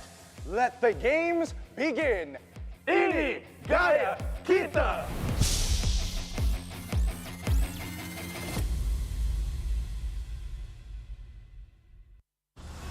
Nadi sebuah bandaraya. Rentak berterusan yang menggalakkan kita ke depan.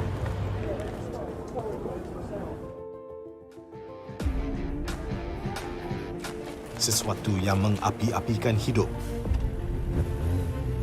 dan semangat kita.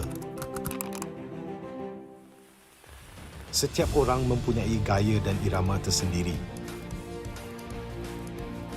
Tapi, apakah yang boleh menyatukan semua lapisan masyarakat?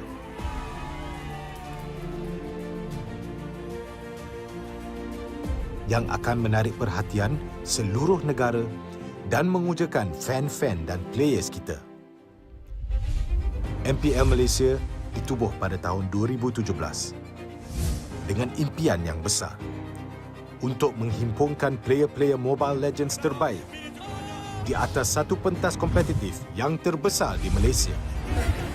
Musim-musim lepas menemui pelbagai cabaran dan halangan, tapi MPL Malaysia tidak pernah berundur.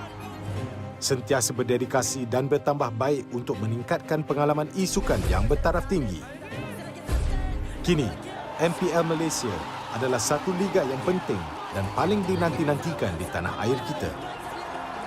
Dengan fanbase yang setia dan pemain profesional dari pelbagai latar belakang yang berusaha menuju ke puncak MLBB Esports. Persaingan dah semakin sengit, namun juara hanya satu. Inilah aksi kita, budaya kita yang unik. Inilah MPL kita yang dipenuhi dengan drama dan emosi. Marilah kita nyalakan pentas kita. Ini gaya kita.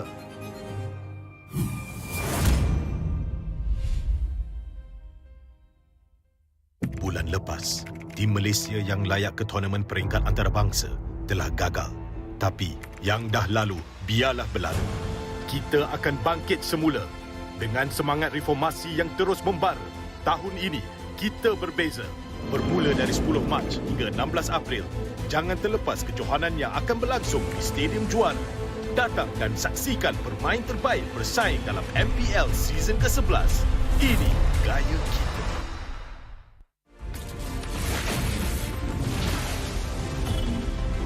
Pain is the proof that I'm still alive.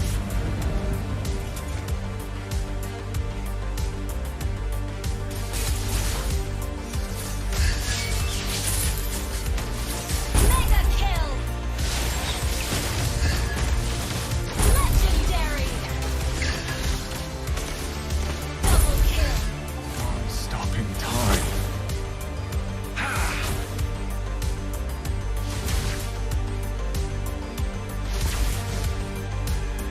Feel what I feel. Feel what I feel.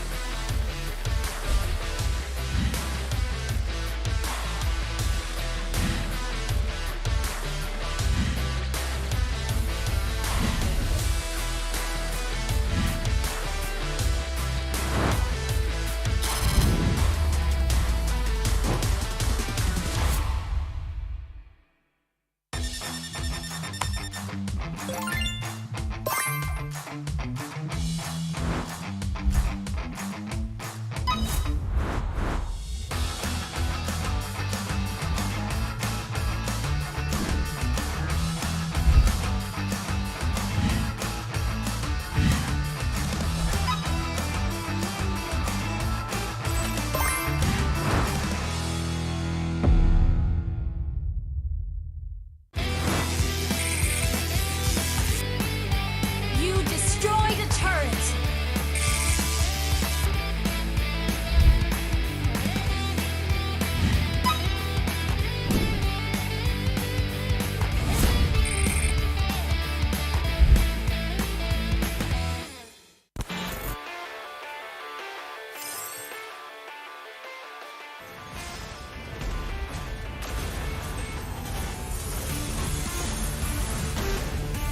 I am the priestess of primal lightning, the hunter of all the evil gods. Legendary! Meet your end! Legendary! Double kill!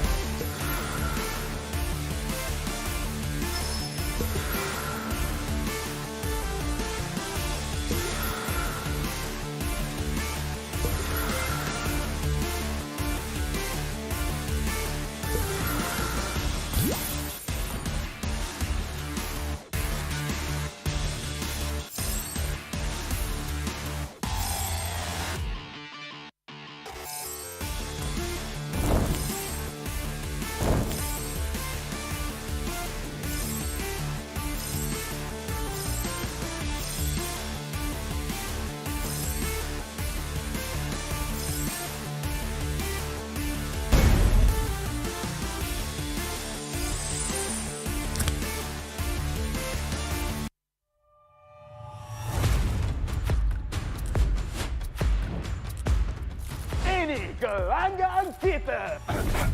Ini gaya kita. Every year, I gotta deal with your nonsense. Anyways, selamat datang kepada format explanation video kita.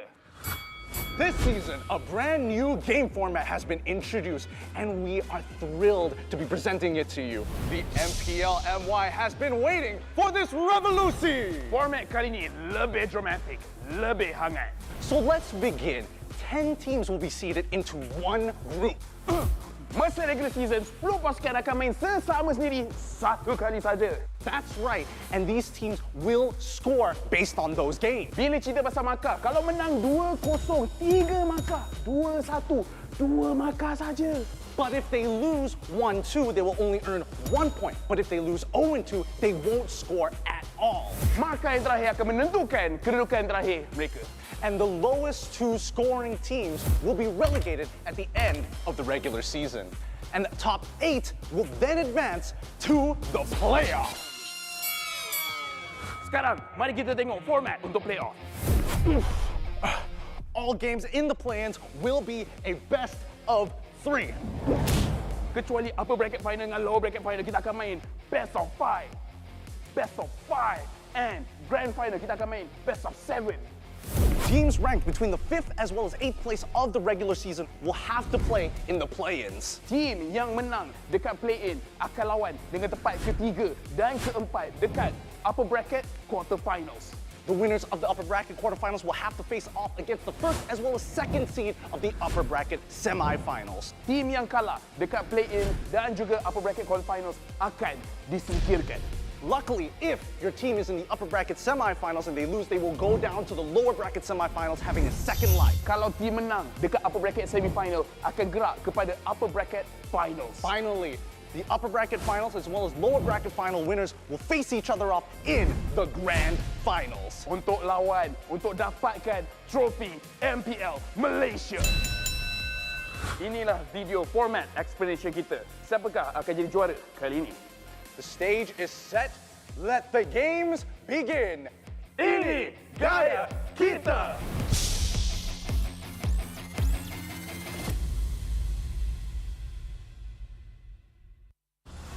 Nadi sebuah bandaraya.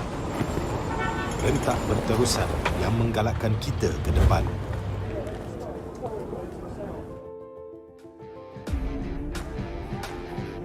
Sesuatu yang mengapi-apikan hidup dan semangat kita. Setiap orang mempunyai gaya dan irama tersendiri. Tapi, apakah yang boleh menyatukan semua lapisan masyarakat?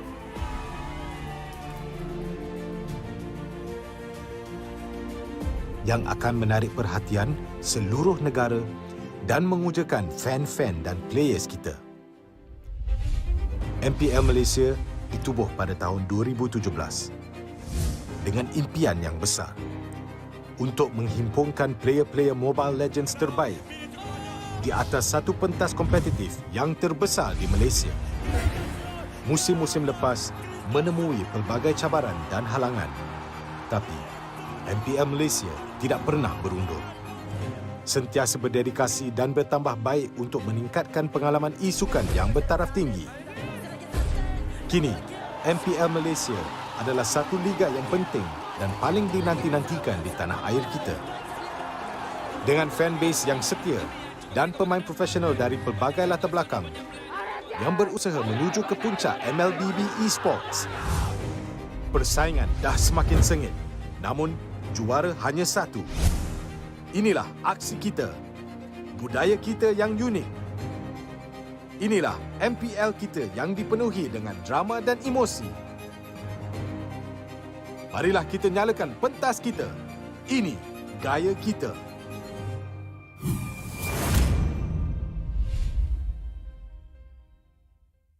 Bulan lepas, tim Malaysia yang layak ke tournament peringkat antarabangsa telah gagal.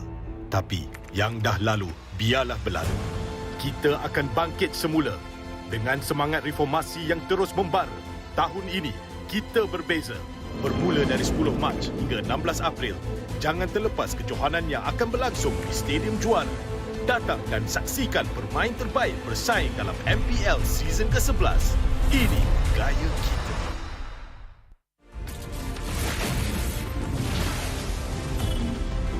Pain is the proof that I'm still alive.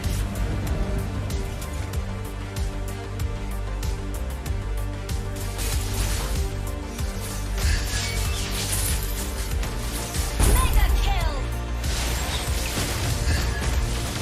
Legendary! Double kill! Stopping time.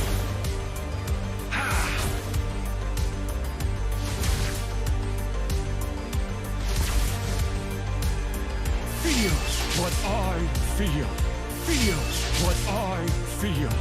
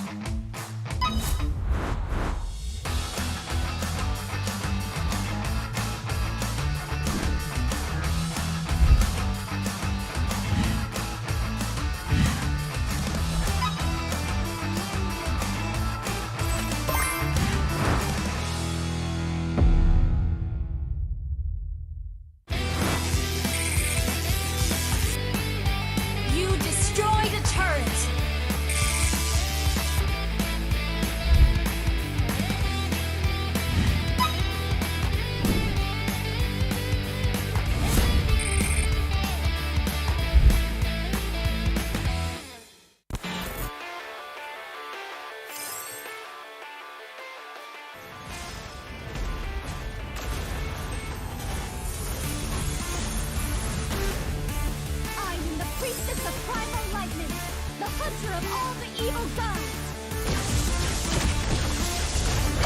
Legendary. Meet your end. Legendary. Double kill.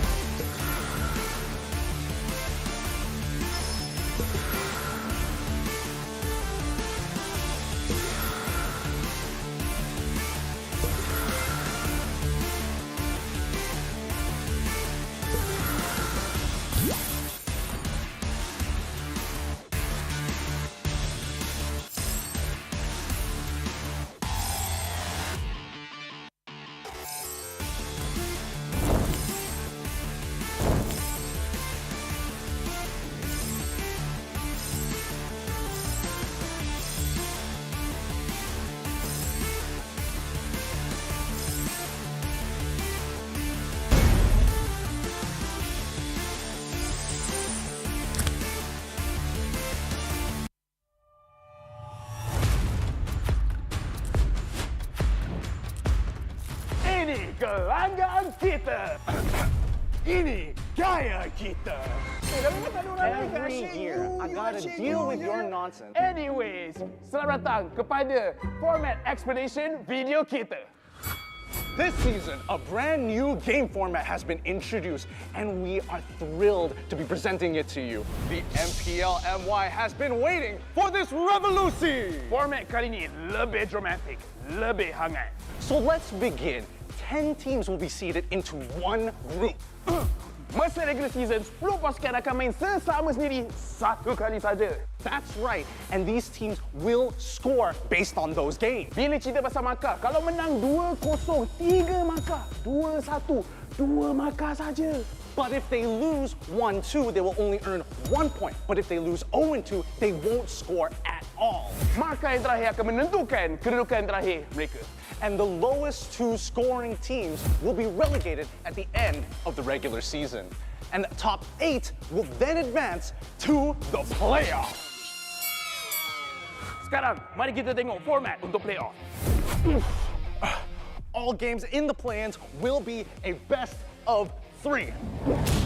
Kecuali upper bracket final dengan lower bracket final, kita akan main best of 5. Best of 5. And grand final, kita akan main best of 7.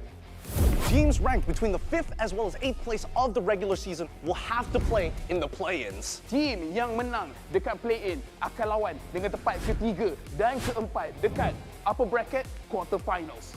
The winners of the upper bracket quarterfinals will have to face off against the first as well as second seed of the upper bracket semifinals. Team yang kalah dekat play-in dan juga upper bracket quarterfinals akan disingkirkan.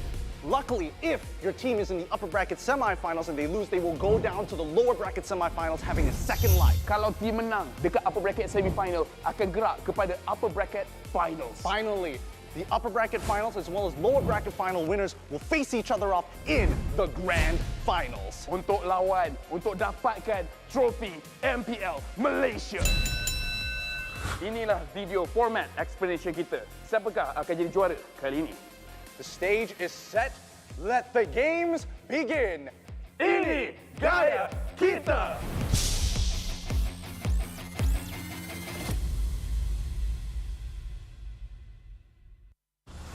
Nadi sebuah bandaraya. Rentak berterusan yang menggalakkan kita ke depan.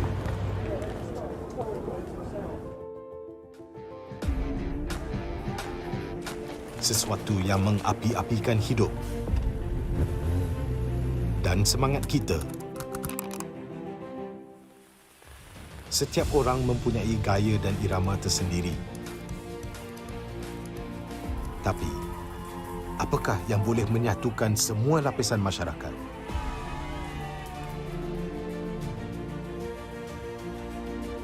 Yang akan menarik perhatian seluruh negara dan mengujakan fan-fan dan players kita. MPL Malaysia ditubuh pada tahun 2017 dengan impian yang besar untuk menghimpunkan player-player Mobile Legends terbaik di atas satu pentas kompetitif yang terbesar di Malaysia. Musim-musim lepas menemui pelbagai cabaran dan halangan, tapi MPL Malaysia tidak pernah berundur. sentiasa berdedikasi dan bertambah baik untuk meningkatkan pengalaman e-sukan yang bertaraf tinggi. Kini, MPL Malaysia adalah satu liga yang penting dan paling dinanti-nantikan di tanah air kita. Dengan fanbase yang setia dan pemain profesional dari pelbagai latar belakang yang berusaha menuju ke puncak MLBB Esports. Persaingan dah semakin sengit, namun juara hanya satu. Inilah aksi kita, budaya kita yang unik. Inilah MPL kita yang dipenuhi dengan drama dan emosi. Marilah kita nyalakan pentas kita. Ini gaya kita.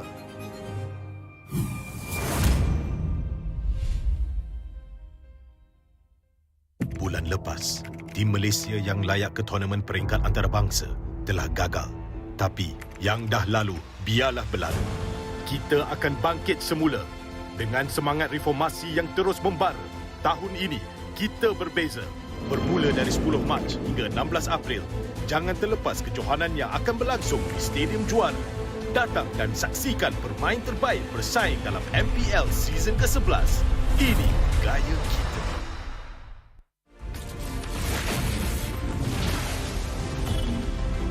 Pain is the proof that I'm still alive.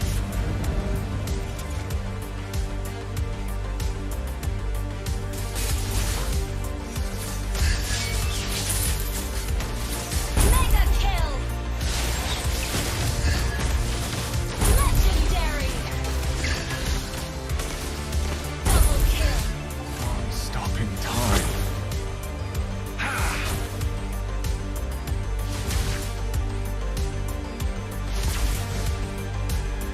Feels what I feel. Feels what I feel.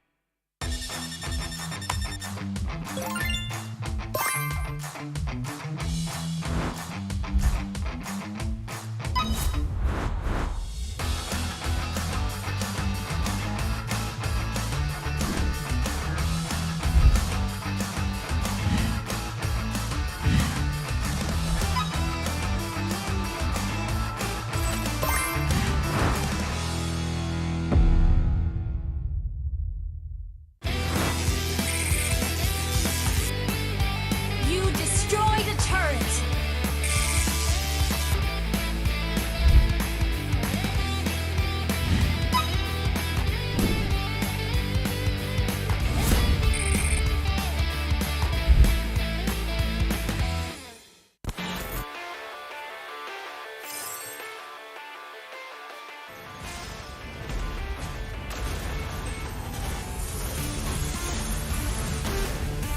I am the priestess of primal lightning, the hunter of all the evil gods.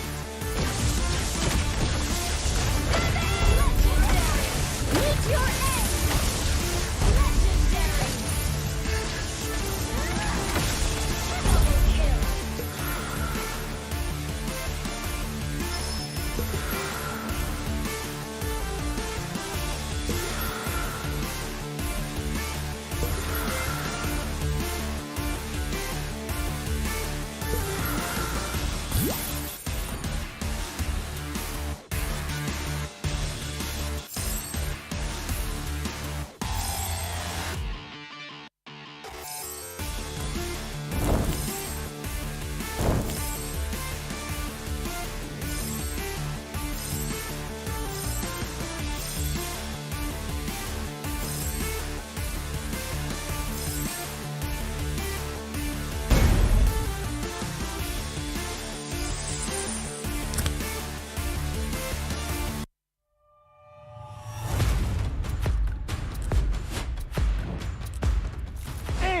pelanggan kita. Ini gaya kita. Every year, I gotta deal with your nonsense. Anyways, selamat datang kepada format explanation video kita. This season, a brand new game format has been introduced, and we are thrilled to be presenting it to you. The MPL MY has been waiting for this revolution. Format kali ini lebih dramatic, lebih hangat. So let's begin. 10 teams will be seeded into one group. Masa regular season, 10 pasukan akan main sesama sendiri satu kali saja. That's right, and these teams will score based on those games. Bila cerita pasal markah, kalau menang 2-0, 3 markah. 2-1, 2 markah saja. But if they lose 1-2, they will only earn 1 point. But if they lose 0-2, they won't score at all. Markah yang terakhir akan menentukan kedudukan terakhir mereka. And the lowest 2 scoring teams will be relegated at the end of the regular season. And the top 8 will then advance to the playoffs. Sekarang, mari kita tengok format untuk playoff. All games in the play-ins will be a best of 3. Kecuali upper bracket final dengan lower bracket final, kita akan main best of 5. Best of 5. And grand final, kita akan main best of 7. Teams ranked between the 5th as well as 8th place of the regular season will have to play in the play-ins. Team yang menang dekat play-in akan lawan dengan tempat ketiga dan keempat dekat upper bracket quarterfinals. The winners of the upper bracket quarterfinals will have to face off against the first as well as second seed of the upper bracket semifinals. Team yang kalah dekat play-in dan juga upper bracket quarterfinals akan disingkirkan. Luckily, if your team is in the upper bracket semifinals and they lose, they will go down to the lower bracket semifinals having a second life. Kalau team menang dekat upper bracket semifinal, akan gerak kepada upper bracket finals. Finally, the upper bracket finals as well as lower bracket final winners will face each other off in the grand finals. Untuk lawan, untuk dapatkan trofi MPL Malaysia. Inilah video format explanation kita. Siapakah akan jadi juara kali ini? The stage is set. Let the games begin. Ini gaya kita.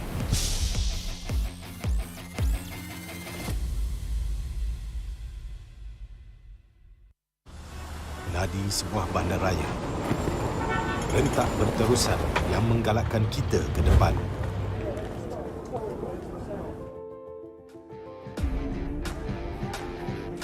Sesuatu yang mengapi-apikan hidup dan semangat kita. Setiap orang mempunyai gaya dan irama tersendiri. Tapi, apakah yang boleh menyatukan semua lapisan masyarakat?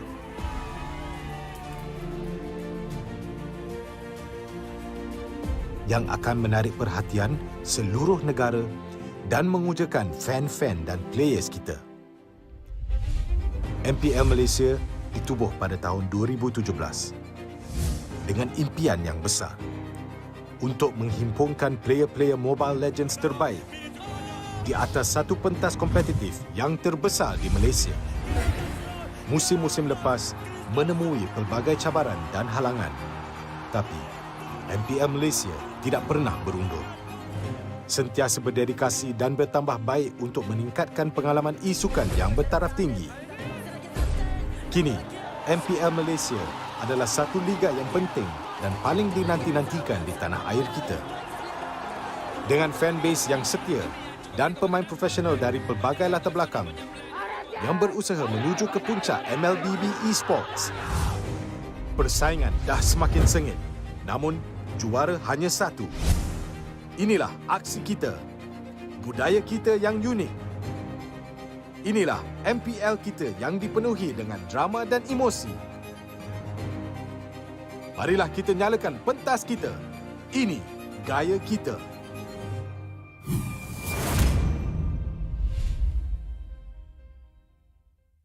Bulan lepas, tim Malaysia yang layak ke tournament peringkat antarabangsa telah gagal. Tapi yang dah lalu, biarlah berlalu. Kita akan bangkit semula dengan semangat reformasi yang terus membara. Tahun ini, kita berbeza. Bermula dari 10 Mac hingga 16 April, jangan terlepas kejohanan yang akan berlangsung di Stadium Juara. Datang dan saksikan pemain terbaik bersaing dalam MPL season ke-11. Ini gaya kita.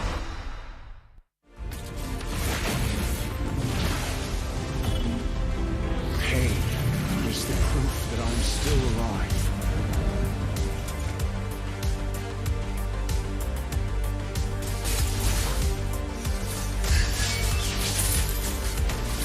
Mega kill. Legendary. Double kill. Stopping time.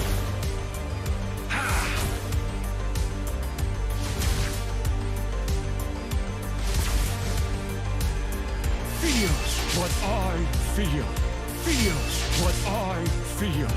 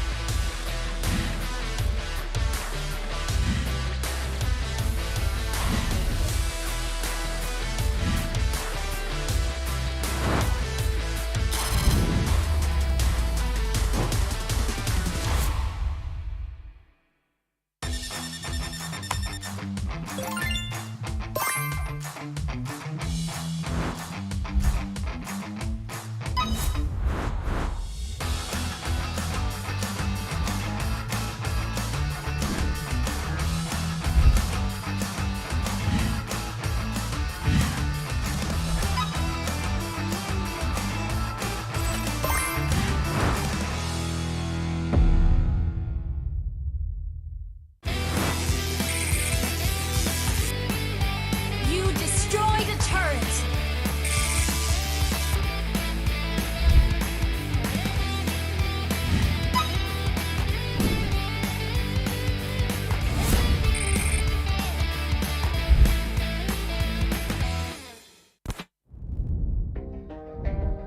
Ay, ay. I'm a rock star. Yeah, Rock star? Ay, ay, ay. I'm a rock star, baby. I'm a rock star. I'm a rock star. I'm a rock star. I'm a rock star. Panggil aku rock star. Ini kejohanan kita semua orang rock star. Kita rockstar, kita buat saja gaya kita. Makin panas apinya sudah membara. Macam mana pun kau menempuh segala. Demi negara kau buat semua bangga. Step into my world, you know I'm always in my zone. You know I got my team, no I'm never alone. Bring out my best, buat yang terbaik. Jadi juara perlahan kita Get on my way, naik. aku nak push. Naik-naik jadi lebih bagus. Jadi hero, ku ada skill. Berapa banyak musuh aku dah kill. Ramai cuba mencabar, cause they envy me. Tiap game aku pasti jadi MVP. Easy. I'm a rockstar, baby, I'm a rockstar. I'm a rockstar, I'm a rockstar.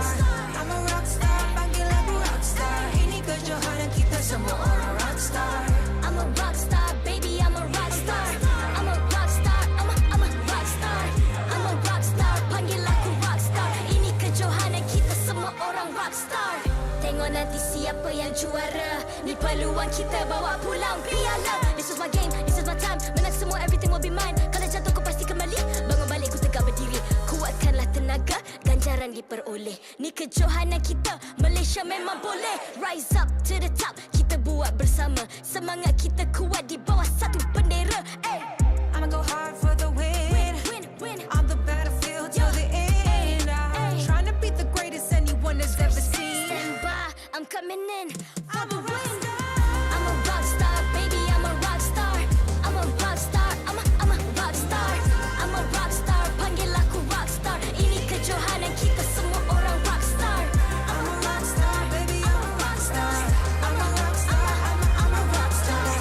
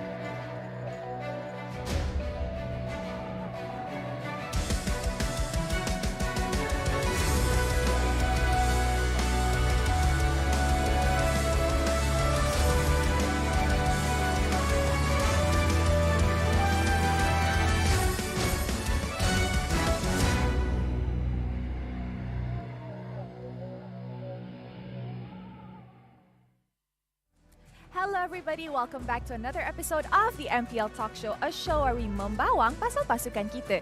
And today I have with me Gideon and Icy Baby 12. It's good to be here. Finally, we're doing the pre-show once again. What are we talking about, Rose? Okay, so we are going to be talking about the second match of the week, which is Lunatix and Team HAQ. Spicy. I don't know about you, Terrence, but I'm feeling like Lunatix are looking a lot better this season. Like, compared to what we saw last season, the new revamp, everything that they're doing so far seems to be working. You know, there has been a lot of speculation, right? They got a little bit lucky when they actually won a match against Homebois. You know, I don't know. What do you think about it? Is it really luck or is it just skill? Yeah. Gideon, was it luck or was it like, you know, I don't know. They were like on form that day. Joe was really crazy that day. What was it about? Okay.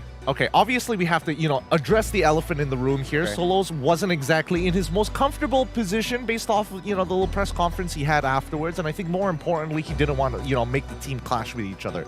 Did he perform the best? Obviously not. But I do think that Homebois has a good foundation, a really, really good foundation. But Lunatix, on the other hand, man, they're just better, man. Jome is looking really, really good. I'm liking the way that he's playing the game so far. I like the experience coming in from Fakes, but I think the one thing that's missing from the team right now that's not putting them in that upper bracket top spot, like top 2 guaranteed, is the fact that they're not very versatile. They play a lot through that gold lane. They depend on Jome a lot. Yes, I agree. They do depend on Jome a lot. Now, speaking about their opponent for this game, they will be going against Team HAQ, the defending champions of our MPL. You know, I think this is a big problem when it comes to Team HAQ, right? You know, just to add a little bit more. Solos bagi chance je, bro. itu yang paling spicy kan. Solos yang cakap, aku bagi chance. Okay, now back to the point here. Defending champion. Obviously, Team HAQ, they are struggling. Over the weeks as well, I think Adin brought out a very, very good point, was that communication is going to be a very, very big issue between the team. But for me, personally, I feel like Team HAQ has that issue +1. And what that +1 is chemistry issue. Have they had enough time to gel? This was one of the biggest problems that several teams kind of face off with. And for Team HAQ, their biggest problem was they were trying to mix between Hito and Panda, juggling between, hey, who plays gold lane, who plays tank, zada, and finally got their, MPL winning roster and M4 roster, which arguably last week didn't exactly have enough time to kind of develop back their old form back, which they had a break over the weeks. I mean, we say old form here. They previously have won an MPL, and I think so far, based on history in the MPL MY, not a lot of teams can win 2 times in a row. Not a lot of teams. Yes, I actually do agree on that. So now, you guys have talked about their past performance. I nak tanya, what is korang punya expectation untuk matchup ni? There's Team HAQ, and then obviously there's Lunatix. Who do you think is gonna take the win? You know, obviously the stakes here coming from Lunatix is a little bit more important because of the fact they're currently somewhere around the 4th place here with 7 points. They need to secure themselves upper brackets to kind of skip the entire play-ins procedure for the playoff itself. But for Team HAQ, they are in the bottom. They've got 4 points. Mathematically, if they win their remaining matches, they are somewhere going to be in the middle. And that is mathematically if they get all 2 zeros all the way through. So technically, Team HAQ is not out and running yet. But for Team Lunatix, they kind of want to be in the top proceedings as much as they can. So based off what we have seen from Team HAQ, going for main roster, yes, they messed up 1 week. It was pretty much only 1 game with their main roster. Okay, let me rephrase that.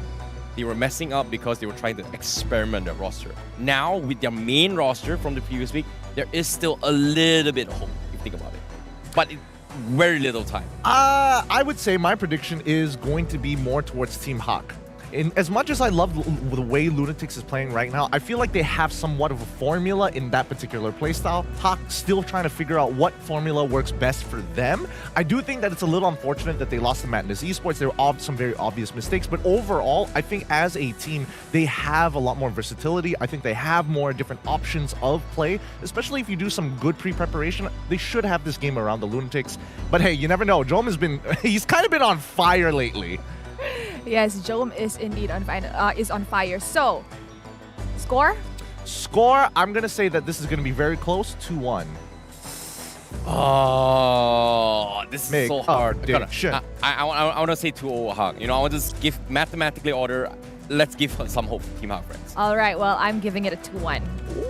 All right, so thank you to Gideon and thank you to ICBB12 for being here today. And thank you for watching the 7th episode of the MPL Talk Show. We will see you on the next one. Bye, everybody.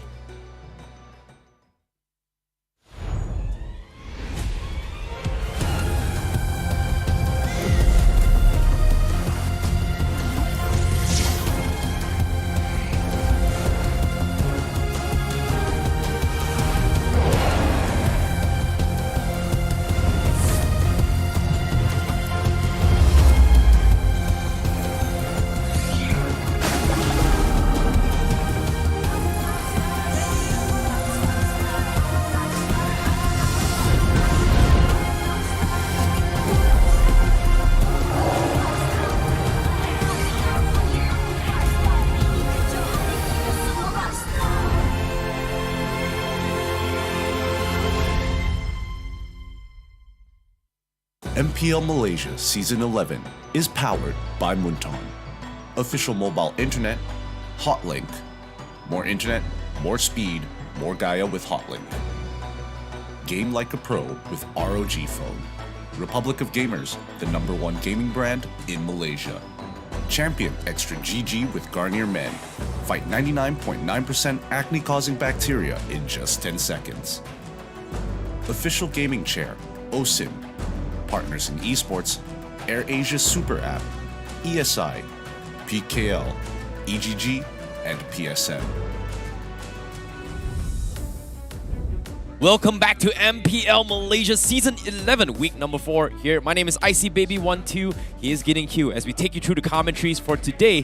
And interestingly enough, you look kind of familiar. Do I now? Yeah. Interesting how we switched places from stage all the way back up to desk. It's good to have everybody here at the MPL, but we got one more best of 3 to round out week 4, day number 1. And obviously, it's going to be a highlight match. Oh boy, I know we have to, I kind of brought up a lot of points here when the stakes are at stake here, especially when they want to make it to the playoffs. We talked a lot towards HAQ specifically. We didn't really talk too much about Lunatix. If you think about it here, Jom has made a lot of statement here from the side of Lunatix. He has, and you know, he's one of those few gold laners who is always consistent, very similar to when Sasa first entered the MPL MY. They have a very similar sort of impact, with Jom still continuing to look better and better each day. But coming back to specifically Team HAQ, we are currently week number 4. They're running out of games to actually play, to actually catch up to the rest of the league, and they might even get relegated here. Now, this is where things get a little bit interesting as well, because if you base off this as well, is this considered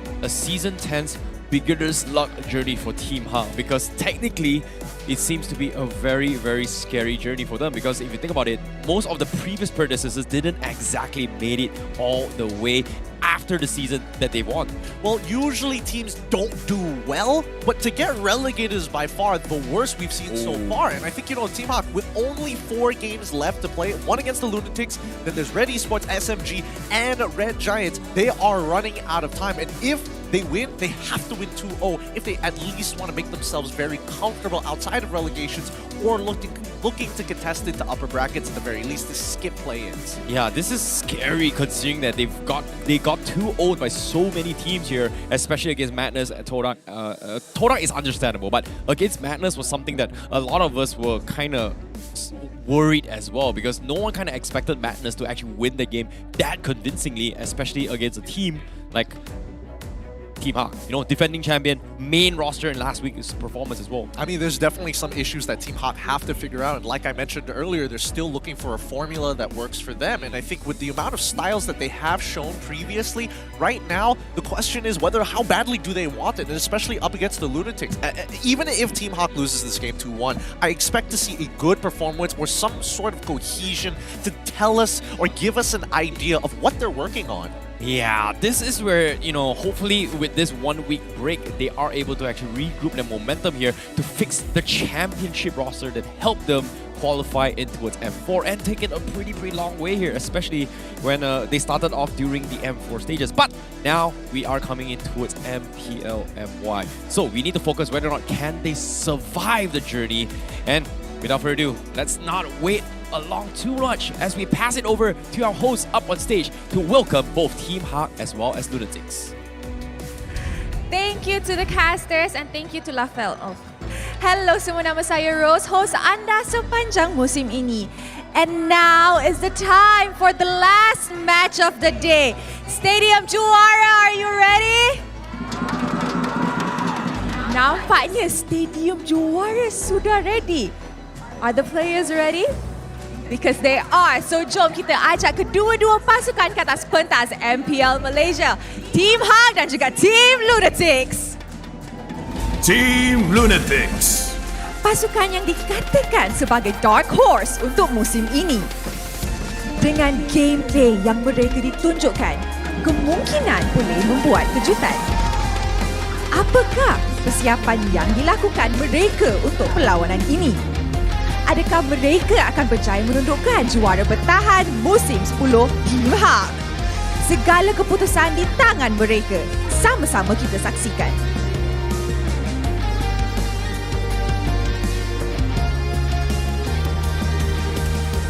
Team HAQ.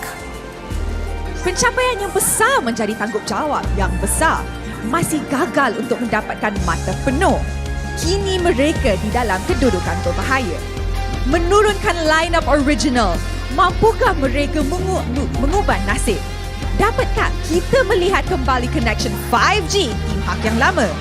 We leave it to them to show us what they can do.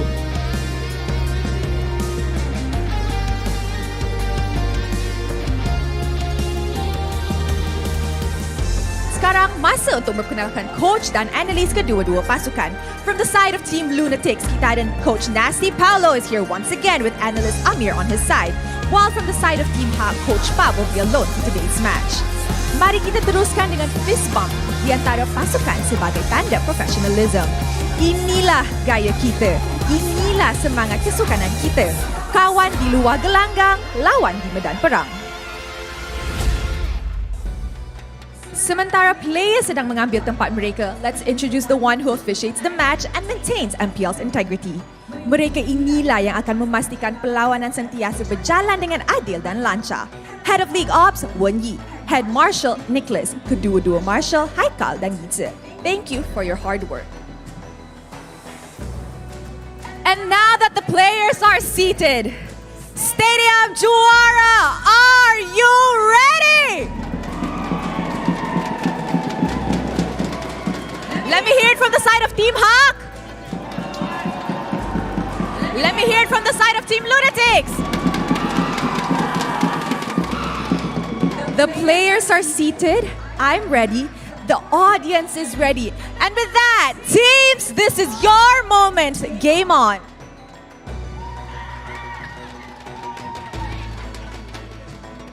Game on it is. Our final best of 3 to end off day number 1 here of this Friday for week number 4 is going to be with Lunatix as well as their opponents, previous champions, MPL MY champions of Season 10, Team HAQ. And this is a monumentous game because if Team HAQ do not win this game, they may not necessarily qualify for the upper brackets and arguably would get sent into relegation. Oh, this is something that I think none of us were expecting, especially when we start things off for Season 11. And hopefully they are going to be able to bounce back from this recovery. There was so much eyes hoping that Team HAQ is going to be able to redeem themselves in this match. However, let's talk a little bit more on Lunatix. If you think about it here, Lunatix definitely one of the dark horses coming into his MPL, and I feel like one of the biggest factor for their success is got to be the coach Nasty Paulo. Super underrated so far.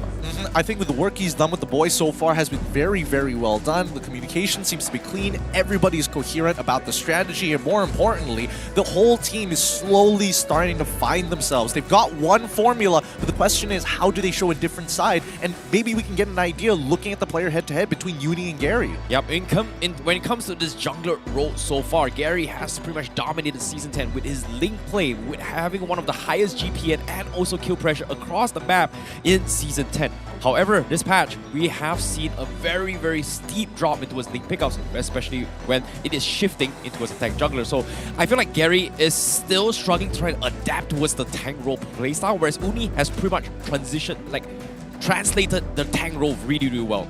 I think this is what's making it difficult for Gary specifically, right? The tank meta may not necessarily suit his style. Overall, he likes to fight, he's got the mechanics to do so, but if he wants to play something so minimalist like Fredrin or even an Akai, he absolutely can, but does that really speak to him as a person compared to Uni, who has built himself upon this particular meta and really embraced it? Now, the meta has developed enough so that people know the counterplays to assassins, and they're becoming really ineffective in the meta just because tanks are just that reliable. Yeah, it's just so difficult here, especially when to play at this time as well. We've seen a lot of other teams kind of struggle for especially those assassin junglers in the MPL scene, and hopefully this does not put them down a little bit more. This is the championship roster we're talking about. Hopefully they are able to actually bounce back from the recovery. But let's talk a little bit more on Team Lunatix a little bit more into the draft here, because I feel like when it comes to Uni, he has been very disciplined in trying to take objectives from the side of Lunatix, and it looks really good. And I'm looking forward to see the drafts here as we head in towards Game 1 of Lunatix versus HAQ. I would like to see an assassin on assassin team composition from both sides. I'd be very curious to see how Uni actually matches up against Gary. The last time we saw Uni, he was on the Hayabusa, and the Martis as well. He was able to get multiple MVPs that day, and I think, you know, Lunatix are in a position whereby, you know what, if we win 2-0, that would be great. For Team HAQ, they can't afford that. They need to at least get one game here. Oh boy, this is where things get a little bit spicy here. But based on the draft, we do see Faramis being banned as well as the Kaja. Alright, you know, it's been a while since we've seen the Faramis ban. But at the same time, we do have opportunities for a potential Fanny pickup, which is something that both Uni as well as Gary is very comfortable of. I think this might have been a preemptive Faramis here. They might actually remake this, because as of right now, Faramis should not be selected, or technically in this case, what's worse is banning it out, because you would arguably say, hey, we're missing out a ban here. Do we have to start this all over again, or was it a mistake of HAQ? In this case, it looks like they're just going to keep on going with it. Yeah, I guess it is going to be the case here. But let's take a look into what's going to be priority. 1-1 completely ignored from both sides. Panda does have... Oh, never mind. Forget about it. Panda going to be banning it from the side of Team HAQ. So that means there is a possibility of them leaning on towards a comfort pick, which is Claude as well. We've seen a lot of popularity coming from both sides. Jome going to be leaning on the Beatrix, of course. Are they going to try and deny Jome his hero pool and then prioritize on winning Panda's matchup lane? It depends on what Gary's playing. If he's playing an assassin, there is a possibility. I do think that Martis is going to be highly contested between both sides. It definitely suits the style of Gary, who's very keen on getting those kills, snowballing all out of control, and Uni has proved himself before on the Martis. Now, with the Kadita being banned here, this is something Team HAQ used to do in Season 10, but they will prioritize the Valentina as of yet. And that means Fredrin is going to be up for grabs for Lunatix once again. You talked about assassin playstyles, but with the Fredrin in the pool, I don't think that's going to be the case here.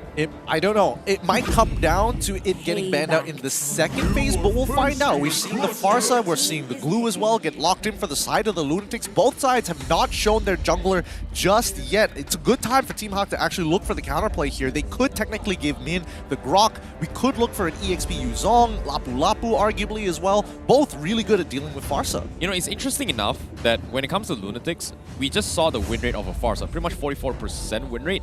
But when Fakes is playing it with Lunatix, he has shown a lot of success for the team themselves. And on top of it all, even though Fakes has been in the veteran for MPL seat for a long time, transitioning from a jungle role into a mage role, and also playing in other teams, he didn't exactly shine really bright. But with Lunatix, he's doing pretty well as a Farsa. For now, I guess he doesn't have that heavy responsibility of being the jungler in this case, but we see the Dyroth get selected for the side of Team HAQ. Technically a flex pick as well, as Lola can play it too. Carry gets locked in, and they're expecting the Lunatix to actually pick up this Fredrin. I feel like this is starting to become a good game for Uni to be like, hey, you don't need the Fredrin, you can just get the Hayabusa, and technically it's not that bad. I think, yeah, this is definitely a good call here. Team HAQ definitely leaning on towards the comfort pickup as well. I was questioning Gary's hero pool as well. We did see this Dyroth jungle last week against Madness, and that didn't exactly go according to plan, and that's something that I feel like maybe they are trying to just mask the idea that possibly that Gary is going to be jungling for sure. Oh, I'm so good at this guessing game. Let's go. He could have picked Ling. He could have picked Ling, to be fair, and I would have been very worried about my prediction being wrong there. But now we see the Hilda get banned out. And coming back to what you were saying earlier, yes, even though we are seeing, you know, the Pharsa in a bit of an awkward spot in the meta as of right now, at the end of the day, the artillery range of it is just too valuable to actually give up. I would also make an argument for Yves as well, but in terms of just raw power, 2 shots from Feather Airstrike to take out your marksman is enough of a selling point. Well, that is going to be the case here. It seems like Lunatix, they are going to be respecting Min and Mansa's dual combo, and in this case, taking away the Hilda can prove to be a little bit annoying here, especially when Hayabusa wants to be farming very efficiently. So I guess that's going to be the denial coming in to try and secure and play around Uni coming from Lunatix. Team HAQ getting rid of lane bullies very, very quickly here. I think there should be an argument for Melissa as well for the side of Team HAQ. They don't mind Lunatix actually playing the Beatrix this time around. Yes, it's a strong combination, but at the end of the day, that ultimate can get punished. I'm just curious to see whether Lunatix is even considering banning out the secondary flex pick, which is going to be Grok. Yeah, that's going to be something as well. But of course, now, when it comes to the bans here, what other heroes that can actually threaten the Hayabusa? And so far, I think Kufra is also a hero that actually disrupts their combo, but we haven't seen too much of it coming in from both Min and Man. I feel like Team HAQ doesn't really care about the Hayabusa. I feel like they know that the early game is in their hands, especially with the Dairoth, so they're going to try and take away as many supports that's, well, gonna mess with him. And I think, you know, for Lunatix, they ban out the Ruby. It's understandable. They don't want them to get disrupted, whether it be Ruby flickering in for the Feathered Airstrike or just stopping Hayabusa as he jumps in with Quad Shadow. Oh, this is interesting, considering that these are 3 heroes with the Kadita, Hilda, as well as Ruby. These are heroes that can easily dive a Pharsa towards the back lines, and I feel like they're trying to make sure that Fakes doesn't get contested, and forcing Team HAQ to play a Cho is going to be great, but no, they banned the Kufra. All right. Team HAQ, throw Dairoth into the goal, into the EXP and then pick up Ling. Come on, you know you want to. They might pick up the Fanny. Oh, that's also true. They could also pick up the Fanny as well, and I think Fanny might be a little bit better here from jumping on top of Feathered Airstrike, and also because their composition with the Dairoth alone, they have a strong EXP side. I like this. To be honest, I really, really like this. But at the same time, can Gary make this Fanny work is going to be a question here. That's something that I'm genuinely curious, because they pretty much lose a lot of sustainabilities in the front lines, and forcing a Dairoth to play tank build isn't exactly the greatest as well. So if they were to pick this Fanny for Team HAQ, that means they're going for an all-in glass cannon build. Yeah, and I think, you know, that's a pretty cool idea, honestly. I personally agree with that. Like, hey, who needs sustainability if your opponents are dead? And now it looks like LTX is going to get their hands on the Melissa, and this is where it becomes really, really difficult, right? I was hoping that Team HAQ was going to ban out the Melissa, but instead they went with the Kufra. The Kufra gives us a signal, hey, there's going to be some dashes. What are some heroes that you can already think on top of your head that have dashes? Ling, Lancelot. Yeah, good call there. Lancelot tank is also something that Gary can possibly play as well. But I also want to talk about how they're respecting Nova, X-Kobas' Kufra play back in the days as well. I think the only viable one that can actually disrupt the Pharsa now is going to be the Cho. And we've seen Man kind of play it before in days, but I don't think they're going to go for it. But yes, it is going to be the Fanny setup coming from Team HAQ, but they bring in the Franco instead. Okay, with the Franco, at least they can guarantee some picks, but this means that Team HAQ is playing a strong early game here. I was hoping that they might have, you know, pivoted off of the Fanny, but it looks like they're going to double down on it. It's just too good in the meta as of yet, especially for the first 6 minutes of the game. Let's see how they are going to play this out. Lunatix hovering over that Johnson. I know he's not going to pick it, but it does have some, good ideas there. You know, Gideon, I'm glad we are both good at our jobs when it comes to predicting heroes. Now, the question is, can we predict their rosters here for Team Todang later on? Oh, easily. I've got this in the bag, brother. I'll be handing out little pamphlets to everybody to know what the predictions are going to be, or at least my predictions. But the Lolita gets locked in for the side of the Lunatics. They need some kind of disengage, some way to actually block the hook, and more importantly, to stop people from getting on top of Fakes. Well, this is going to be an interesting one as well, because Lunatix, they don't really have the heroes to actually stop this Gary's Fanny, and the pretty much only reliable one is going to be on the go away for this Melissa, and it is going to be scary, but I want to see how they deal with it, because as of yet, Team HAQ, they're not pulling punches at all for this match. They can't afford to, and it's all about snowballing out of control for the side of Team HAQ. Generally higher kill pressure, equivalent early to mid game against the Lunatix. I mean, I don't necessarily agree with that, but we'll see later in this game, because we're talking about the Lunatix. Their late game is looking fire. Their team fighting and utility through the roof. Yeah, this is where it all comes down towards a battle of wits. Can they outplay each other and drag it towards their tempo?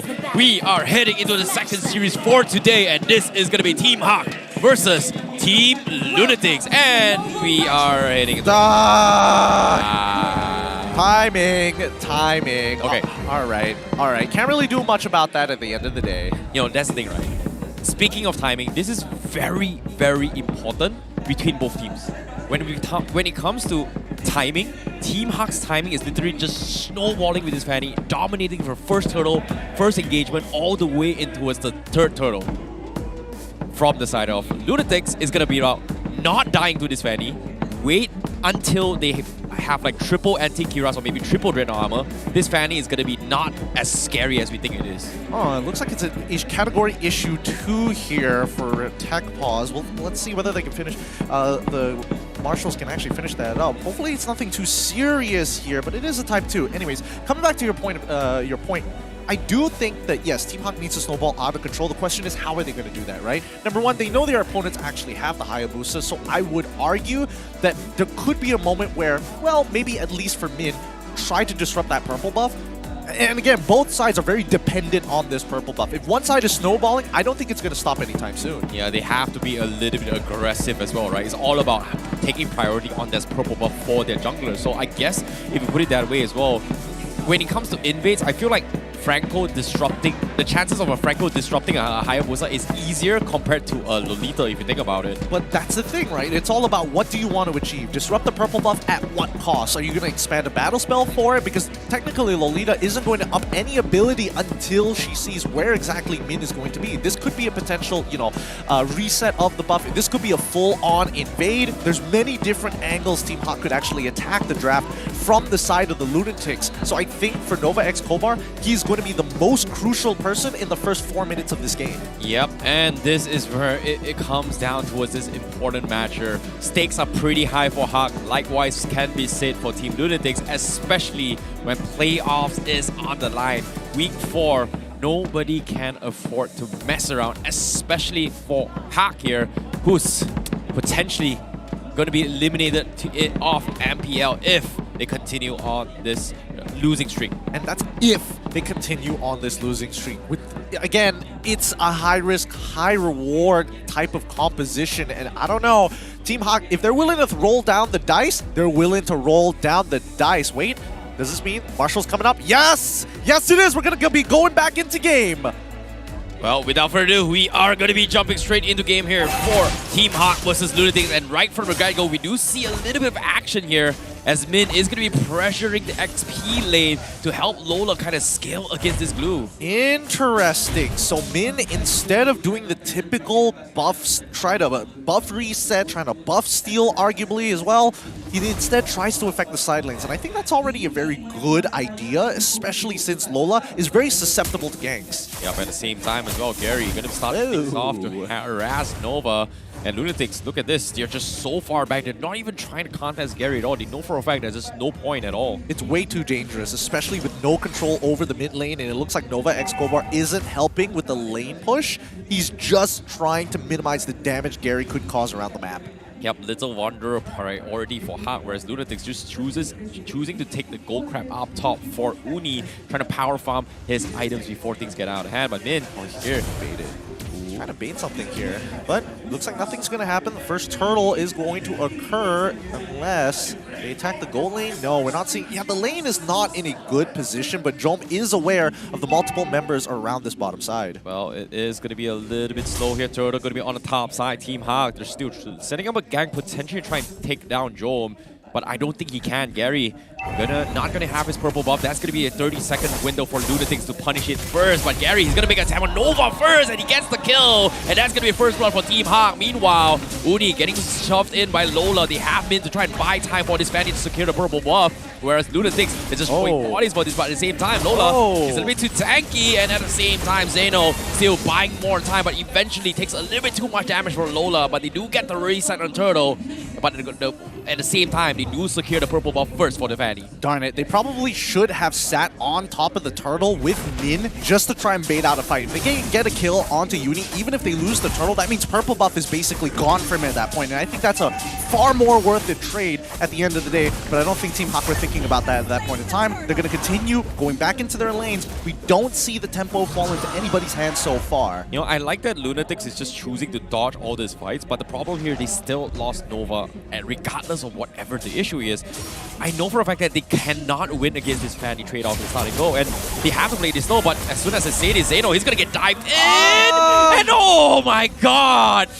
They're just so scared, but this is exactly the game plan Lunatix need, but Team HAQ, they're just going to capitalize on it. Yep, absolutely, and that's what they have to do, just shred out this early gold sheet. Whoa. Okay. There was definitely a moment where I thought Uni was going to be sitting on top of Gary for a very long time, but looks like everything is going to be fine. Team HAQ, they're not risking too much here. They're still playing the map. Yep, seems like they are power farming their way through for Lola in the vicinity here, having heavy emphasis on the XP lane to win this lane, but as of yet, 3 minutes game, almost 4 minutes so far, only 1 kill across the board, and this is something that we kind of expect that maybe Team HAQ would have gotten even more, but would you say that Team Lunatix is just smart about this? I definitely think Team Lunatix have set a precedent for themselves, right? Like, Nova seems to always be nearby Team HAQ. It feels like Uni has been monitoring them and mirroring them throughout the map, so Team HAQ have a general idea of what the jungle path looks like, so they understand the risks going into this, and if they don't get anything out of it,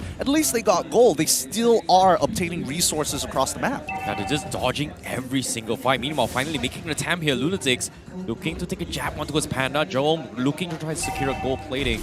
And Team HAQ nowhere to be found at all to help him. And Panda baits out the Feather Air Strike. He's going to be A-okay. Look at him, the confidence coming from HAQ. All right, nicely done. He only took 1 Feather Air Strike shot here. Min, Oh boy, Zeno forces a very early split, but here it comes, a decimation with the Abyssal Strike, and that is going to be Team HAQ getting another kill up top. And that's the beauty of Franco. Bottom side though! Oh, bottom side, Jones will give it a 1v1! Panda survives, and Gary saves the day! They get the kill, but the top side, they lose Min, and now Turtle contest is going to be up for grabs, and Gary is going to be out of commission. Numenon Blast from Man trying to stall it against this. Lola throwing bodies for this. Can he kill off Fakers? No, he's going to get out, but Gary comes in, almost steals the turtle, but it is going to be Uni that secures it. Man's still alive, luckily. They only lost Lola there. He already got a kill for himself. He still has Hunter Strike. He will win out his lane, but with the early turret down, Team HAQ have to up the ante right now. Team Lunatix only have so much time until that Farsa becomes a serious threat, and the same goes for this Melissa. Team HAQ, on the other hand, yes, Panda is going to be a threat, but the problem is he gets outranged by both of these characters. Well, this is what we were talking about. This is the match that we've been yearning for coming from Team HAQ. It feels like there is a little bit of response, but Lunatix, they're just not making it easy coming from Team HAQ. And hopefully it is going to be able to help them a little bit more, because as of now, they're not getting the lead that they want. I mean, it's only 1 kill as a difference between the two. So as long as Team HAQ is trading up, they're still winning. But again, I'm not seeing that control of tempo. I'm not seeing that mid-river control. There we go. Oh, speaking of which, they do find an ambush, and that's going to be Nova X1 first off down. Mid dropping a little bit too low. He flickers away. Uni forces Uni shadow kill, but the RNG not helping him. He's going to bounce off, but Mon instead gets picked up by Joab before they disengage, and Team HAQ loses that trade. Oh, that's so smart of Joab. Instead of using the dash, he just walks outside of his get away from me, and the get away from me, as every single time Melissa gets pushed out of it, if she walks out of it, if she dashes out of it, the bubble will follow, and that bubble just touched Man to push him out of that Numenon Blast. So well played to Joab. He's still at his dash, but now the kills are coming through. Oh my goodness, that was a very, very important trick coming from HAQ as well. Finally, they're able to get it, but bottom side, no Numenon Blast from Nova. They do catch on Min. That's going to be another kill onto Joab. But Uni is here to say hello. They're sharing the Oge Shadow kill. Lola showing himself, but a stolen Numenon Blast. Not going to do much for Team HAQ. That's what you want to see from the side of Team HAQ. Keep on trading up. They sacrifice Min. They got a kill onto Fakes. As long as they keep on doing this, Team HAQ will remain ahead, but we're still not seeing that hard control just yet. Speaking of control, Gary could not get the combo in, and that's going to be Joam outplaying this Fanny. They're now with the total control coming in. Lunatix, they know he's going to be out of commission as he starts to try and bait this out. need to get a kill on either Fakes or Uni here. Ideally, it would be Jom in all three of them, but it's too hard with only 2 members. The rest are on their way. The hook a little bit close here, but Soto comes in, Lumabas comes in, gets cancelled. From Man, he extends it, saves his life. Glue is going to be stopped back, but Team HAQ, they have to disengage, and they will. Alright, it's looking good. Gary gets on top of Fakes though. That damage, 100 to 50% of his life just gone just like that. And Fakes, he knows that he is a crucial part of the Lunatix strategy right now. A single death from him could mean that mid breaks. Well, Gary now doesn't have what he takes here. He may have the purple buff, but Uni has been dominating with the total buff so far. Team HAQ, they are going to try and force the issue. Min is giving a little bit of information, but they do secure Retribution. But Fakes again! Almost getting sniped down. Gary forced to disengage. Man going to be focused down, and he is going to get killed off by Uni. And meanwhile, bottom side as well, Panda going to be joining the fight. They finish off Zeno. No, he actually gets out. He is going to be A-okay. Meanwhile, Panda can't seem to actually kill anybody. Finally, the re-engage from the Lunatics as they collapse onto them. They're going for the kill. Lola is stranded. He gets a trade, but he will eventually die. It's too much. It's just too many bodies to get through, Gary. Gary. No, there's no way. Not against 4 people. That's just way too much damage to actually handle. And Gary just out of that fight. Team Lunatix now starting to take control 8 minutes into the game. The early game is done and dusted here with a 1.3k gold lead so far. Team Lunatix just have to hold on to this lead. Oh, this is so crazy considering how the priority kill list coming from both junglers are very similar. Uni's job, making sure Man dies. Gary's job, trying to kill Fakes. And it seems like they're just mirroring each other to the dot, but at the same time ooh, a little bit close here. Could have gotten bite off, but I don't think they have the damage to finish him off quickly. No, they do. They definitely have the damage. It's more so that Glue can cancel him. And I think... finally. How does Gary find that? How does Gary find him in a comfortable position like that? Oh, it's so awkward. But at the same time, finally he gets a ton on towards him. And now with the mid lane control, even things up here. Team HAQ, they are going to try and extend the pressure up top. Uni showing himself, but not going to be contesting against HAQ. So that's going to be another tier 2 for the side of Team HAQ. Now, while all of these towers are falling from the side of the Lunatics and Team HAQ slowly closing down the gap, Joam has been farming extremely hard. He's 3 kills up right now with only a single death and a single assist. He's going to be the big difference maker. And I think in terms of gold, he should be ahead. Yeah, and as of yet here, the goal away is going to be a good position to kind of stop the Fanny from actually diving him. So Jom is not that worried about the Fanny, but the question here is, from the side Team HAQ, eventually, when it comes towards the later stage of the game, who can actually kill Jom? Honestly, I would say everybody can kill Jom. Like, it's a marksman. Anybody can kill a marksman.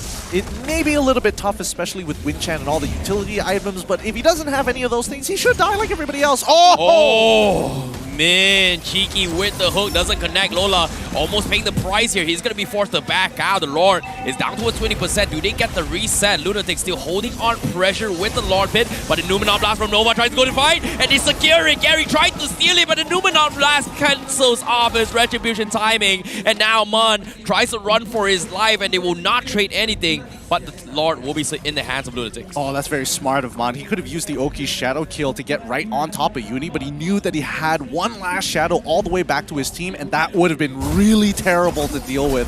But right now, Team Lunatix are in a super comfortable spot. They know that their win conditions are coming online. They're understanding that Team HAQ don't have as much power as they did in the early game. They are slowly scaling off. Oh boy, with the Lord coming in, Gary, he's looking for the play again. Nova gonna be going for the wall spam. He doesn't damage. It's gonna be enough. Goodbye, Lolita. Oh my goodness, wow, I didn't expect Nova to disappear like that. Yes, he is 3 levels down, but let's look at the items so far, and wow, even with the anti-cuirass, it's not enough, especially against Malefic Roar. Well, he needs a little bit more, but as of now, Lunatix, you need to find a way to actually deal with what Team HAQ is going to be delivering here, because all this split pressure coming from HAQ is just a little bit too hard to fight, because right now they are going to force a fight. And speaking of how to kill Jom, they finally get the hook to start things off, and that is going to be the opening that HAQ needs. Huge opening, in a matter of fact, but there's nothing to actually play for other than the tier 2s on the map, and I think, the high ground defense from the Lunatix should be more than enough. Feathered Airstrike will clear this wave straight away. Oh, Min, with this hooks here, he is going to be having this amazing hooks, and he has to have it as well. And look at him setting up preemptively in case Jom decides to get greedy down bottom to try and get farm. He is going to try and go get the easy jump on him. You know, the only grievance I have with Team HAQ is when they get a kill like that. They kill Jom, the most important member for the side of Team Lunatix other than Fakes. They know that Fakes has to clear this wave. I'm surprised that Min wasn't looking for an opportunity to actually get an iron hook on literally anybody there and force a 4v5. Okay, now seems like his plan's out of window. They are going to try and reset this fight, but in terms of damage-wise, you can see Gary and Uni just topping the charts here. We haven't seen too much coming in from both Man and Fakes yet, and I feel like it's come to a stage where the mages are just not able to do anything against the assassin jugglers. It's really tough. If they show themselves, they're going to get attacked, whether it be Man. I would say that Man has a little bit more space to play for now, but there's too many divers, and it's very dangerous to walk up into a Numenon Blast because that's instantly your entire health bar just gone if Jom is near. Well, speaking of which here, it is going to be a moment of truth here. 20 seconds left before this next coming Lord. And Team HAQ, they're already in position. They've got the immortalities to deal with Lunatix, but it seems like no one's going to be taking the first move while Gary's sitting up top. This is really good. I mean, if we're looking at the state of the waves, topside is naturally going to start pushing into that inhibitor. So somebody, oh, even better.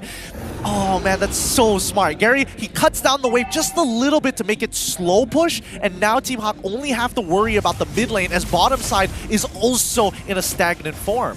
This is smart, but they are going to be playing a little bit slow. Team HAQ waiting for a reaction from Lunatix. Both sides just waiting for a moment to strike, but nobody is giving an inch yet. Lanes are pretty equal, but you talked about a slow push. Like you said as well, top side, it is slowly pushing in. Gary shows himself up top. Yeah. Lunatix still not reacting as well. That's it. They're sending Min, they're sending Lola as well to actually start up this lore to prove that, hey, Lunatix, you have to start showing yourselves. You have to give some information. And we see Hayabusa on top side. Gary will be able to get his purple buff just in time for this upcoming fight. Well, with this purple buff being secured here, Lunatix, are they going to try and threaten the lore? It seems like they are going to try and force a reaction, but the purple buff pretty much secured from Gary already, so that means Lunatix, they are going to be a little bit careful about what they have to play. Uni doesn't have the purple buff yet, and he needs to go for a reset, but they are going to go double down on this as well, because Gary, from the top side, he's making his way.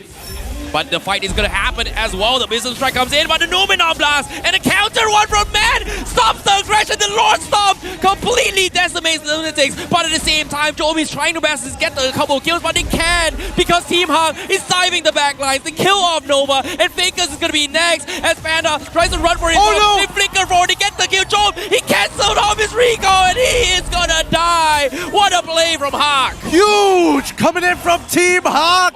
Man saves the day, stealing a Numenon Blast, flicker in for it, and puts Joem at odds in the pit. What a turnaround from Team HAQ. Oh, what a bait as well from HAQ. Gary showed himself up top, and now on the bottom side, immediately Lunatix wasn't expecting the counterplay. And just like that, with this aggression, with this lead, Team Lunatix, they might lose it out. But bottom side, they do get a kill on Lola coming from Uni as they try to continue with this defense, and they will be able to get the reset. But the Lord is still alive. It is going to be knocking on the base. Oh, this is the most ideal position for Team HAQ, considering that they were playing the macro game against Team Lunatix for this Lord previously. It's going to get way easier to do now that they have no more inhibitors and the waves just naturally push. Oh boy, what a turn of events. This is the HAQ that we have been eyeing for a very, very long time, and now they're back. And seems like they are going to be setting up kind of ambush up top. They're hoping that someone gets a little bit aggressive. Gary going for the bait. He goes for the slide, but he's a little bit too low. But he gets caught in the go away by Joe, and he is going to die. The bait not working, but at the same time, they're all masked in. Lunatix, do they go out to show their face? Oh no, it might happen, but he's so aware! No way! No way! They actually found him! And all the plan completely went south. Dude, Job is so aware. He's so aware, and he's so good at his mechanics. I can't believe he exploited he exploited his ultimate like that. Just walking into Gary, forcing it out of that steel cable like that. God, that you is hate to see it, right? You hate to see it, but Jerome is just an absolute monster coming in. But with that being said, it's all full resetted so far. No inhibitors coming in from Lunatix. It seems like Lunatix, they are playing against time. They need to make decisions in a very, very tight window frame to actually counterplay. I mean, if we're talking about tight window frames here, I don't think it's there anymore. Now that we're already getting towards the last leg of this race, and both sides, the gold lead isn't going to matter too much. Lunatix, yes, they are behind by 1.9k, but does it really matter here? Both are pretty much at full build, especially for their cores. Oh boy, the Lord, the Lord, the Lord. Seems like Team Lunatix, they have to prioritize this again, and it seems like it's tough. No, I think Lunatix have the opposite. They need to clear the waves first, give position over to Team HAQ, because Nova wants to counter-engage against Team HAQ. Team HAQ must always make that first move, and Lunatix should never give them that position to counter-engage against them. Well, seems like start things off. Look at this, they're doing the exact same setup. You saw it on bottom side, now it's on the opposite side of the map, and I'm pretty sure at this stage of the game, right, if we're looking at Fanny specifically, she's more than comfortable to transition from bottom side and make it back to the Lord within 3 seconds. Yeah, the question here is, does he have that purple buff? Because right now, like you said as well, on the minimap, he's starting to slow push down bottom, and Lunatix, they are reacting this as well because they are sending Uni down bottom while they're trying to bait the Lord with Joe. And hopefully it is going to be able to do something about this, but eventually Team HAQ, all they got to do is just wait for the lanes to shove over and they're going to be able to contest this. That's the thing, right? They can shove multiple lanes, and I think that Team HAQ, don't narrow yourselves down to just the furthest one. But bottom lane, Carry, he gets a solo kill on the minimap! What?! He killed Yuri before he could use his ult. What happened there? What happened? How in the world was he able to get that off so quickly? And without a jungler, that means that Team HAQ gets this Lord for free. Oh my goodness, this is desperation of a Lunatix, but what the heck was that? Because as of now, they forced the fight, they have no choice. Lumina Blast comes in, they're collapsing all over Lunatix. Jome is in the midst of all to go away. He's trying to survive as long as can. He's trying to bait Team HAQ into position, and he's doing a fantastic job. He's tipping them away, and Team HAQ, they're crumbling, they're losing too much, and Jome completely shuts them down. Panda, he's always doing back lines, he's trying to kill people, but he cannot kill Sendo, and he's gonna be in the hands of Lunatix as Lunatix shuts him down too. What a play from Joem. Oh my God, Joem outplays them there with everything he's got. The headband is real, baby. That headband truly is a lucky charm. What an absolute god, Joem.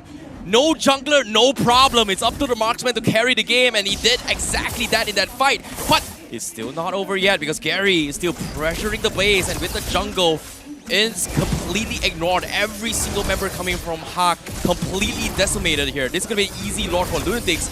Meanwhile, Gary trying to rat the base, but I don't think it's going to be impossible, and that's going to be an easy Lord for Lunatix. Yep. Wow, what a series of events. Oh man, Gary gets a solo kill onto Yuri, the enemy jungler. Then the whole team collapses, and Lunatix win a 4v5 thanks to Joem.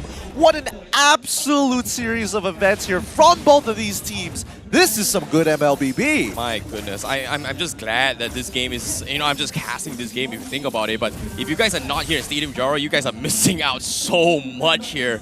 But speaking of which here, it is going to be the resets once again. Lunatix still barely hanging on, but with the Lord crashing in, hopefully they can get something and try and equalize the loss here. But as of now, this is going to be Joem's item build up on screen. Sold his shoes, went for an antique rest to sustain against Gary. I mean, he's not going to need an immortality any longer at this point. It's on cooldown. Team HAQ, they need to make sure that their inhibitors still stay up. If they have to force a fight, it might be hard with Joem.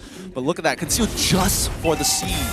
Oh boy, here he comes. Luminon Blast to start things up. It doesn't connect. Oh! They do get the inhibitor. Conceal plays as well. Man stolen. Luminon Blast one, but it's not going to be good. The Feather Airstrike is going to scare him off. Zeno trying to collapse the back lines. They are going to focus on Lola, but Man is going to be the first one to go down as Joe finishes him off. Gary comes to save the day, but he gets decimated. The Lord goes down. He's going to die a second time, and Joe will focus on the crystal, and Lunatix makes the comeback, and they take game one. What an absolute mad lad of a player. Team HAQ had everything everything to win this game, but it's gonna be the Lunatix who clutch up against them. Oh my goodness, Joel Webb, what an absolute god.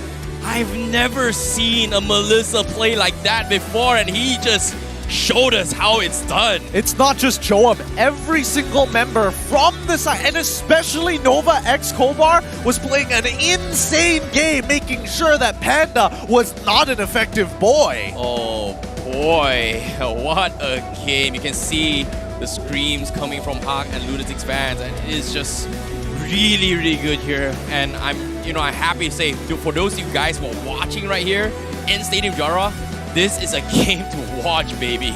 Woo! All right. At the very least, Team HAQ is not completely out of it, but man, is that gonna hurt that mental here. And you know with Team HAQ, they need that momentum. But with that being said, let's hear it from the Lunatix. Abang Uni dah ready nak taunting. Guys, focus. Bantai. Bantai bro, bantai! Franco flicker. Misi. I think bottom. Penny no ulti. Alright. Ayaw pa lang boost, Jok. Si. Kalau nak ulti RBM boleh. Tengok aku. Aku ulti ni. Nice. Franco boleh. Nice bre. I'm back. Back up. Tadi gigit. Coming. Lord. Yeah. Si. Fast load. Go guys. Jom, I think we need to protect lot. Yeah. Go. We can go. Nice. Coming bro. Nice one bro. Well, Lunatix in their mic check here seems like they are very cool, calm, and collected. I was expecting a little bit more sigh of relief or, some excitement, but it seems like it was all part of the plan. All part of the plan. Joam as well as Nova X Kobar, an unlikely two different nationality dynamic duo making waves here against Team HAQ. It's looking good so far, but the question is, can they reproduce this formula again for game number 2? To be honest here, the dark horse of the team, of MPL, starting to show why they're not a dark horse. They're actually a top contender. And I'm looking forward to see more here. But at the same time, sit back, relax in the show, and enjoy the show, because right now you can recharge and game on with this OSIM U-Tron gaming massage chair. And this is like, I swear to God, like after that game, you gotta just enjoy this moment, baby. Look, you can recharge and game with the OSIM U-Throne gaming massage chair, and this in particular one is the Transformer series. The BM side also has the Bumblebee colored one. We got the Optimus Prime because obviously we're better for good reason. All this and more, go check out OSIM today and get yourselves one in case you've been gaming for too long and you need that recharge. And the best part is, it's like kind of situation. Like whenever you just pull it back, it's like You're saying it wrong. You're making it sound way worse. You're making it sound like Planet of the Apes here with this chair. It's Transformers, by the way. It's the right series. Don't get us wrong. Don't misquote us on this one. But I think we need to talk about game number 1 here and start breaking it down, because from an analytical point of view, I think Team HAQ had a much better macro, but the early game, there were a couple of moments where Team HAQ should have just put their foot on the gas. Yeah, that's the thing, right? Like, I really like the fact that they are playing this from a macro aspect a little bit more. But when it came down to the micro decisions, it feels like they were really, really unaware. It feels like they're getting outclassed by Uni, who's just very, very smart in making decisions with this Hayabusa. And time again, I was expecting a little bit more coming from HAQ. Well, I would say that Uni was making some really good decisions, but I do think that, Joam was getting out of, like, impossible situations. Like, he was truly outplaying Team HAQ in a lot of those fights. I think, unfortunately for Lola, he's going to take the majority of the brunt of the damage because, again, he's Dairoth. What do you expect him to do in a team fight? But let's look at the item build, and maybe we can show you a bit of a different light on this game. 21 minutes, 15 to 16 kills, and Lunatix pulls it off. The important thing to keep in mind is the fact that Zeno is going to provide more value for the Lunatix at the later stages of the game, because we've already talked about mid and as well as the marksmen. Glue over Dairoth any day here, because Dairoth, it's all about landing that ult in tandem with everybody else so you can get those quick executes. Yeah, it's all about those armor shredding compositions, right? And if you think about setting up a kill for Panda, to actually get the debuff off, you need either the Fanny or the Dirov to do so. In this case, both of them are pretty much has Malefic Roar and Armor Shredding, whereas it's interesting enough to see Panda not going for a Rose Gold Meteor, not going for anything. He actually opted to go for the Halberd, which is something that we haven't seen too much even after the rebuffs. Honestly, I think Panda, genius item to actually buy in this particular situation. He took the Athena Shield. He knew his biggest problem was Farsa. His second biggest problem was the glue. There's nothing he can really do about it. His passive is already strong. He has to utilize his ult just to get through 50% of the HP of glue. To speed up that process, he decided to get a Sea Halberd. And I can agree with the decision, but Nova X Kobar, no Sea Halberd can get through that Guardian's Bulwark. It blocked so many projectiles. Yeah, it's scary considering how much he's been doing so far in this fight, and even Xeno as well. Props to him. He's been playing his split very on point multiple times. First item only anti-Kiras here to deal with carry. So far, one of the very few defensive items that can actually reduce the amount of damage that carry does. And on top of it all, with the Twilight Armor as well, in case it's a little bit too much damage coming from both Gary or maybe even Lola. Yeah, and honestly, that kept him alive a lot longer than he should. But it's time for the MVP. Coming up from the Lunatix, give it up for Joam, age 19 from the Philippines, an import to make this team. And honestly, every dollar spent on this young lad is worth it. Yeah, he's definitely paying out right now in tenfold, because as of now, if he's not an MVP on this match, I swear I'll be really mad, because he's done so much work from the side of Lunatix, and who could deny it here? And so far, if you're looking at the potential golden laner of MPL MY, after that game, it feels like Joam is up for contention. He really is up for contention right now. It's a wonder. I was always questioning, why was Joam considered to be, you know, a really nasty gold laner to make someone like Kelra sweat? And I think he's spoken more than enough. He is consistent. He is clean. It feels like he can do no wrong. Yep, in this case, I'm looking forward to see more games coming in, but at the same time, feels bad for Team HAQ, but feels good for Lunatix as they try to make their way into the top 2 position for the playoffs. But before that, let's take a look at how the goal graph kind of looked like for the entire game, because it feels like a big swing between both teams. It was a huge swing. It was a 6,000 gold lead for the side of Team HAQ.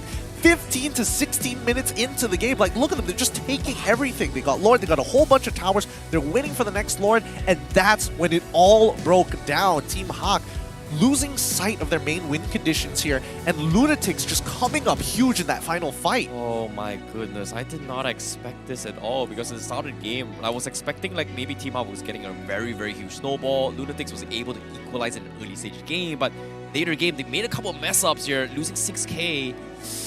Oh, it's really disheartening to see a Team HAQ lose a game like that, if you think about it. I can only imagine what the players are feeling right now, because they are a team that works off that momentum. One win is enough to light up that gasoline and just start blowing up the stage. And so far, Team HAQ haven't been able to achieve that. And this is very important for Team HAQ as well. If they do not take this series, relegation is pretty much closer to imminent in this device here. And in this case, Lunatix better be 1 game ahead of taking the series. In case you missed out how intense Game 1 was, this is the highlights for you guys. Yep, the early game was very slow from both sides, with Gary still with an eye for opportunity and still able to save his teammates in the nick of time. It just got more difficult from here on out.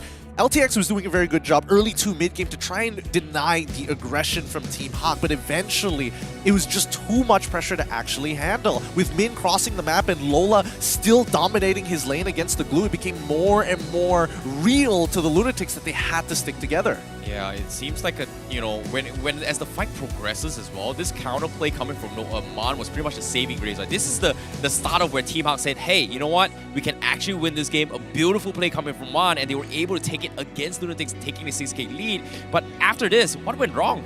Well, from here on out, this fight is what turned things around for Team HAQ to actually get their lead. They're able to pick off literally everybody, wiping the floor with them and getting to their next item power spike. But here is where all went wrong. 4v5, Uni is already dead. Min tries to make the play onto Joam, but Joam says no. He doesn't dash, quickly pops his Inspire into the Wind Chant and is able to outplay the 2 members trying to get on top of him. And the best part about it here, after seeing this highlight, it was a pixel, like barely a pixel. It was barely pixel away from Lola's Abyssum Strike, which I think was a very, very small detail here. But even if it's connect, I think the Winds of Nature was still available and he would have still survived regardless. I don't know here. It's just unfortunate that Lola did not see the opportunity sooner. He tried for it. The angle was ever so slightly off, but I don't necessarily think it's his fault here. Like, Joam just played that so well. Oh, that was a very, very crucial fight here, but well done to Team Lunatix. However, that pretty much concludes Game 1. Game 2, full resets from both sides. Obviously, Lunatic fans are going to be very happy. Team Lunatix, they're having that good morale going in. But Team HAQ, we talked about this again. They are at risk being eliminated. And with a loss like that, can they build up their morale to actually come back out? Look, it's always a possibility. And the fact is that Team HAQ's members have been playing for a good amount of time, maybe under different banners and finally under Team HAQ at the very end and even winning an entire championship. But it's the MPL and it is a revolution. Every other team are gunning for these spots. It's not easy. But let's throw it back to the player camp, see how they're doing right now. Oh, please do not look really, really sad. But in case you missed out on Game 1 here, let's talk a little bit more how on the draft setups coming from both sides, because based on these bans coming from Team HAQ and Lunatix, it started things off where Lunatix was playing to their comfort pickups, whereas Team HAQ was setting up for this Fanny and eventually got it down to the notch. It looked good, but what went wrong? Honestly, it's just a matter of how in the world do you press your advantage as Team HAQ. At a certain point, it comes down to this is not guaranteed, but the odds are in our favor. Even if it's 60% odds, 60 to 40 that they'll succeed in getting a kill and getting out to start the snowball, Team HAQ have to capitalize on it because there is no other choice. They knew they were going to get outscaled. They didn't expect to be outplayed, but the outscale was bound to happen. Oh boy, this is going to be the reset coming in. Hopefully, they are going to be a-okay, but seems like from the side Team HAQ, they looked still pumped yet. It seems like they're not giving up yet, whereas Lunatix, they're just straight up looking very focused here with Joam taking the charge. And you talked about the headband buff. I gotta get myself a dog band. Is that a dog? I don't know, man.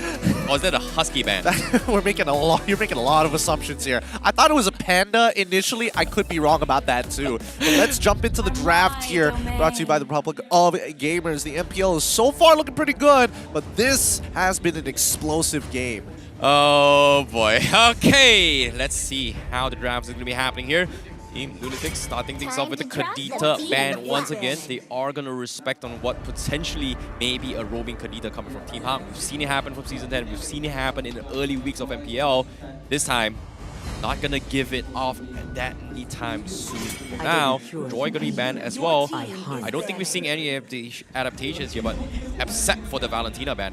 Well, yes, the Valentina ban was a bit of an issue considering that Mon was able to, successfully give Team HAQ a huge gold lead in game number 1, sometime around the mid-game by Turtle side. And I don't think LTX wants that to happen again. And considering that they are playing a strategy very centralized around Joam, and now that they know that Yuni can actually, be very aggressive in the jungle, I would say that they have a couple more sides that we haven't seen from the Lunatics. Oh boy, Faramis this time once again being banned from the side of Team HAQ. They don't really want to deal with this, though that means we might potentially see a Yves composition coming from both sides, considering that it was ignored, but so far, Lunatix has been leaning on the Farsa. But what are the possibilities that they would actually first pick the Farsa and just let the Fredrin through, considering that Lunatix don't really play a lot of Fredrin, which kind of surprised as well. Last game, Fredrin ignored.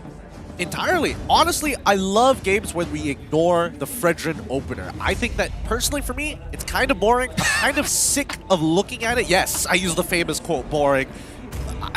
Again, just give me more of those games. 2 assassins, just everybody at each other's throats. Okay, I won't disagree with you as well, because, Fredrin Martis matchup has been very repetitive here for MPL MY, and not seeing a Fredrin Martis gives me a little bit of a breath of fresh air. So I guess I can see it your way. Honestly, I would say that even an Akai versus Fredrin matchup is more interesting than Martis Fredrin now. True. I think, because again, teams are not utilizing the Akai correctly. Teams are not showing diversity like the other regions as of right now. We're not seeing the Barats, we're not seeing the Akais as often. And I think it comes down to the Malaysian culture and style. We like kills, we like fights. Give me Martis, he does both. Now, this is two very, very interesting bans coming from HAQ and Lunatix, right? The final ban here on the first phase, Glue showing respect towards how well Xeno played the Glue and zoning the back lines. But I really like this Grok ban because of the fact that based on Game 1's performance, Lunatix has been banning off heroes that can make sure Fakes doesn't get dived on time and time again. And you can see, even with the Fanny in Game 1, Fakes is constantly being dived on. And I feel like they're just playing around a very, very similar draft to make sure that Fakes gets the Farsa and do not die out of it. But the problem here is, does Team HAQ sense this? I feel like Team HAQ suspected. Again, Grok getting banned out within the first phase does kind of give you a bit of an idea, and more importantly, to take away flex picks for Team HAQ. I don't think they can go with the Dairoth pick this time around. I think this is a good time to actually show Thamos for the side for Lola specifically. He's played it before. I would also argue that if he wants to go for Esmeralda, that's also a possibility, but it's still a tough matchup. Okay, at least they steal the Farsa away from Lunatix, so that is going to put Fakes in a very awkward situation where he's going to be forced to play a different mage. But yeah, he just plays Yves. I guess, you know, Yves is pretty much a safer one. But at the same time, like you said as well, if they go for the Yves, Fredrin is pretty much a no-brainer coming from Team HAQ. But I don't think the Fredrin is a good matchup against the Yves. I think it's a pick a poison ending, right? Like Fredrin doesn't want to get slowed, and I feel like you said as well, if they go for the Yves, I don't think Team HAQ will still pick the Fredrin at all. Well, I don't think that Team HAQ wants to lead into it, mainly because, you know, it feels like you're wasting Gary's potential, putting him on a big, beefy hero with barely any risk. Oh, you called it. It is going to be the Yves coming in from Lunatix. Martis priority from Lunatix once again. Don't really care about the Fredrin. One of the very few things as well. One of the very few teams that says, like, I don't care about Fredrin. And Team HAQ, do they go for it? I mean, I feel like if Team HAQ want to play something standard, they can absolutely do Fredrin, and I think Gary, he's thinking about it, it's like, we really need points. I'll play anything, just give me something that I can carry on. If it's Fredrin, so be it. And I think overall, Lunatix, with what they have in their composition so far, in their first three, a lot of enablers for Arlon. Yeah, it is a lot as well, considering the amount of CC controls and annoyance that Lunatix has. All those mini stuns coming in, it's going to be a little bit of a problem for this Numenon setup coming from mid. But Team HAQ, oh, we completely ignored it. 1-1, skips away from the ban, but 100% win rate here in MPL MY, and this is before patch if you think about it. Yep, this is before the patch. It's a very scary matchup to actually be in. A very good marksman duelist, especially in those 1v1s when you have access to that crossbow of Tang. It always is just a looming threat to the enemy team, and once she gets 3 items, she's already a threat. Luckily, they changed her ult so that's a little bit, you know, I wouldn't say shorter in terms of duration, but shorter in terms of activation. Yeah, I'm a little bit curious to see how this 1-1 is going to scale off as well, because there has been a lot of talks here that this is a very, very hot nerf coming in for 1-1. And while this is happening as well, there are debates that 1-1 now needs to go for a shoe in order to enable the movement speed of the crossbow tanks. Yes, that is a very good point here. But again, it's not like you can take a battle spell and fix that. Inspire's just way too good with the crossbow of Tang. You get a free reset every single time. Now we're seeing the Phobius get banned out. It makes sense. Team HAQ want to make sure that 1-1 isn't touched. LTX, on the other hand, after the previous game with Gary on that Fanny, hell no. You do not want to get one shot. Yep. This a little bit of respect. I like it. I like that Lunatix is just playing safe, but the problem here is, even Game 1, Lunatix did not even bother to ban the Fredrin.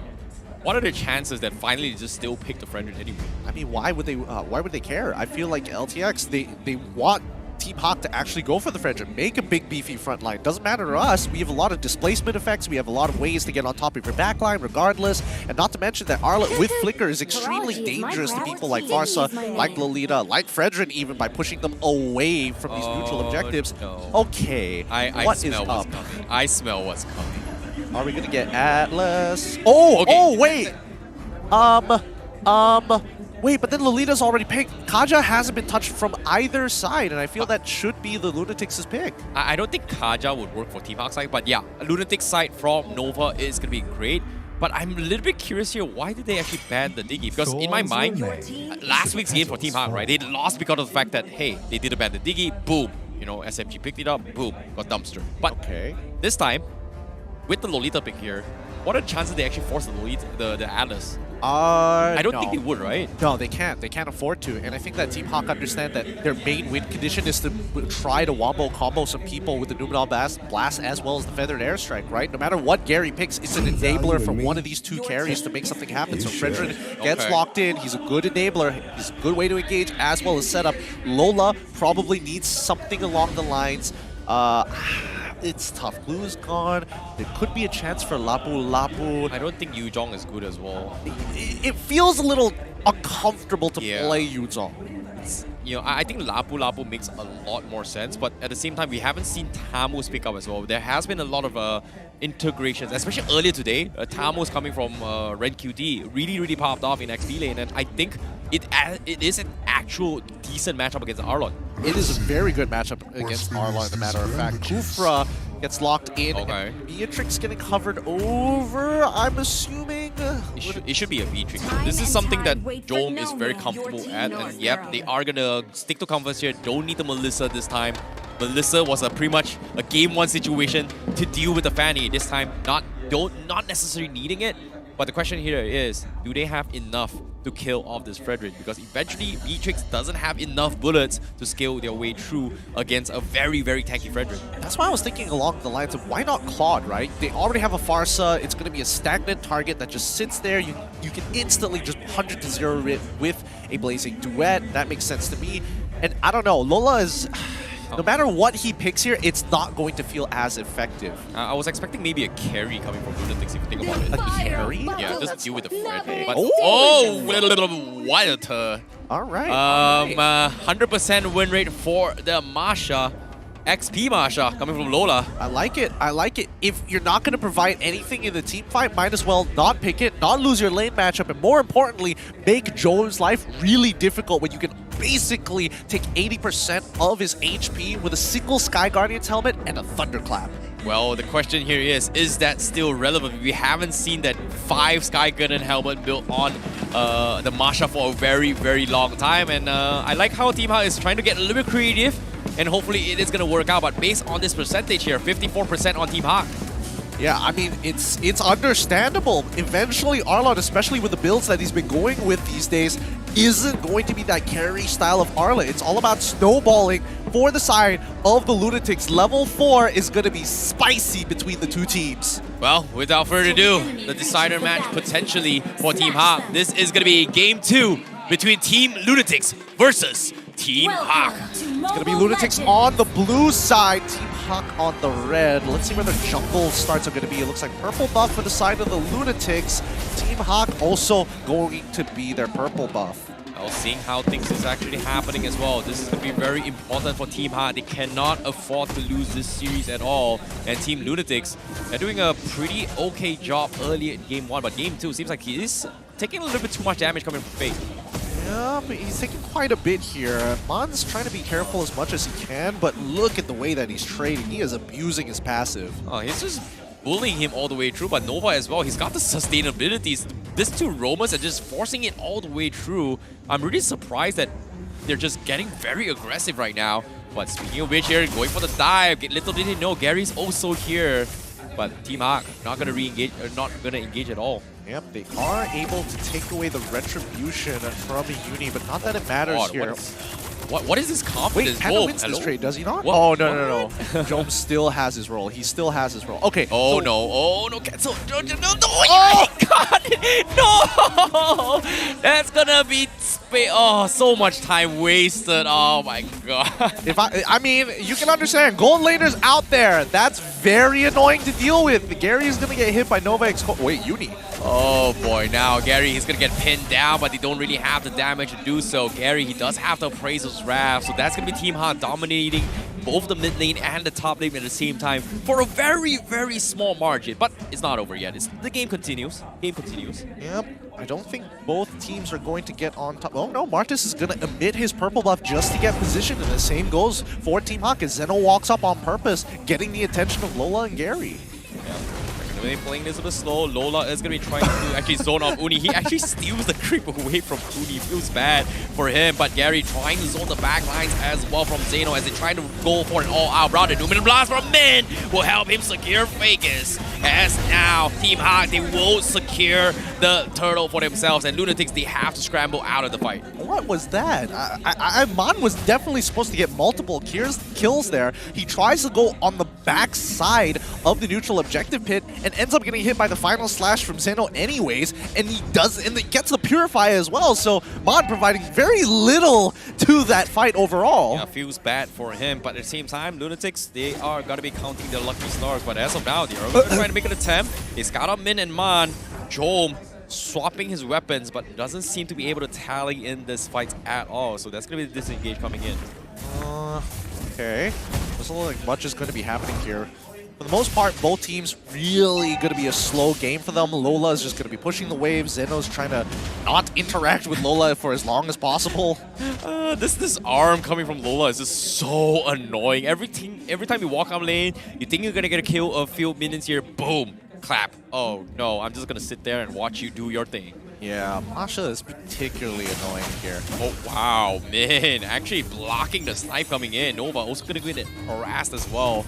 But it seems like Team HAQ, they're just not making a move again. It seems like a repeat from game 1 where they want to take things a little bit slow. However, Nova. Oh, this is actually looking good. Wait, Masha revealed herself on mid side, so Team Lunatix call it off.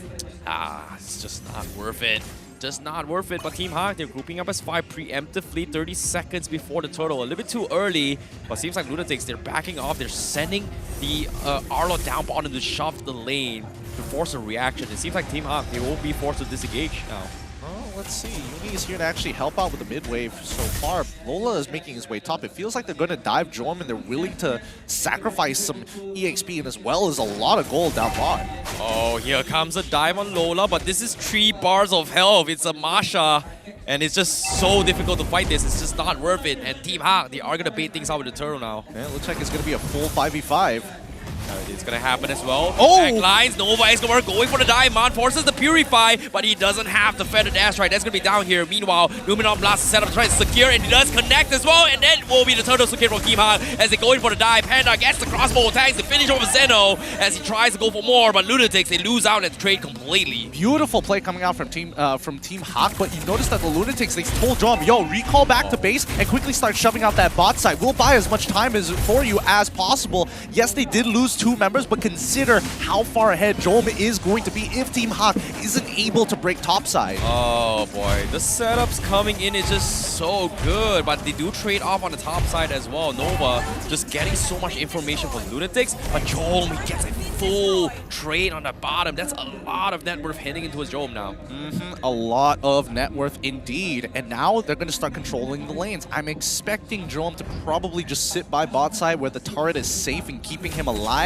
The rest of Team HAQ, however, I don't know where their next move is going to be just yet. Yeah, better airstrike finally being expended coming in from Man, but it's not used for a team fight. It's used to shove the lane, and I don't think it's going to be a good one, but at the same time, they have a lot of spare time before the next turtle to come in. Oh, look at that. Joam, big gold, big money invested into him. Already on top of the leaderboard so far when it comes down to the gold ranking. Panda only 200 behind. Yeah, this is where things get a little bit scary, right? Beatrix is starting to hit that mark where one Ramirez passion is going to be able to completely scare off the entire rosters of Team HAQ, but at the same time, it all comes down to whether or not can they punish him. Yeah, I think that Panda is trying to bait something out here. He's the only one showing himself. They've got a lot of the off angles covered. They do notice Masha running back into the safe side of the lane rather than going through the tri-brush. But in 15 more seconds or so, that's when the upcoming turtle is going to be at. And it feels like Lunatix don't have any position over it just yet. Yep, they're just trading after trading. Nova setting up as well. Does have the flicker to extend it, but Team HAQ, they're looking to punish the purple buff, but they're also very afraid. There's not a lot of information to work with, but with the turtle up for grabs, this is where we do see a potential scuffle. Nova gonna dive onto his min. Min dropped out pretty low. Numenon Blast comes in, doesn't connect. It's gonna be Whiff, but Lola in the back lines is gonna scare off Fakes. But the turtle already secured in the hands of Lunatix, but they need to get out, and they cannot do so, as Zeno will be the only casualty brought to Team Lunatix. Yep, that means Gary will now start to get ahead. He's already ahead of Uni, and the fact that he lost that was surprising, but now they're going to continue on. They got the turtle, and now Nova, as well as the mid-turret with purple buff as well, like Team HAQ are just winning on all fronts. Oh boy, they may have lost the turtle, but they have won the fight, and this is good. This is a lot of map control for Team HAQ, and while this is actually happening, we didn't talk too much about Panda, because if you think about it, he is leading with the net worth here, because as of yet, Panda on the 1-1 with max item is going to be a force to be reckoned with. Yeah, but 3 items specifically, but let's see, Feather Airstrike once again. Oh, Nova going for the catch. He catches on it, but can they go for the follow-up? They cannot, and he's going to be bursted down because the back line's being shoved up by Lola as Fakes needs to make a run for it. They get the taunt in. Zeno is going to be the next to fall. The Real Relation finally drops in, but where's the damage? Lunatix just doesn't have it. Yep, and we were talking about who's going to enable the team. That's why people pick Fredrin. He just sits on top of people for way too long. You have Min who can follow up, and more importantly, the space that CC bought with those two allows Panda to roam around free. Oh, Panda. This is a problem for Lunatix now. Like, how do they actually kill him at this stage of the game, especially when Nova is constantly diving on towards Man, and now with the Feather Airstrike to zone off X, Lola as well, just zoning the back lines. It's going to be tough. It's going to be tough. It really is. Like, Lola is not taking any damage at all. He does not care. Oh boy, this is going to be a tough one here for Lunatix to actually bounce back. Purple buff also stolen by Gary. That means Team HAQ has full control of all objective fronts. 3k net worth lead on top of it all. With the Lord spawning in, Team Lunatix not even trying to contest, I guess, but they're grouping up though. It's really tough. I mean, again, their mid lane is level down, their jungle is level down, Zeno is 2 levels down, well, 1 level down now, but it's just not easy to actually win out on these objectives. Yep, Lola getting killed a little bit, but he still has 3x bars of HP. Zeno finally showing himself, but there's only so much this Arlo can do. But the final snatch comes in, they pick off Gary, they're going for the chain CC, they go for Aura Brawl, they burst down Gary quickly, but they're all caught in the crossbow tanks coming in from Panda as they finish off the back lines. Lunatix, they need to bail out, they're dropping very, very low. Can they get even more out of this? They trade jungle for jungle, but Jome is going to be A-OK. That's going to be disengaged. That is so well played by Lunatix. Such a good idea with Zeno pushing Gary back into the real world manipulation, into everybody collapsing on top of him, because now with an enabler gone, they have so much room to actually trade. And the fact that they trade 1-for-1 while Team HAQ is ahead is a huge loss for HAQ. Exactly, but now Min, he's going to be stranded as well. They're setting up for the fight, but he's going to be able to disengage. Lola comes in, Nova setting for the stun, but here comes the final step.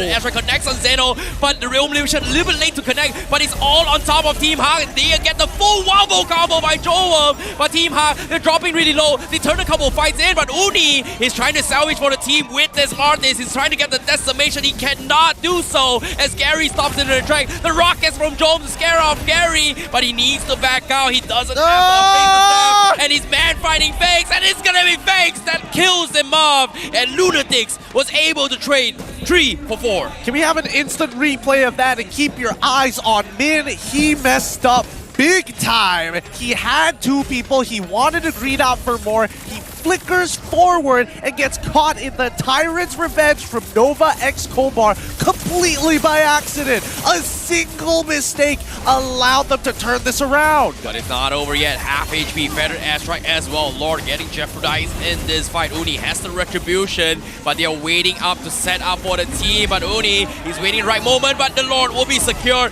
But they do get kills here coming from Team HAQ. They bully out the back lines. They kill Fakes, they kill Uni, they kill Zeno. So what if you have the Lord? We still kill you all. Nicely done, Team HAQ. Again, the gold lead that they've developed is practically gone, but at the very least, they get some back here to teach Team Lunatix you can't disrespect the space still just because you made one good play. Yeah, this is a little bit scary now. Team HAQ finally gets a little bit of redemption here, but my God! Joem! What a God! What are you doing? He gets a double, and it's not over yet. He actually escapes this. The man, the myth, the legend. What the hell did I just watch? I can't deal with this right now. He's the best. He's the best goal laner to come into the MPL. I mean, give it to him. It doesn't matter whether you're a hater. It's so hard not to love this man for making a play like that. What the hell did I just watch? It's not over yet. You can't do him dirty like that. And now they're pushing in towards the base. Panda, 3 seconds left on the sidelines. They're going for the real world manipulation. And Nova is looking for the catch. And no, they will not continue. But they still hang on. Jeez Louise, Joem, what does this man eat? He's built like an absolute truck. He's 19 years old and he's talented at the game. Like, well, take something away from him. Nerf him already. Like, come on. My God, Joem. What a crazy, crazy play to save the game for Lunatix. But it is going to be the recess coming from both sides. Panda just got his winds of nature. But with that play coming in, damage ranking, Joem currently 47,000. That was so disgusting, so disgustingly good here. Team HAQ have to show some respect overall. Oh, this Luminal Blast is not going to land. Oh, it does. My goodness, Nova, he's going to get caught out and he's going to be the person to get punished. And Lunatix, they're crumbling. Joem is going to be focused down by Lola. He needs to get out, but no, mistakes were made. They caught him off guard and Team HAQ, they're going to peel him apart. Panda is not too happy with that as they chip away at 3 players. And this time, Team HAQ says, you know what, Joem, you may be a god, but gods do bleed as well. He's just a human being. Put him back down to earth. Every goal laner fears Lamasha. There's just so little you can do about it. And now, here comes the end game. They got to clear that wave. Oh my goodness, it's going to be slow as well. The crystal's exposed. Numinal Blast comes in. Uni is trying to clear off the wave. They do a fantastic job. They could be A-okay. Nova, he respawns back. He cancels his bomb and they shove them back. And Team HAQ, they back off. Look, it was expected to happen, okay? Uni, he still could push the wave. Real world manipulation was available for Team Lunatix, so I expect them to actually push Team HAQ out of their base. But this is going a while now. We're 14 minutes into this game. Expect a long one, boys and girls. Somebody is going to slip up, and when somebody slips up, that's going to be the end of the game. Hey guys, if you're in Malaysia right now and you guys are not in Stadium Jara, sucks to be you, I swear to God, because as of now, this is one of the best games I've seen in a very, very long time, and my goodness, this is a moment of truth as well for Team HAQ. The potential final Lord coming in. Lunatix, they are going to go and try to bait respawns coming in from them. It's a 50-50 here. They don't know where Joem is. Somebody needs to open up the map. It looks like Lola is going to be the one. Seems like they are going to try to engage. They dive on Gary once again. Go for focus fire. He gets decimated. And they are going to get out. The Lord down 20%. But Panda finds a straggler on the sides. They do get a kill onto Zeno. But the backlines from Lola. Joem still somehow surviving. He's dodging Lola all the way through. But they need to get the reset. But the Lord is down towards 20%. Uni gets finished off. A jungler for a jungler. But Team HAQ, they have so much health. They need to re-engage. Can they steal the Lord? No, they cannot. And Team HAQ, they won't get it once again. Now they need to run away from Panda, and the crossbow of tanks comes in, gets to Panda, humbles Lunatix, and that's this game. Oh, Joem, it's all up to him. He's 1 against 4, and Masha is still a threat. Lola has been hounding Joem after that triple kill. He is not letting him make that play ever again. Oh my goodness. This is what we call a defending champion game. They're not giving up yet. And with the Lord clashing in, Lunatix, they don't have the manpower. Joem's clearing his minions as much as he can. Uni is gonna get caught off. Numinor Blast comes in. They get caught off. Joem needs to reset, but the crystals is exposed. It is over. Team HAQ bounce backs, takes it back to game number 3. This is game 3, baby! Team HAQ up against the Lunatix. 2 teams who have been struggling, especially for Team HAQ. But now the Lunatix themselves have to bring themselves to the brink against Team HAQ. Oh my God, what a performance coming in from both teams. And going into its game number 3, this is going to be a momentum that Team HAQ needs to try and take the series if they want to keep their hopes and dreams to remain for MPL MY Season 12. Oh, I can't believe it. I really can't believe it there. They finally figured out what was wrong and they executed on their plan to bring this game and tie it up 1-1. The HAQ fans have anticipated this and they continue to show their support. Oh boy, this is where things get down and dirty, baby. Game number 3, you can see the expression of Antoine, the analyst coming from HAQ. Oh my god, that actually worked out. And I want to hear what is going through the mics of Team HAQ as we jump in towards a mic check. Kita ni dulu guys. Let's go. Let's go. No aim. Let's go. Aku level 4. Fake low, bawah. Fake bawah. Koti. Give the focus aku Kena tahan. Nice man. Nice. Nice one. Okay tu. Nice. Nampak elok. Aku battery. Alah guys. Nice. Ya, jangan force Kalau tak boleh tak apa. Santai. Belakang. 5 second. Hati bang. Cari kill. Cari kill. Jangan paksa. Jangan masa. Nice. Boleh. Pasal picker. Nice mandau. Battery duit.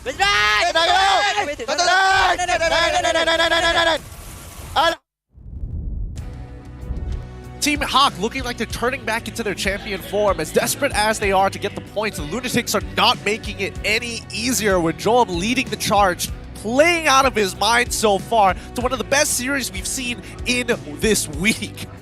Well, it's only the start of week 4. We talked about how important it is to try and fight for your lives, for the better standing, for a better placement, for the playoffs. And this is a match you can see all blood, sweat, and tears poured out for Game 2 and Game 1. I'm hoping Game 3 is going to be even bloodier because one of these teams is going to lose a point. But most importantly, the weight on Team HAQ's shoulder is even greater now as the defending champions. It's immense. It is immense. They are so close to getting a series win, which they desperately need at this point. But the Lunatics, on the other hand, they're doing a really good job here, and I think there's going to be some things they're going to adapt. But let's look at the item build and break down game number 2 for you guys, just in case you just tuned in. Team HAQ's overall draft is pretty similar to the Lunatics. They both want to achieve the exact same thing, except the Lunatics are a little bit more combo-oriented, and Masha is just an absolute marksman killer. You know what? Who said that Sky Garden's helmet don't really work with Lola? Guess what? It still worked. It's still scared off Jom. It's doing a fantastic job. He may not have gotten the kill pressure we've seen back in the days, but he definitely did his job to zone off Jom. So props towards Lola and also Team HAQ for drafting their Masha, because if you think about it here, Lunatics was struggling to kill all this tanky composition from Team HAQ, and even then,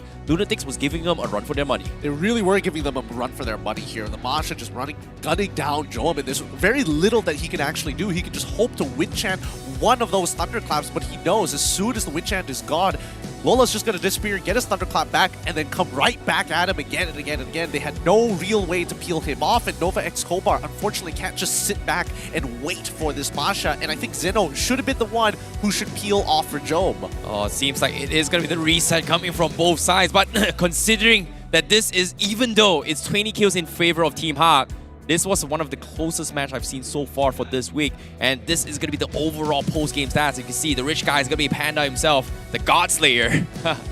Oof, he is. Oh boy, Panda. I mean, Wanwan in general is just a problem, and I think as much as people would like to believe, wow, that was a close game. Look at the score, 9-20. Team HAQ was in full control for a majority of this game. However, the Lunatics were still able to kind of even out that goal differential for a large majority of it. Yeah, and when it comes to evening out the gold, right, I feel like based on how they are playing in this round, Lunatics was trying to salvage as much as they can, knowing that they cannot take a lot of fights with Team HAQ, and Team HAQ just taking advantage of all this space that's being created and channel into his Panda. But eventually, when Panda was big enough to come online, this is where he shined the most, and every single time Lunatics forced a fight, they were so worried on Gary, and the moment they killed Gary off, great. we are going to be able to trade off objectives, but little did they know, Panda was slowly picking up pieces of the backlines and also denying Uni from actually progressing further. That's the problem, right? Uni unfortunately can't do too much about this. Like, as much as he wants to set up a play, it's not gonna happen, especially when you're on Martis. Our MVP obviously going over to Panda here from Team HAQ with his 9-2 9 match KDA with a 90% KP overall, 796 GPM. Just give him the MVP already. He played a solid game. Yeah, he definitely did as well, because every single time when the team blunders, he is there to pick up the pieces and turn the tide for Team HAQ, keeping their dreams alive for now. But this is pretty much only game 2. He deserves the MVP. But game 3 is going to be even more pressure for Panda now, especially when 1-1 was completely ignored in the bans, disrespected by Lunatix. And there is a reason why, even with the nerfs, 1-1 is still 100% win rate. Yep, it is 100% win rate here. And I think now for the Lunatix, they really have to consider what they want in the draft, because now Coach Pops, he's really getting into the motions of things in the draft. We're seeing a lot of heroes purposely let through by Team HAQ to pose the question every single time to Lunatix, what was the biggest problem? Previously it was Valentina, now we have Masha to start thinking about, how is this draft going to affect game number 3? Yeah, they have to start drafting according to their own style. So far, they disrespected the Fredrin. This time, they have to go in for the mix-up because they focused too much on this Fredrin and eventually ignored the 1-1. So, let's take a look towards the hit map of how Panda played during the 12 to 15 minute mark on this 1-1. He is literally all over the map here. He is making sure that he is sticking with his team and not showing himself unless absolutely necessary. He spends very little time in his lane. He's just taking the wave, walking up into enemy jungle, taking the wave, walking into enemy jungle, and he makes sure that the jungler, his own jungler, Gary, as well as Min, are opening the map for him to ensure that it's 100% safe. They can't take any chances. Yeah, especially this during 12 minutes to 15 minute mark, both Lunatix and Team HAQ was in a situation where they are in a stalemate, trying to force reactions, right? They are trying to wait for the right timing here to strike, trying to actually get a couple of punishes here, which is something that both teams like to capitalize on, which is go for pickoffs. And so far, Team HAQ played a pretty solid game and just finding opportunities. Well, I mean, their team fights are even more insane here. With a 4-1 overall strategy, with a 1 looking to jump into the backline, like, I would have expected an assassin to do that, but that just wasn't the case. I mean, look here, right? When we're looking at these highlights coming in, brought to you by Guardian Men, these neutral objectives, it's a killing field out here. Everybody is trying to find that play, and I think Min, he was very desperate. Every single time he has his flicker, he will use it with the Numenon Blast without a doubt. It doesn't matter what the situation looks like or whether or not he can hit multiple people. If there is an opportunity to do it, he does it. And I think that just shows a bit of desperation. Yeah, this is definitely something that they were expecting as well. And even here in this fight, you can see that every single time Lola is trying to zone off either Jom and Fakes, it's so very difficult to do so. Lunatix was just finding opportunities to win this fight, and that play just now from Joel pretty much equalized it for Lunatix. He gave them a little bit of saving grace, but eventually the problem still remains. How do they kill off Panda? I mean, more so, how does Joam get rid of Lola? Like, Lola is on top of him 24/7, and because he doesn't have access to Melissa, it's not as easy to keep him at arm's reach. Yeah, it's so difficult as well. And even in this final fight as well, you can see Panda on the sidelines just completely bullying out Zeno. And most of the times when Lunatix was winning the fight, it's because of the fact that Zeno was able to tally up a big final slash to set up for the Real World Inhibition. And the moment they found this fight to isolate him, Team HAQ just immediately jumped the gun, took the fight, and then just came up on top. It's just really difficult, right? Because Panda, when you have access to Wind-Chant as well as having a natural inbuilt Purify in your build, it's so difficult for people like Arla, who's heavily reliant on his first ability as well as the Vengeance to kind of, you know, win out on these 1v1 trades. And when you dodge the final slash on top of the extra stun, you basically lose the fight.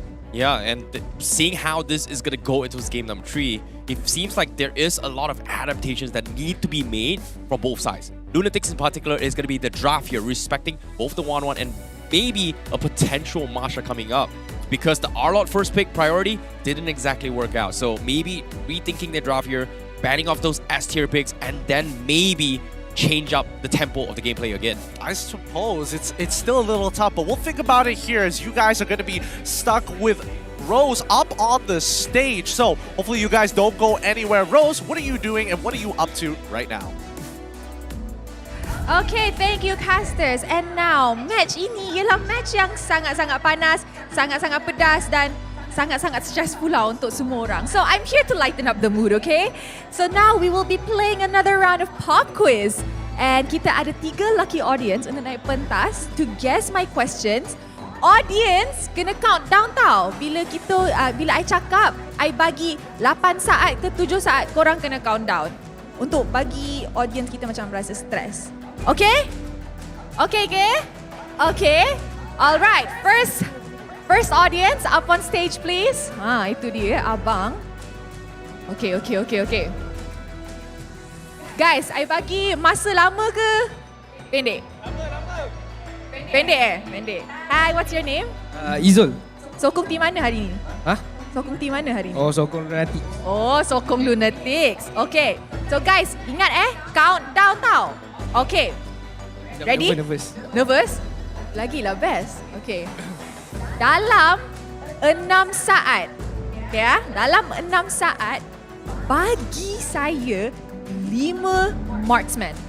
6. Carry, Melissa, 4, Laila, 3, Mia, 2, 1.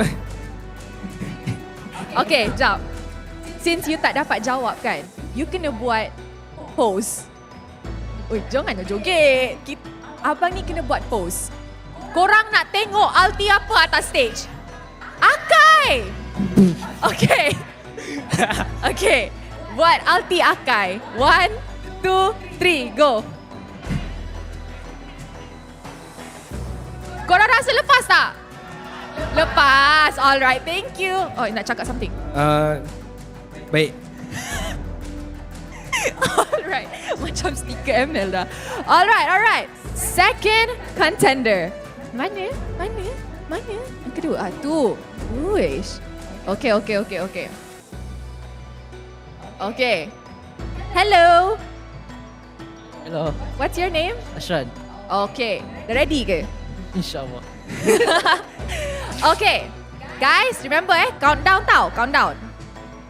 Dalam 6 saat, bagi saya semua hero yang Team HAQ main untuk game kedua. 6.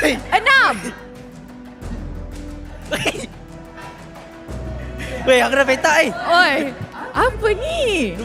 Lupa. So, I rasa kena buat pose lah. Boleh. Okay, korang nak hero apa? Ulti apa?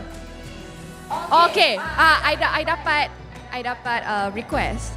Sebab tadi Panda 1-1 MVP, you kena buat ulti 1-1 kat sini. So, you kena cari stack dulu, lepas tu ulti. Okay tak? Cari stack, lepas tu ulti kan? Okay, cari stack. Saya opponent. You cari stack. Pusing. Lepas tu ulti. Okay.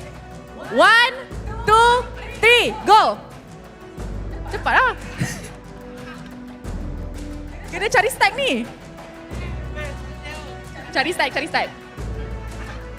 Cak, asal dia punya stack straight line bukan stack circle Pusing. Kata main ML. Come on. Sekali lagi tau. 1, 2, 3. Cari stack.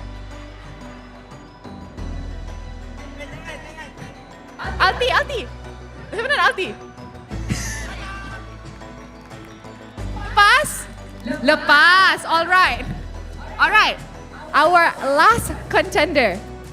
Abang dari Team HAQ ni duduk depan. Itu dia. Hello. Okay? Happy sangat nampak tadi.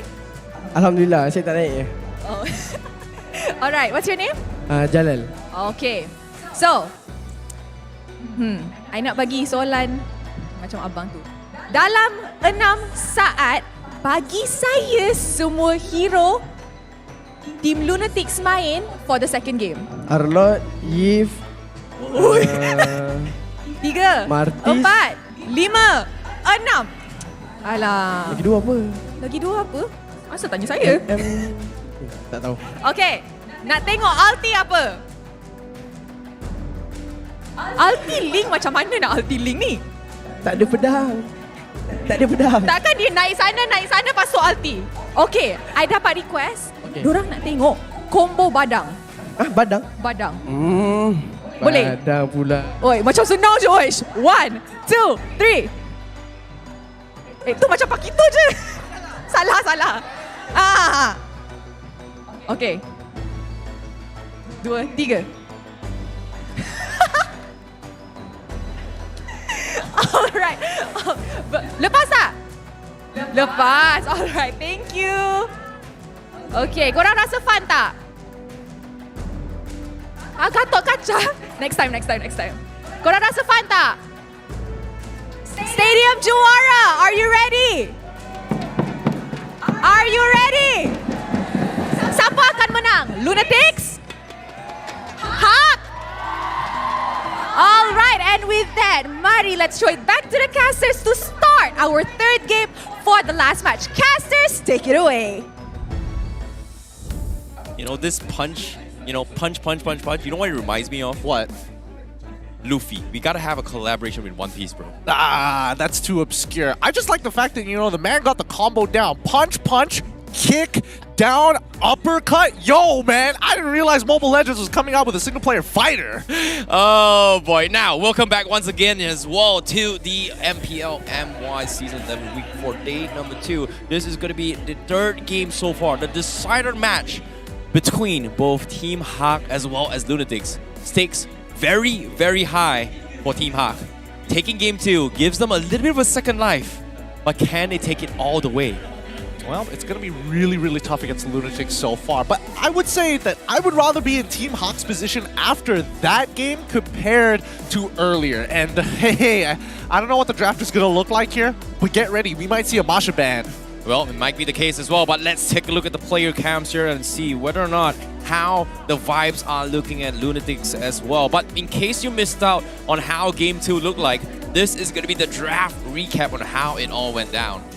Yeah, and honestly, looking at it, it was such a beautiful draft coming out from both sides here. Some very awkward bans, especially if you're very used to the international meta and what's been played across the world. But the fact is, they're trying to disrupt that first pick. And when you have two teams who don't really want to play Fredrin because it's boring and it's straightforward, somebody's going to have to compromise. And unfortunately, Gary compromised for the good of his team, opening it up Lola to a Masha to counter Job, who has been making waves by himself. Well, we've talked about how tanky composition has kind of dominated the current meta. Game 1, Team HAQ wasn't able to penetrate the triple tank composition from Lunatix, but this time, Lunatix not able to do it themselves against the Lolita, Frederick, as well as the Masha. In this case, I feel like the biggest threat right now that Joam needs to do is that he needs to figure out how to pierce to all this chunky HP. And now on top of, on the cams here, we've got kids supporting as well. So shy. No, he was holding the Lunatix flag for half a second until the camera was on him, and then he felt a little uncomfortable. No, come on, you're born a lunatic. Raise up that flag high. But with 30 seconds left on the clock here, I think I don't know what this game 3 is going to look like. I'm expecting myself to get a lot of these draft predictions wrong here because we don't know the mind of Coach Nasty Paulo here. Overall, there was a lot of things that could have been better, but also, how would you expect it? Lola coming up with a Masha, all of a sudden, it could have been anything else. It could have been a Dairoth, it could have been a Grok earlier, or more importantly, it could have even been Paquito. There's so many things to take into consideration now that Team HAQ are kind of unrestraining themselves. You know, that's why the element of surprise is very, very important, and hopefully, game number 3, they are going to be bringing in another surprise for Team HAQ, or will they be shut down by Team Lunatix? Because as of now, Team HAQ going to be on the blue side. They will ban off the Faramis once again, and Lunatix, however, they will still go for the standard bans here, taking away Joy. Yeah, but Joy, Faramis, Team HAQ on the blue side, I mean, they had a lot more success on the red side so far, but let's see how this is going to work out for them. And once again, Team HAQ going to make sure that they have one open ban here, and that's going to be great, because no one has been picking up the Faramis because of the bug, but Team HAQ are like, yeah, whatever, we don't mind, we don't care. Yeah, I guess that's going to be the case. They're really taking their own sweet time this time. They know they pretty much lost their first game on the blue side. Obviously, they do have a pretty solid draft on red side, but this time, they need to rethink it on what they need to do. But the Glue, once again, is going to be shown respect towards Zeno after game 1's performance. So they are going to be sticking to their comfort bans coming from game number 2. I like that a lot. Lunatix, they ban. Okay, so this is looking very similar to game at number 1 with a couple of adaptations coming out from Coach Pops. I like where his mind is at as of yet. Don't know whether or not they have replacements for it, because there's a lot of things that can be flexed in towards the EXP lane. Edith can be flexed into the EXP as well as a support. Grok, a really good option as well that can go into both positions as well. Yeah, we haven't seen too much about that as well. And so far, the Kufra respect ban from Team HAQ from game 1 didn't exactly, translate that well. But game 2, when they gave it to Nova Escobar, it was a completely different story for game number 2. But that's with the exception that they had such a strong 3-man frontliner that Kufra just couldn't capitalize on all this mobility. So I guess this time they can just completely ignore it. But Valentina being banned once again. And it just means that Team HAQ is going to go with Fredrin open. Standard, I guess. I think it's going to be a standard opening here. I feel like Valentina is good to kind of hold up just in case, but I don't know. We'll see. We'll see. For all we know, this could be like an early Masha pick lock-in. First pick Masha? Let's go. Seriously? Oh. I would say Melissa is more likely, but... Okay, might be the case. I want to see how it goes as well. I feel like taking the Fredrin from the get-go just gives up a little bit more option, but they're a little bit worried whether or not either the Farsa or the Yves is going to be played off. Because if you think about it here, both games from Game 1 and Game 2, Farsa and Yves didn't exactly have the greatest of games here. There were a lot of instances where the junglers are just constantly diving them over and over and over again. So I'm a little bit curious here whether or not Team HAQ, do they want to play the Assassin versus Assassin jungler matchup or the Tank versus Tank matchup? But seems like they are going to prioritize Lolita once again. Lolita having a 100% win rate in this series so far. Yeah, 64% win rate overall in the MPL MY here. That's an interesting starter. Huh. I mean, yeah, Min did an okay job in the previous game, and I would say that towards the later stages he got better, but I think, for LTX, it's pretty straightforward for them. It's going to be the Grok as well as the Farsa. Now that a support pick has been shown, a lot of the drafting becomes a lot simpler to do. Yep, and with this Grok coming in, it feels like Lunatix, they're just denying it once again to make sure that this Farsa has a pretty decent game. And based on the draft so far, the trend coming from Lunatix has been always making sure that this Farsa doesn't get hard dived. And we've seen how Team HAQ kind of tackled the situation. They had a Fanny. This time, Fanny kind of opened as well. And with the Grok flex in towards this game, I wouldn't be surprised to see Team HAQ try to set up for the Fanny play again. They could, if they want to. It's tough. It's really risky here. I don't know. Maybe because I'm like a little too scared to actually draft something as risky as that. But Coach Bob's a lot of faith in his team. It's going to be Yves as well as Lancelot. A little bit more stable. You still have that assassin playstyle with some iframes, building full tank. He still feels good. Okay, tank slot is going to be the way to go coming from Team HAQ. Maybe even an assassin playstyle. They can still flex an opportunity here in terms of damage or tank. But Lunatix, they go in for the Cloud for Joam.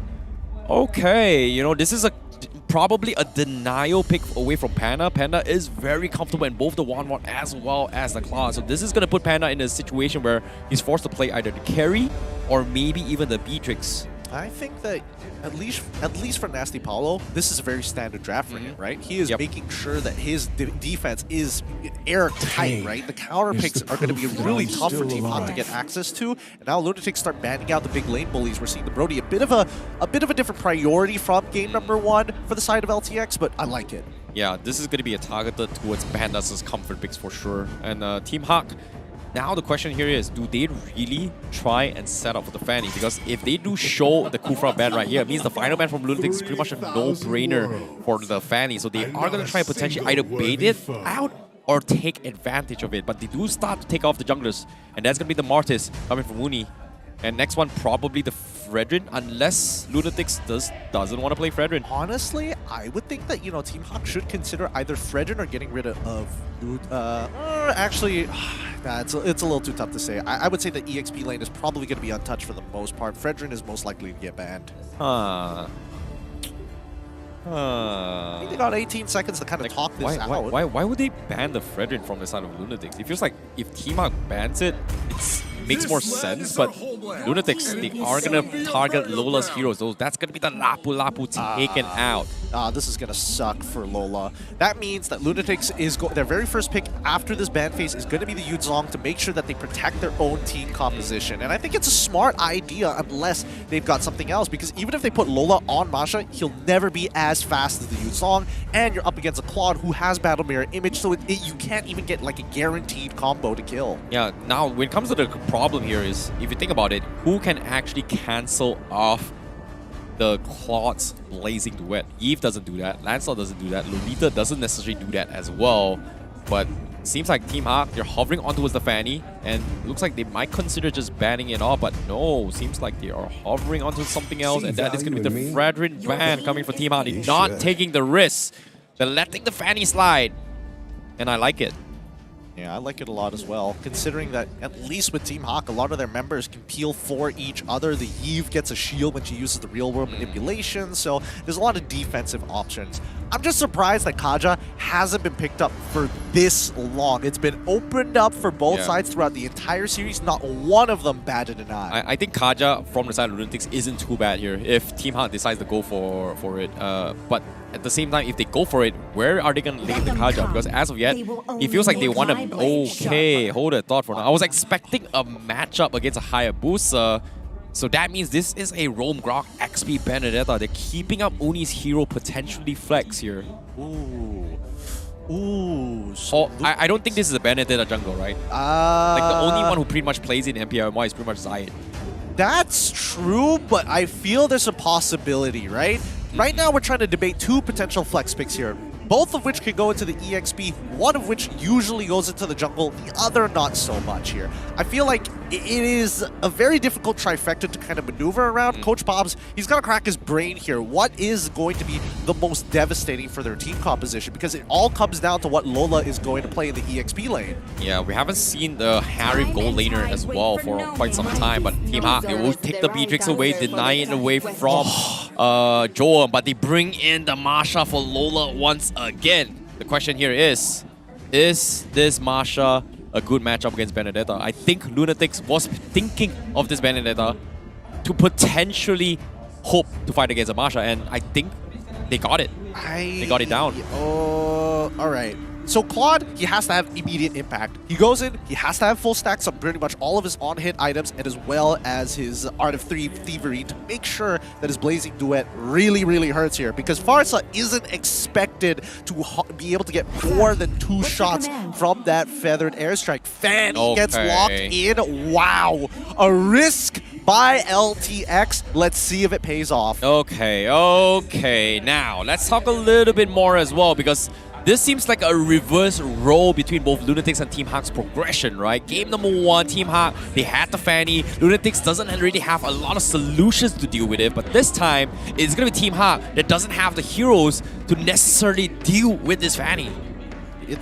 Honestly, it's going to be really interesting how they're going to play this out, because again, we're talking about the earlier stages of the game. We should expect LTX to have a lot of movements faster against Team HAQ, but in terms of raw team fighting, Team HAQ have a very slight advantage, ever so slight, against the Lunatix. Yeah, when it comes to utility and also team fight, kill pressure-wise, going to be favoring Lunatix with a huge margin, alongside with an early to mid-game progression. I'm looking forward to see how this all breaks down, because we are going to be jumping into the decider match for both Team Lunatix versus Team HAQ. Woo! It's only once in a while that we get a game as intense as this one. Team HAQ going to be fighting to make sure they stay out of relegations, while the Lunatix, on the other hand, fortunately for them, they just want to win this series. Yeah, it's going to be a tough one, especially when Uni now going for the high and dry, looking to go for those one-shot capabilities of what Carry terrorized them in game number 1. Can they replicate Gary's success in game 1? But even then, they still lost the game. Yep, and so far, I mean, Panda's playing the lane as good as it gets. He's got Min to kind of cover him here, but mid lane, it's going to be a little bit tough here because Nova X Kobar, he has to make a couple of decisions. Number one, he knows mid lane is always going to be in the priority of Man unless he says something about it, but his gold lane also needs some help, and he locks the wave with that with the Guardian's Barrier. Wow, this is to ensure that Jom gets his level as quickly as he can. So I like this idea coming in from Nova X Kobar to play the lanes of matchups a little bit more, but now here comes the harassments, but I don't think they are going to be able to get a kill. Uni a little bit late with this party, but pay attention to the other side of the map. Yep, they've already invaded. This is, again, both junglers are mirroring each other. This is to be expected. However, I will say that Team HAQ are getting away with the gold much more in comparison to the Lunatix, and especially when you have... Wait, is he waiting for something to happen by the gold side? No.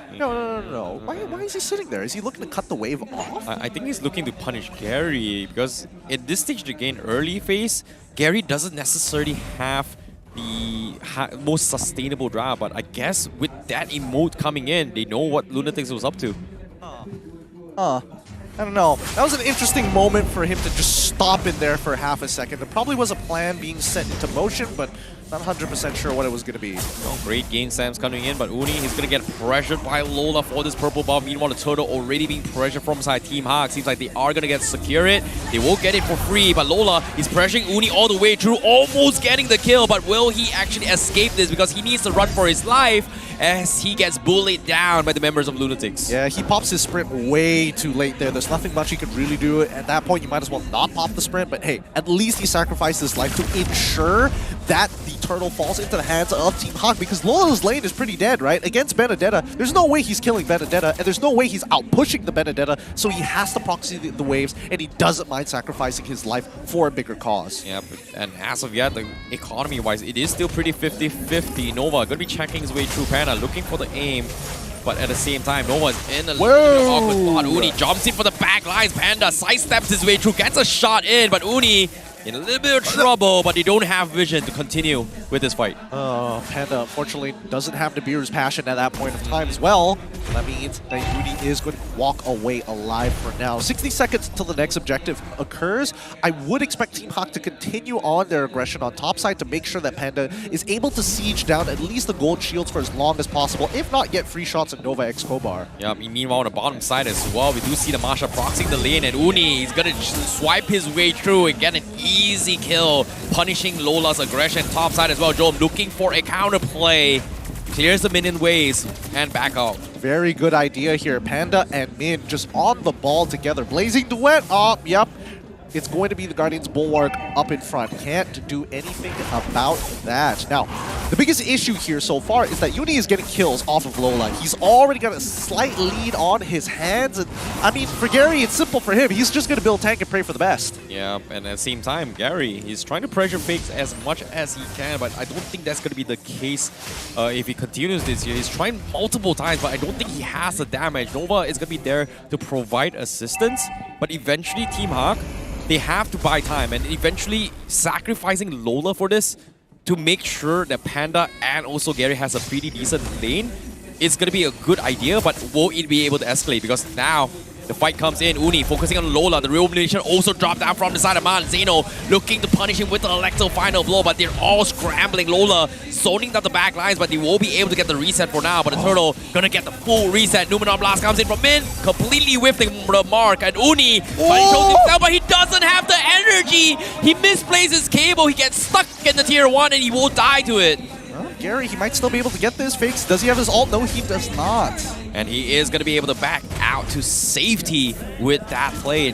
Meanwhile, in the entirety of that fight, Joel, once again, they know that they don't need him. Just make sure he gets a good lane, and he is going to be farming uncontested.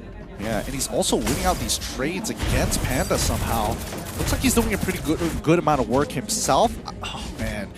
The fact is, Min, he's not feeling desperate anymore. He didn't flicker after he used his Numenon Blast. He's holding on to it, knowing that he wasn't going to hit anybody, and manages to help secure that kill onto Uni underneath the tier 1 mid turret. And now that Man has that Ice Queen's wand, it's going to help Team HAQ a lot chase down these important kills. Yep, Gary going to be zoning his way through. Nova's trying to slow down the pressure being made towards the Fanny, but aside from that, there's nothing really much he can do at this stage of the game. Team Lunatix needs to buy time for Joel.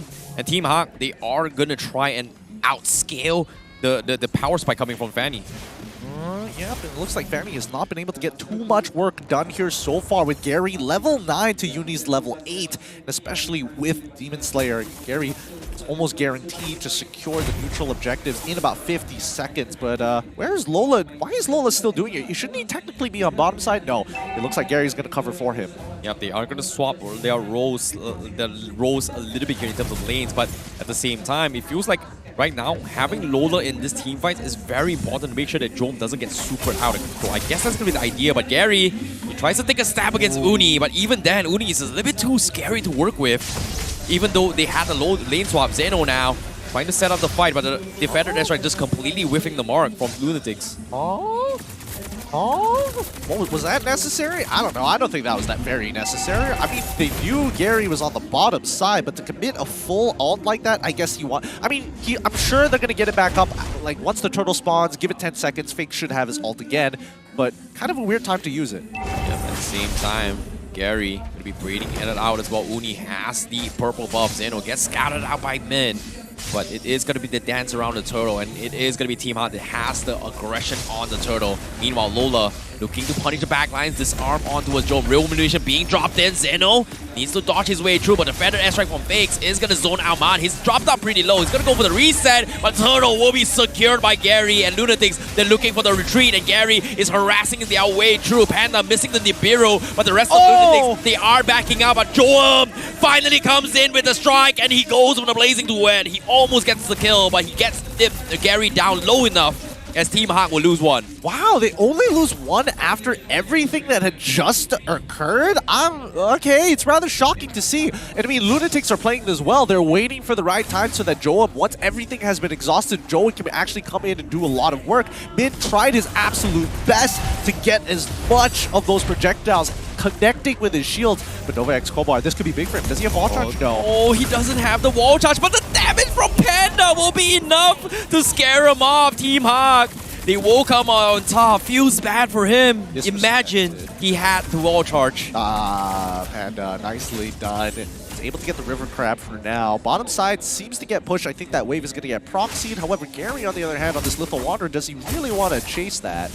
Oh, it's going to be a little bit of a slow game here, as both sides know how important this match is for both sides. So they are going to be playing the macro aspect here. Likewise can be said with Lunatix, and it all comes down to whether or not Lola versus Zeno in this upcoming fight here in terms of proxying the lanes. Oh, I am glad I had to take a double take on that damage ranking here. Oh, the dive! Oh my goodness, Panda, he's going to get mated, and Uni gets out with it as well, almost losing his life. And that's going to be the trade coming in. Outplayed. I mean, I feel like Team HAQ, they had a good understanding of what was going to happen, just couldn't execute on it, was slightly off with those ultimates. Yep. And now, speaking of the fight as well, Lola going to be trying to bait out reactions. Zeno is there. Feather Airstrike being expanded to finish Mob. But here comes the Petrify, almost dropping Gary down low. He needs to go in for the reset, but they need to back out as well. Lunatix cannot continue further, and Team HAQ will back out. Yep, and this is a good time for Lunatix to actually try and rush down this Lord and bait out a fight before Gary actually gets nearby. Yep, at the same time, with the Lord coming in, Jom already starting to make aggression, making work with it as well. 50% drop down below Team HAQ. Not in position to contest it yet. Zeno, they're going to zone them out. Lola finally making the play, but the Lord will be secured. They're late, and Team HAQ could not catch anyone at all. Oh, Gary had the right idea there. He wanted to hopscotch his way into that Lord pit, but nobody was giving him an angle to dash inwards except towards the right. Whoa! Oh, wait, whoa! What is that play? The wall charge comes in. Panda whiffs the rockets, and that is going to be Team Lunatix backing out, trying to get a catch here.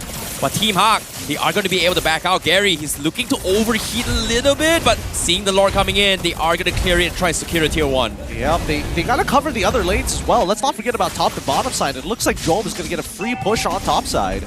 Oh, Gary doing, struggling a little bit here. He is receiving some pressure from Zeno in the jungle lane, but top side, Nova is caught mid-isolated, and it is going to be a split fight on the top and the bottom side, but seems like no one is taking the bait yet. Yeah, I mean, it is the very first Lord of the game. Gary most likely not going to die to Uni at this stage as well, so they're both kind of just looking at each other. Gary knows that with enough time, he'll eventually get him down, but until then... Wow, the damage coming from Lola. But at the same time, both sides just trading blows for blows. There's just absolutely no damage at all from both sides. Yeah, honestly can't do too much. Everybody has a counter to somebody. It's a game of rock, paper, scissors. The question is, how does the pieces of this puzzle fall together? No, in this case, we are seeing a little attempt coming from Gary. He needs to get out. Uni is here, but doesn't want to challenge against the Lancelot for now. They will take a tier 1 instead for Team HAQ. Oh, my nose is killing me right now.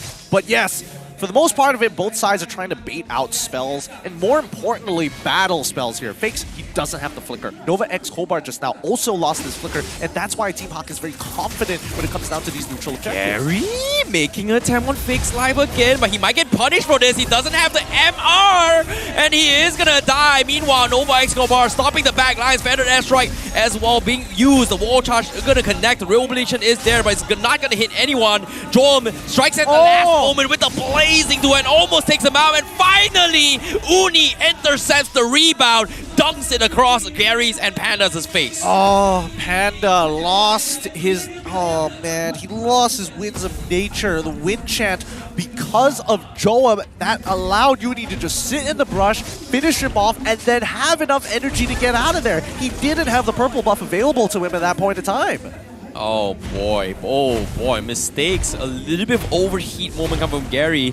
And based on his items as well, it feels like I don't think he should be taking that much damage from the Feathered airstrike, but it feels like he doesn't have magic resist at all. None. He's got no magic resist. He's actually going to go for a hybrid fighter build.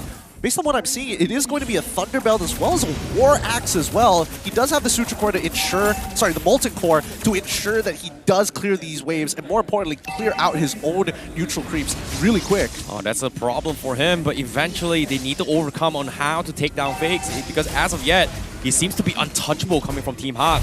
And as of yet, Uni also applying the macro aspect of the game onto his Team HAQ and they are getting shoved away. Lola trying to open up the map, but the Lord still being dangled around Team HAQ's faces, not making any movements yet. Yeah, it's not easy. It's a losing position here. And now with the Feathered airstrike coming in, Mon drops down pretty low. He needs to back out. Lola chunked out all 2 bars, and that is going to be the sign to secure the Lord, and Lunatix will get it with Gary nowhere to be found, and that is going to be Lunatix securing it. Yep, this is great for the Lunatix. A clean 5k gold lead, both sides trying to minimize the mistakes, but Team Lunatix continue to get ahead with 4 kills, not to mention being able to secure the Lord twice, even though the early game Team HAQ were able to secure all of the turtles. Oh boy, what a game. Team HAQ just can't seem to do anything at all. And now with Uni having the Rose Gold Meteor, he doesn't really need to worry about Mon too much here. He's got this additional shield to keep him alive. Think about it. I mean, let's look at the items here. All right, so Lancelot, Sky Guardian helmet. He's got the War Axe as well as the Thunderbelt. We're looking at Uni, and it looks like he's got 4 items. Ooh, he also decided to get the Rose Gold Meteor just to be able to escape fights, especially with no energy. Is nobody going to touch Joam here? Okay. Okay, now with the Lord collapsing in on from the bottom side, top side also pressured as well. Fakes is going to be doing a little bit of chip damage in, but Team HAQ, they have to throw bodies for this defense, and Lunatix, they need to find the right moment for them to strike. And Gary, if he overheats again, it's going to be in a little bit of trouble. But bottom side, Nova looking for the flicker play. The real revolution is going to be there to cancel him off. Zeno is going to be there, but Uni from the behind, he goes for the swipe. He cannot kill off Mon, but he's going to get bursted down by Lola instead. Mistakes were made, and Lunatix will give up control and back out. Oh, they don't even get an inhibitor. I mean, they basically got an inhibitor. The bottom side, tier 3, is just like at 1% of it, 5% of its HP at this point. Team HAQ are still in it to win it, but Team Lunatix have already hit their item power spike, so it's a little tough to really force the situation on top of them. That was an interesting angle coming from Uni here, all the way from the Crystal's angle of HAQ's base, and then try to snipe our back line. So that was a little bit interesting, but at the same time, it does give them a little bit of room to work with. But Zeno taking a little bit too much damage from Panda as he auto-attacks his way to his death. And that is going to be Lunatix losing another important member to shove the lanes. So in total, that's 2 people for 1 inhibitor tower down bot side. Is it worth it? It's questionable. In terms of Lunatix, yes, it is great for them, but the gold lead isn't going to matter for too long as they're approaching that 50k mark, if not the most important mark, the 42k, where Team HAQ, as you can see, already having more than enough damage, more than enough gold in their pocket pockets, especially for the carries. I'm guessing that Panda is already like, what, 4 items at this point? Yeah, it is going to be a very, very far-fetched for them. And Lunatix, they have to play this a little bit smartly as well. They're setting up for a gank down bottom, but Fanny is nowhere to be found yet from side Team HAQ. So they are going to play this safe, take the tier 1, and then just back out. And Lunatix not thinking about overcommitting. And Uni doing exactly what Gary is. And guess what? Gary knows what he's up to.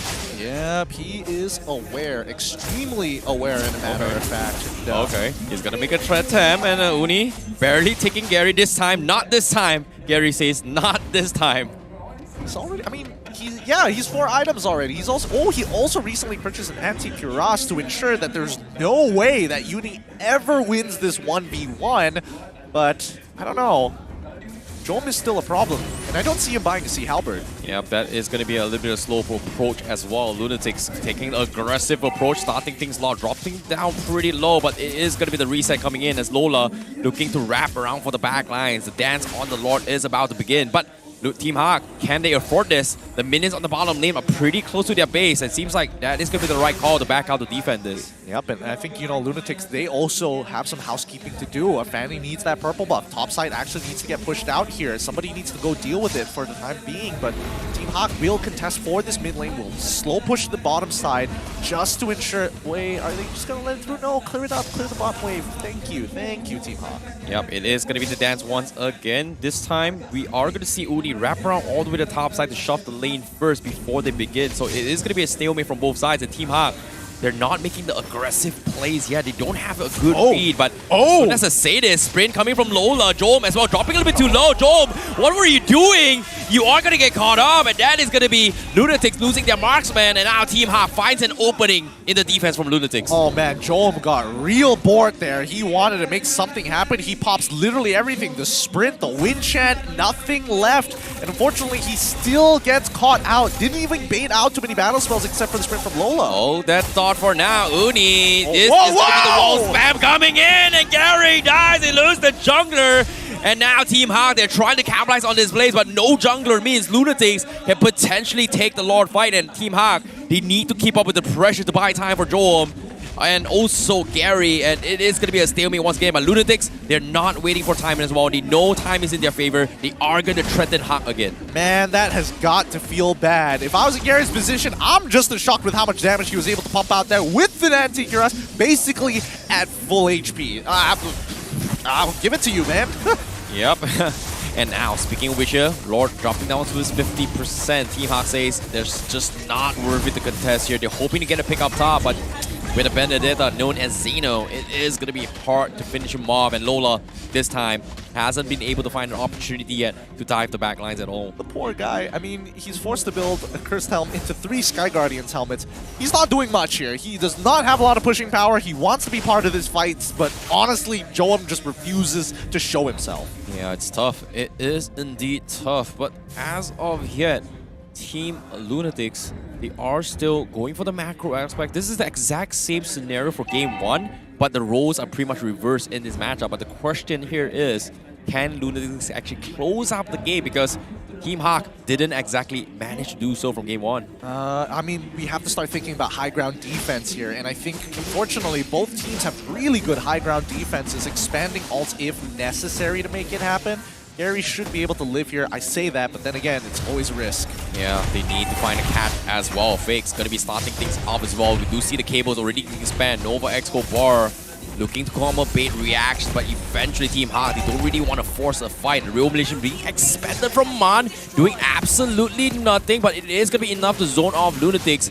But the Lord gets taken down bottom side, and there's nothing happening. Lunatix, they're able to defend this again. Lunatix might be able to get the... Unless... Okay, he's fine. He's fine. Yeah, Gary doesn't mind. He doesn't mind. He's really tanky. Oh, whoa.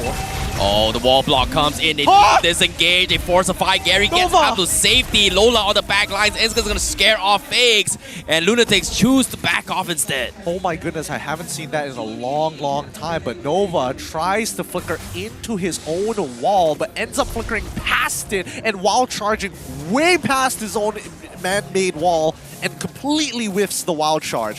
that is unfortunate for him, especially since Lord is coming up in 66 seconds, and the cooldown for his flicker is at 72. Well, mistakes were made, but fortunately for Team HAQ fans and the team themselves, they are going to be able to buy a little bit more of a breathing room. But let's take a quick look at the damage ranking so far. Fakes, 71,000 damage. That's a lot coming from him.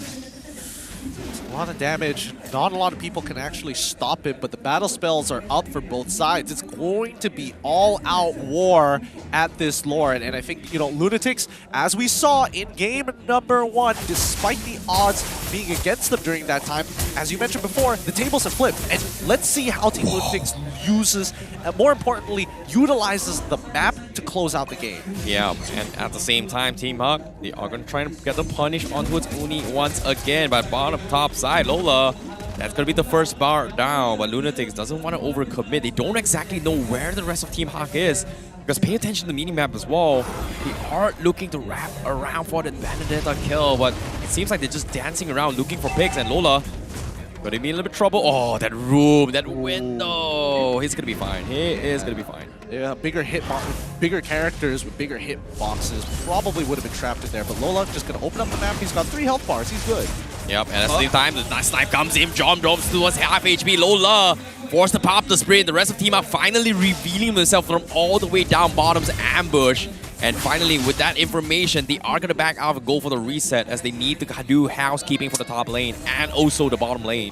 It's such a difficult position to play from. Team Lunatix just holding them hostage here. They know the gold lead doesn't matter, but they have more inhibitors and they have naturally pushing waves. There's really no choice for Team HAQ as long as Zeno continues to push this out. Yep, they have to be very, very patient in this game. And in this case, Joel trying to use himself as bait for reactions. Team HAQ just keeping it calm and cool and collected. Nova as well takes a disarm. Doesn't matter from Lola as they continue with this trade of kitty cat fights. Yep, this honestly sucks. Like, Panda wants to leave this lane, but Zeno's like, no, you have to stay here with me. You have to deal with these waves constantly. Oh, wait, no, they're sending Lolita down. It's a 3v4 up top side. Oh, it's a little bit scary. Down towards half HP. They don't exactly know what's up here from Lunatix, but Team HAQ, they have to give it an impression there's a 5-man, but with the Lord down towards the final 3 bar, bottom side, Team HAQ, they've got to make a play. This is risky. And Lunatix, they finally check all the brushes. They don't really know where they are. Jome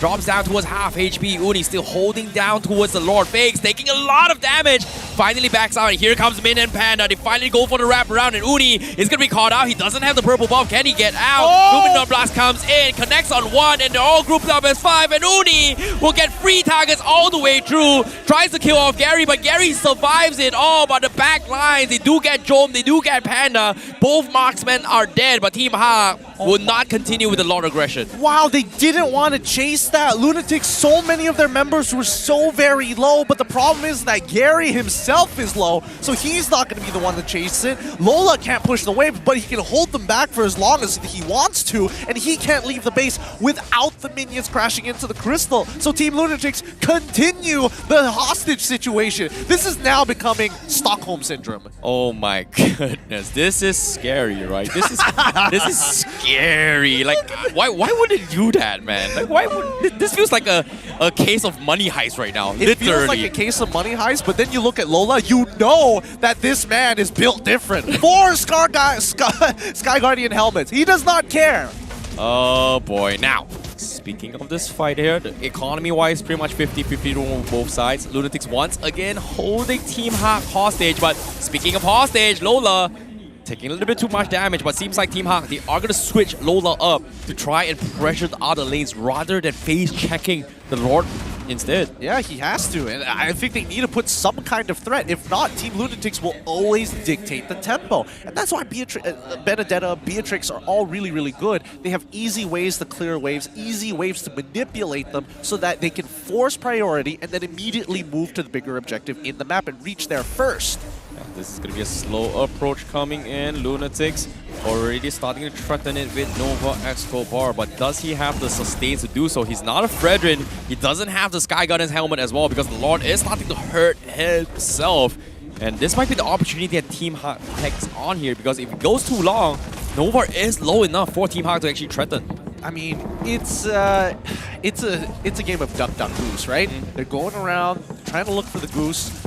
but there's just so many ducks in the way. And unfortunately for them, they know that Team Lunatix isn't going to fully commit to this lore. They don't want to do the coin flip. It's just way too dangerous because they can't stop Gary. Yeah, but it all comes down to a stalemate here. Team HAQ, they're playing their hearts out, but it's all about a game of stamina, a game of chicken. Whoever jumps first might be the ones to lose, but Numenon Blast comes in, connects on Zeno, but does he see him? Here he comes, the harassment comes in, Zeno almost dying to it, and that's going to be Team HAQ revealing 2 guys down bottom. Lunatix already making work on towards the Lord, they force a reaction, but Team HAQ, they take a tier 2 down bottom, and Lunatix still holding on towards the Lord. It's 26 minutes, but it just don't have the damage. This is a very, very tanky Lord. Yep, good communication amongst the Lunatix as well. I mean, their fakes, he nearly recalled there. Oh boy, they get a big catch, and now with the wall charge coming in, but Uni goes for the swipe, but he can't seem to finish him off. He needs to back out, likewise coming from fakes. Jom on the back lines, tries to chip him away, but Man will be safe with the immortality. Does he survive? He's gonna be A-okay. Zeno misses the mark, but he's gonna get trapped in, and right in the middle of Zeno somehow survives. He's got the immortality, but does he get the Winter Trunking swap? No, absolutely not. Team HAQ finally draws blood from Lunatix. Beautifully played. Lola saves the day right at the very end, keeps his brother Man alive with a quick disarm, and now Uni can't take the damage either. Oh boy, he doesn't have the purple buff as well. This is a little bit of a breeding room as the clock is slowly ticking. Each death timer is going to be extremely long with Zeno 45 seconds on the sidelines. This is 45 seconds for Team HAQ to find a pick. Oh, Team HAQ, honestly, I was hoping, wait, potential backdoor here. Potential backdoor, look at Joel, he's down by bottom side. They're going to start it, they're going to rush him down, but Joel is going for the backdoor. Oh, at the same time, they're forcing a fight as well. Luna thinks they're throwing bodies for this, but Panda, he needs going for a reset. Joel, he needs to back out. Gary is here, Joel, he's making an attempt, but the rest of Team HAQ, they're back here. They catch him, and he's going to try and go for Winds of Nature. He makes work on Winds of Crystal, will still stand, but Joel has been taken down. First mistake coming from Lunatix, and now Team HAQ is in pressure to punish at this game. Oh no, this is detrimental. Lunatix, they needed to put everything behind Joel's back. They had to cancel the recalls, and now with nobody to really contest 3 against 5, Nova, if you're going to pull off a steal, now is the time to do it. Oh, it's going to be tough as well. Nova dropping down very, very low. 50-50 Uni! As well. Uni finally jumps out as well, but they're going for the swipe down. They're slowly ticking away, but the retribution is there. But Uni gets down midway. Lola catches him in the air. That's going to be Team HAQ taking the Lord, keeping their MPL lives alive for a moment. But Lunatix, look at this, 65 seconds on the sidelines for Uni. It might be over. You can't count Lola out. And yes, this means that Mon has 8 million damage dealt since MPL MY Season 7. Zeno, try your best. He's trying, he's really trying here. Wall charge to clear the minutes as well. They want to keep this tier 3 alive as long as possible, and it is going to be a defense. It's buying time, but Team HAQ, they still has the advantage. Joel, he's finally back online from Lunatix. Only 35 seconds, but at the same time, somebody's got to go home. The base is being shoved in, and it is going to be the complete reset potentially. Team HAQ, do they want to go? It seems like they can. Panda is going to be back at base. Yep, he should be able to clear that top side as much as he can. Lola doesn't matter, but the stalemate continues between both these teams. Lord may be in the hands of the Lunatix, but unfortunately no way to press the advantage here as, wait, Panda is leaving that top side. It's got a slow push. This could be a potential fight. Well, speaking of which here, Lord dropping down towards 20%. Gary is here. Panda's going to be regrouping with Team HAQ. Here comes the real blue nation as well. Jom, half HP, fakes as well. They take the inhibitor. The Lord still stands strong. Gary looking for a couple picks. Uni going for those cable spams. They'll take down the Lord, but Team HAQ, they're trying to equalize the economy here. That's going to be the second inhibitor for. Can they go for the third? Nova taking a lot of damage, but he is going to be able to buy time, and that is going to be backing out. And that's going to be the reset coming from both sides. But Team HAQ, as of now, they're trying to get more out of this to equalize against Lunatix. Look, inhibitors are worth so much in the late game. You saw how Team Lunatix were holding Team HAQ down because of the 2 missing inhibitors and threatening the back door. Now, the same can be said for the Lunatix. They are only a single inhibitor on that top side left, and there's nothing they can do about it. It's going to be a battle of wits, a push and pull between both sides, and especially with the EXP laners, because Lola is providing actually so much of these team fights fights, making sure people feel uncomfortable, like Uni, who tried to go for the steal. Oh my goodness, Lola's thunderclap to save the day for that fight. Stopping Uni was just such a big clutch coming from him. But the question here is, can he continue to do the same again? Because as of yet, Team HAQ's threat here is going to be Fakes, Uni, and Jome. And so far, Jome hasn't been able to do the damage we expect out of him with his Claude. I mean, of course, Lola has been hounding him, and you have to remember that Min is also a pretty big problem. He can block so many of these Blazing Duet projectiles, and even if he gets on top of Panda, there's no guaranteed, especially since the Wind Chant should be coming back up online fairly soon. But Lunatix, the one thing they have over HAQ is mobility. Both Uni and as well as Zeno are able to get some very good pushes on their side, and usually they can escape with no issues. Oh no, Uni, he's getting a little bit sneaky. He's in an angle where Team HAQ needs to be very, very careful. It's a very, very off angle, but if he gets a surprise pick of Panda, they might be able to win the fight for Lunatix. Whereas Team HAQ, they need to be a little bit more careful. Lord is going to be on the bottom side as well. And here comes the bait out as well. Gary, he's going to get caught out. Here comes a dive, and he actually died. That's going to be the first immortality. The Winter Frog comes in, keeps him alive. Does he survive? No! Fake snipes him down. That's going to be the jungler down. And Panda is getting scattered out by Uni! Lunatix, they're denying the Divine Champions. They take down Panda. They take down Gary. It might be over at Team HAQ. They have to back out. The dreams of staying in MPL slowly crumbling away from Team HAQ as Lunatix continues their assault. And Fakes now with Lola diving in. But do they have the damage as Lunatix will be resetting this fight? They can't end it. The high ground defense coming in from Team HAQ is a little strong. Lunatix are going to try their absolute best to cut open a pathway to make it work, but they're realizing very quickly these minions are getting kind of tough. Even Jome struggling to actually clear these waves by himself. Oh, it's going to be tough. It is going to be tough. They're holding them hostage this time. Lola, Mon, and Min still has the immortality. They've got to throw bodies over. Wall charge, makes a mistake, takes a lot of damage. Zeno also diving as well for the immortality. But here comes the spam from Umi. They're doing a lot of damage, but they're focusing the crystal. They take it. They finally close it out, taking away the dreams of Team HAQ, potentially coming by, denying them the points they need to survive here in Season 11. Oh, that's so unfortunate for Team HAQ. They played their absolute hearts out just to be devastated right at the very end. Gary was not able to get any kills that game. He only provided pressure, and he had to be the final piece that HAQ needed. But unfortunately, Lunatix, they shut him down. This is such a brutal loss for Team HAQ. What a heartbreaking moment for Team HAQ fans and the team themselves. You can see it in the faces as well. It is going to be a tough time for Team HAQ to try and make it into the playoffs. But at the same time, Lunatix fans looking pretty good, looking pretty happy, showing themselves to be a strong contender, putting them out for a run for their money. What a performance coming in from Lunatix. Oh, just the sigh of relief from the players. They're like, oh, I can see the sunlight again. I can start touching grass. I'm out of that game, finally. And even with Nasty Paulo, look at them. They're so devastated. They're like, oh, thank God, the relief. The relief. Throw that water bottle out of there, Amir. You needed this win. You got that win. Oh, what a fight coming in from Team Lunatix. And this is where Team Lunatix will sing their praises. But before that, let's take a look at what they have to say with Rose going to be up on the stage with them right now. And the Team Lunatix win streak continues. Another 2 in the bag for them. Oh my God, I think that was the longest game of the season, kan? Betul tak? Itu game paling lama kan untuk musim ni. So, okay, first I want to ask you guys, how did you guys manage to maintain your stamina and your mental state in the game? Okay lang Tagalog. Yes, go ahead.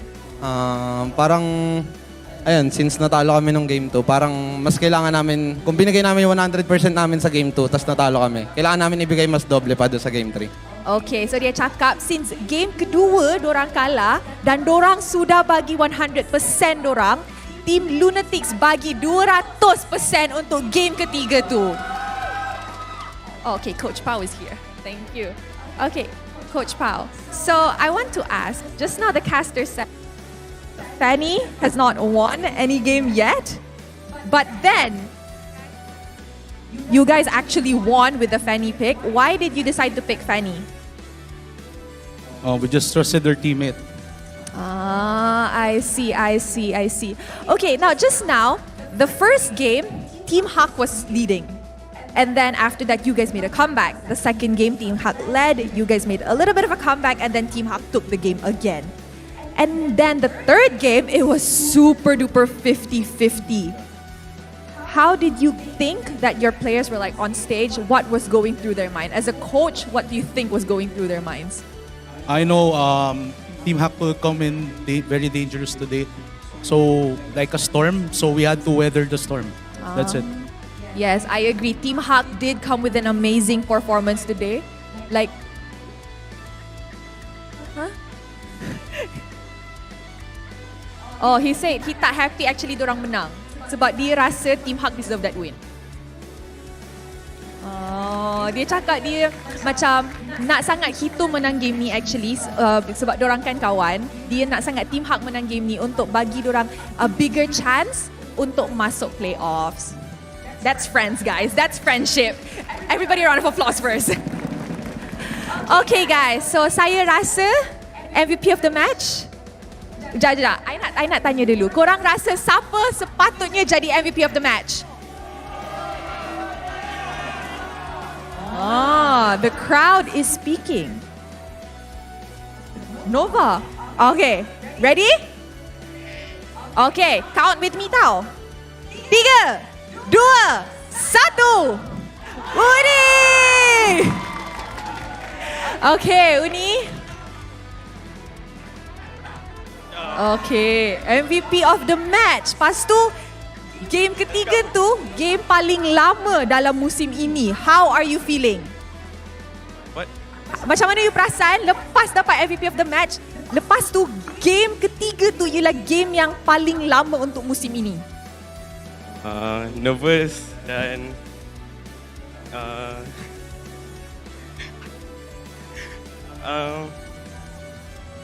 walaupun main takut-takut tapi tetap perform. Alhamdulillah. Tetap perform. Alright. Apa Yuni nak cakap untuk semua orang yang datang untuk tengok match ini? Semua orang tengah tengok dekat rumah pun.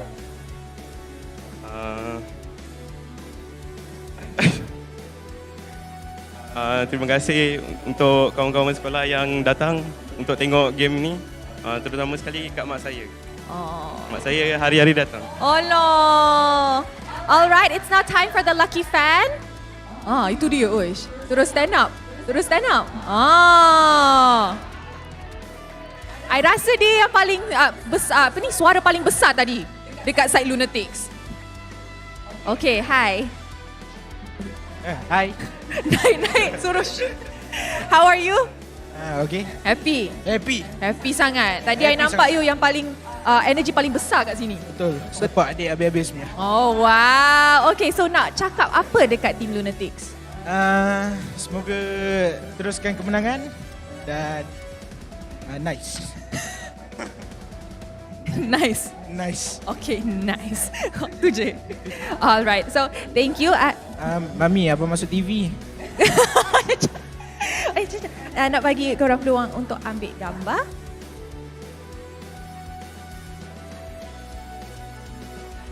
Dan kalau korang nak saksikan game panas yang macam ni, jom datang ke stadium Juara by scanning the QR code down below. Dan kalau korang salah satu audience untuk naik pentas MPL, korang akan dapat skin yang bernilai 899 diamond.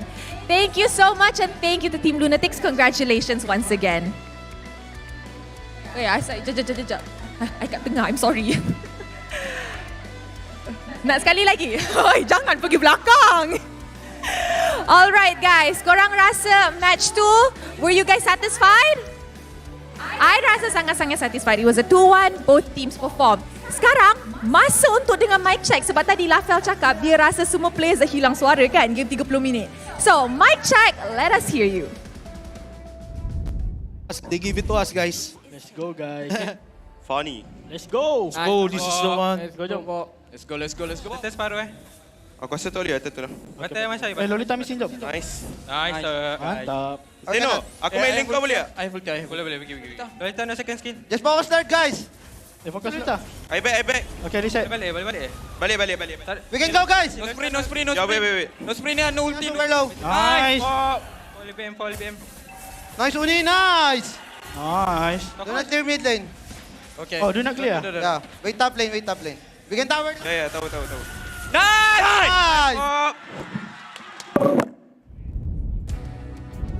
Oh, feels like I just ran a marathon after that best of 3, but a 2-1 victory going over to the well-deserved Lunatix. Even in victory, they are still humble and honestly a bunch of sweet guys. You know, it's a sad day for Team HAQ, and I genuinely can feel the genuine honesty of what Joel was trying to say as well. He was a little bit shy to actually express his feelings, and to see him say that, you know, it's sad. He wasn't, even though they won the game, he wasn't very happy that he won, because even though they win, yeah, but my friend, is gonna be risk being eliminated, and Team HAQ, they definitely needed the dub to try and have a chance to fight for their tournament lives. In this case, it might be over for them. It looks very, very bleak, but they still technically have 3 games left. If they're able to 2-0 all of them, fate may not necessarily be in their hands, but they can sure as hell try and strangle it into control, just like how you guys could be making your way over to Stadium Juara. You can watch us live at Stadium Juara and book a ride on the Air Asia ride. You can use the code new MPL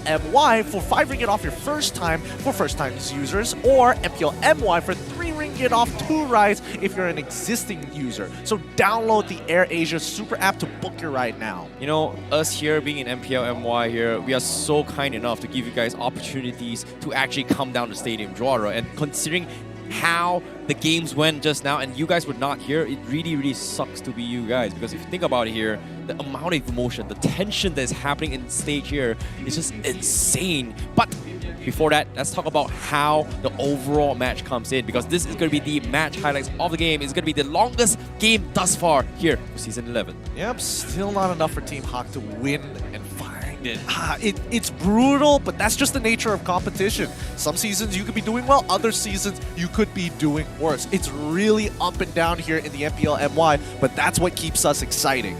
Yep, and speaking of which as well, there is also a magic wheel potion that you can actually collect it in the groups, in your MPL MY Facebook group. So be sure to actually take that for yourselves if you guys are looking for some rewards. But all things considered, Week 4 has been amazing, but before we go down and deal into the next segment, let's talk a little bit more on the items, on how and what could have been better for Team HAQ or even Lunatix to actually perform. Because if you think about it here, it is the longest games, but there were only a total of 21 deaths and kills. I just choked on my spit a little bit. Match time of 32 minutes and only 21 kills in total. Team HAQ having a majority of them by 1. Oh, it's heartbreaking to see. It really is. Gary was playing a solid game overall, with the majority of the kills falling into the hands of Lola, who finishes them off, or Man, who's able to peel a lot. It just isn't enough at the end of the day. When you are so far in the game, a single death could cost you. 80-second death timers were available, and that is just horrible to see. And I'm looking at the damage charts. Everyone basically breaking the 100,000 mark if you are a damage dealer. Yeah, but on top of it all, Game 1, Game 2, we have seen both Lunatix and HAQ kind of focusing on the mage department. This game, both Mon and Vix was playing out of their minds in the mage department here, where they're just doing what they're needed to do, which is provide support, provide assistance, provide burst damage to actually allow Udi to do his own thing, or even for Gary. And even then, it felt like it could have gone either ways. It really could have. Like, at this point, there's nothing really to break down from either side. It was just the macro decision-making from both sides, and whoever made that very first mistake 20 minutes into this game would have lost, and both sides refused to give up. Like Coach Nasty Paulo said, they knew Team HAQ was going to be dangerous, and they just had to weather that storm. And it looks like Lunatix this time round is going to survive. Now, let's talk a little bit more on towards the goal graphs here. Game 1 obviously went according towards the stats prediction, but when it came to game number 3 here, it seems like in terms of kill pressure and early to mid-game, it was kind of on towards Team HAQ's side, just completely dodging the Fanny, which eventually, drag this out this long if you think about it. What it really came down to was just the matchups, right? Like, again, Claude is just hard to catch, especially since Jom only goes into the fight when he drops a battle mirror image in a safe location just to make sure that he can juke out Lola. He remembered what happened in game number 2. He remembered how he got hounded by this Masha. So with the Claude pick, at least he has some kind of form of counterplay. Yeah, or even re-engage, right? And that's something that I think, a little bit of adaptations coming from Coach Paolo's draft. I really like how Paolo has been taking the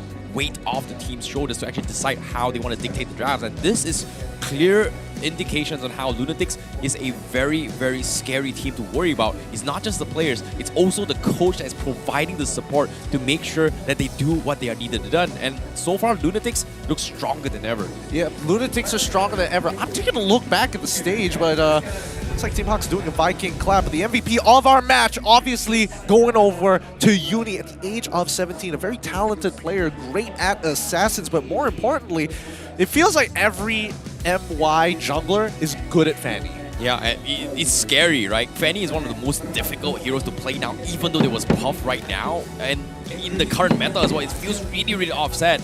But for him to actually pull it off, well done to Uni. Yep. Well done indeed. He played a solid game, and honestly, I had my doubts about Uni at the very beginning of the season, not realizing that he had so much potential in him. The fact that he can play both assassins as well as junglers gives him that variety, but the fact that he's so mechanically talented on these assassins just shows that his ceiling is higher than what we all anticipated. Now, in case you missed out on how Game 3 went, let's take a look at the highlights on how it all went down. Uni doing one of the devastating problems that Team HAQ need to overcome. They always send Lola to try and check his way through all the way through, but even then, Uni made a couple of mistakes here and there, and Team HAQ dragged it out for long enough to actually overcome Uni's power spike, which is something that I think Team Lunatix was actually slowly realizing that, hey, Team HAQ has a way to deal with him.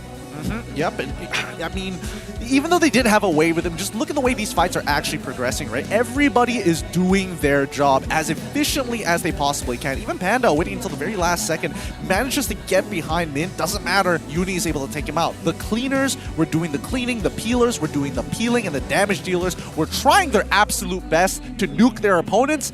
But when you get to that 23rd minute, you realize it takes a lot of effort and a lot of commitment just to 100-0 somebody. Yeah, and at the same time as well, all the skirmishes, you can see that Uni is always in a position where he's always looking to intercept any kind of kill thresholds to actually follow up with his team. And time again, it feels like he is always trying to set up for a rebound to actually score the goal. And in this case, Team HAQ was just trying their best to actually dodge him instead. Look how disgusting this fight was. Like, Mon had no escape. He should have died here 100%. Like, Nova X Kobar probably could have chased down Mon and secured that kill, but he couldn't afford to die this deep into the game. Yeah, it was just so hard, right? And even then as well, this was pretty much the only time where Team HAQ got made a mistake, right? Uni was able to find an opportunity to go in for the flank, get the kill on Panda, and this was pretty much the nail to the coffin of Team HAQ's chance of making a comeback to close up the game. But with that being said, after taking the dub against Team HAQ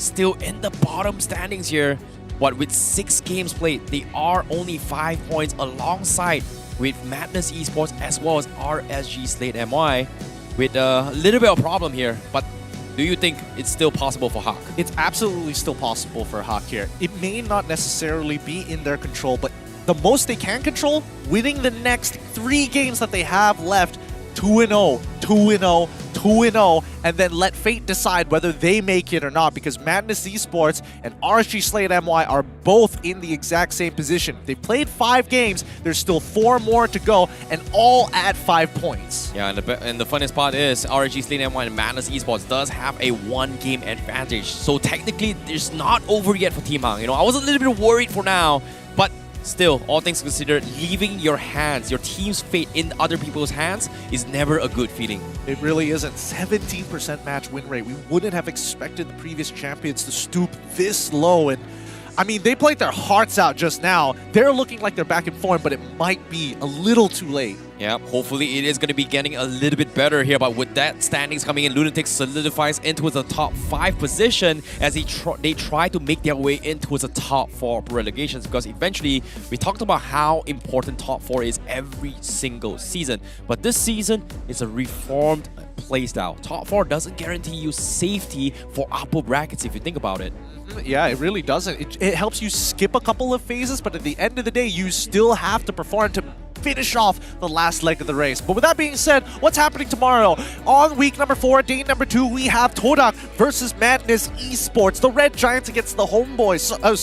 RSG versus the Red Giants, and SMG versus the Homebois as our highlight match of the day. Yeah, this is where things are gonna get nitty-gritty here. The highlight match of the day. The fight on who is gonna be the top contender in the regular season, and of course, the potential ones that may be representing Malaysia for MSC if they make it all the way. We are just, putting out there, this is a fight for number 1, and of course, top 1, top 2 guarantees upper brackets, right? Guarantees second life. But we have a glimpse of who potentially are the teams that make it all the way as a champion for the season. Look, if they make it top 1 and top 2, have 1/4 of a probability to make it to qualify for MSC. Those are their odds, and there's still a chance that you could still fail, but that's tomorrow's schedule. Today, we finally come to an end. We can finally take a break. With that being said, this is the MPL MY Season 11. My name's Gideon. This is Icy Baby 1-2. Thanking you guys for watching. We'll see you tomorrow. Thank you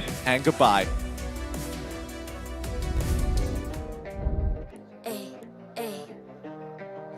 I'm a rock star. Yeah, rock star. Ay. I'm a rock star, baby. I'm a rock star. I'm a rock star. I'm a rock star. I'm a rock star. Panggil aku rock star. Ini kejohanan kita semua orang rock star.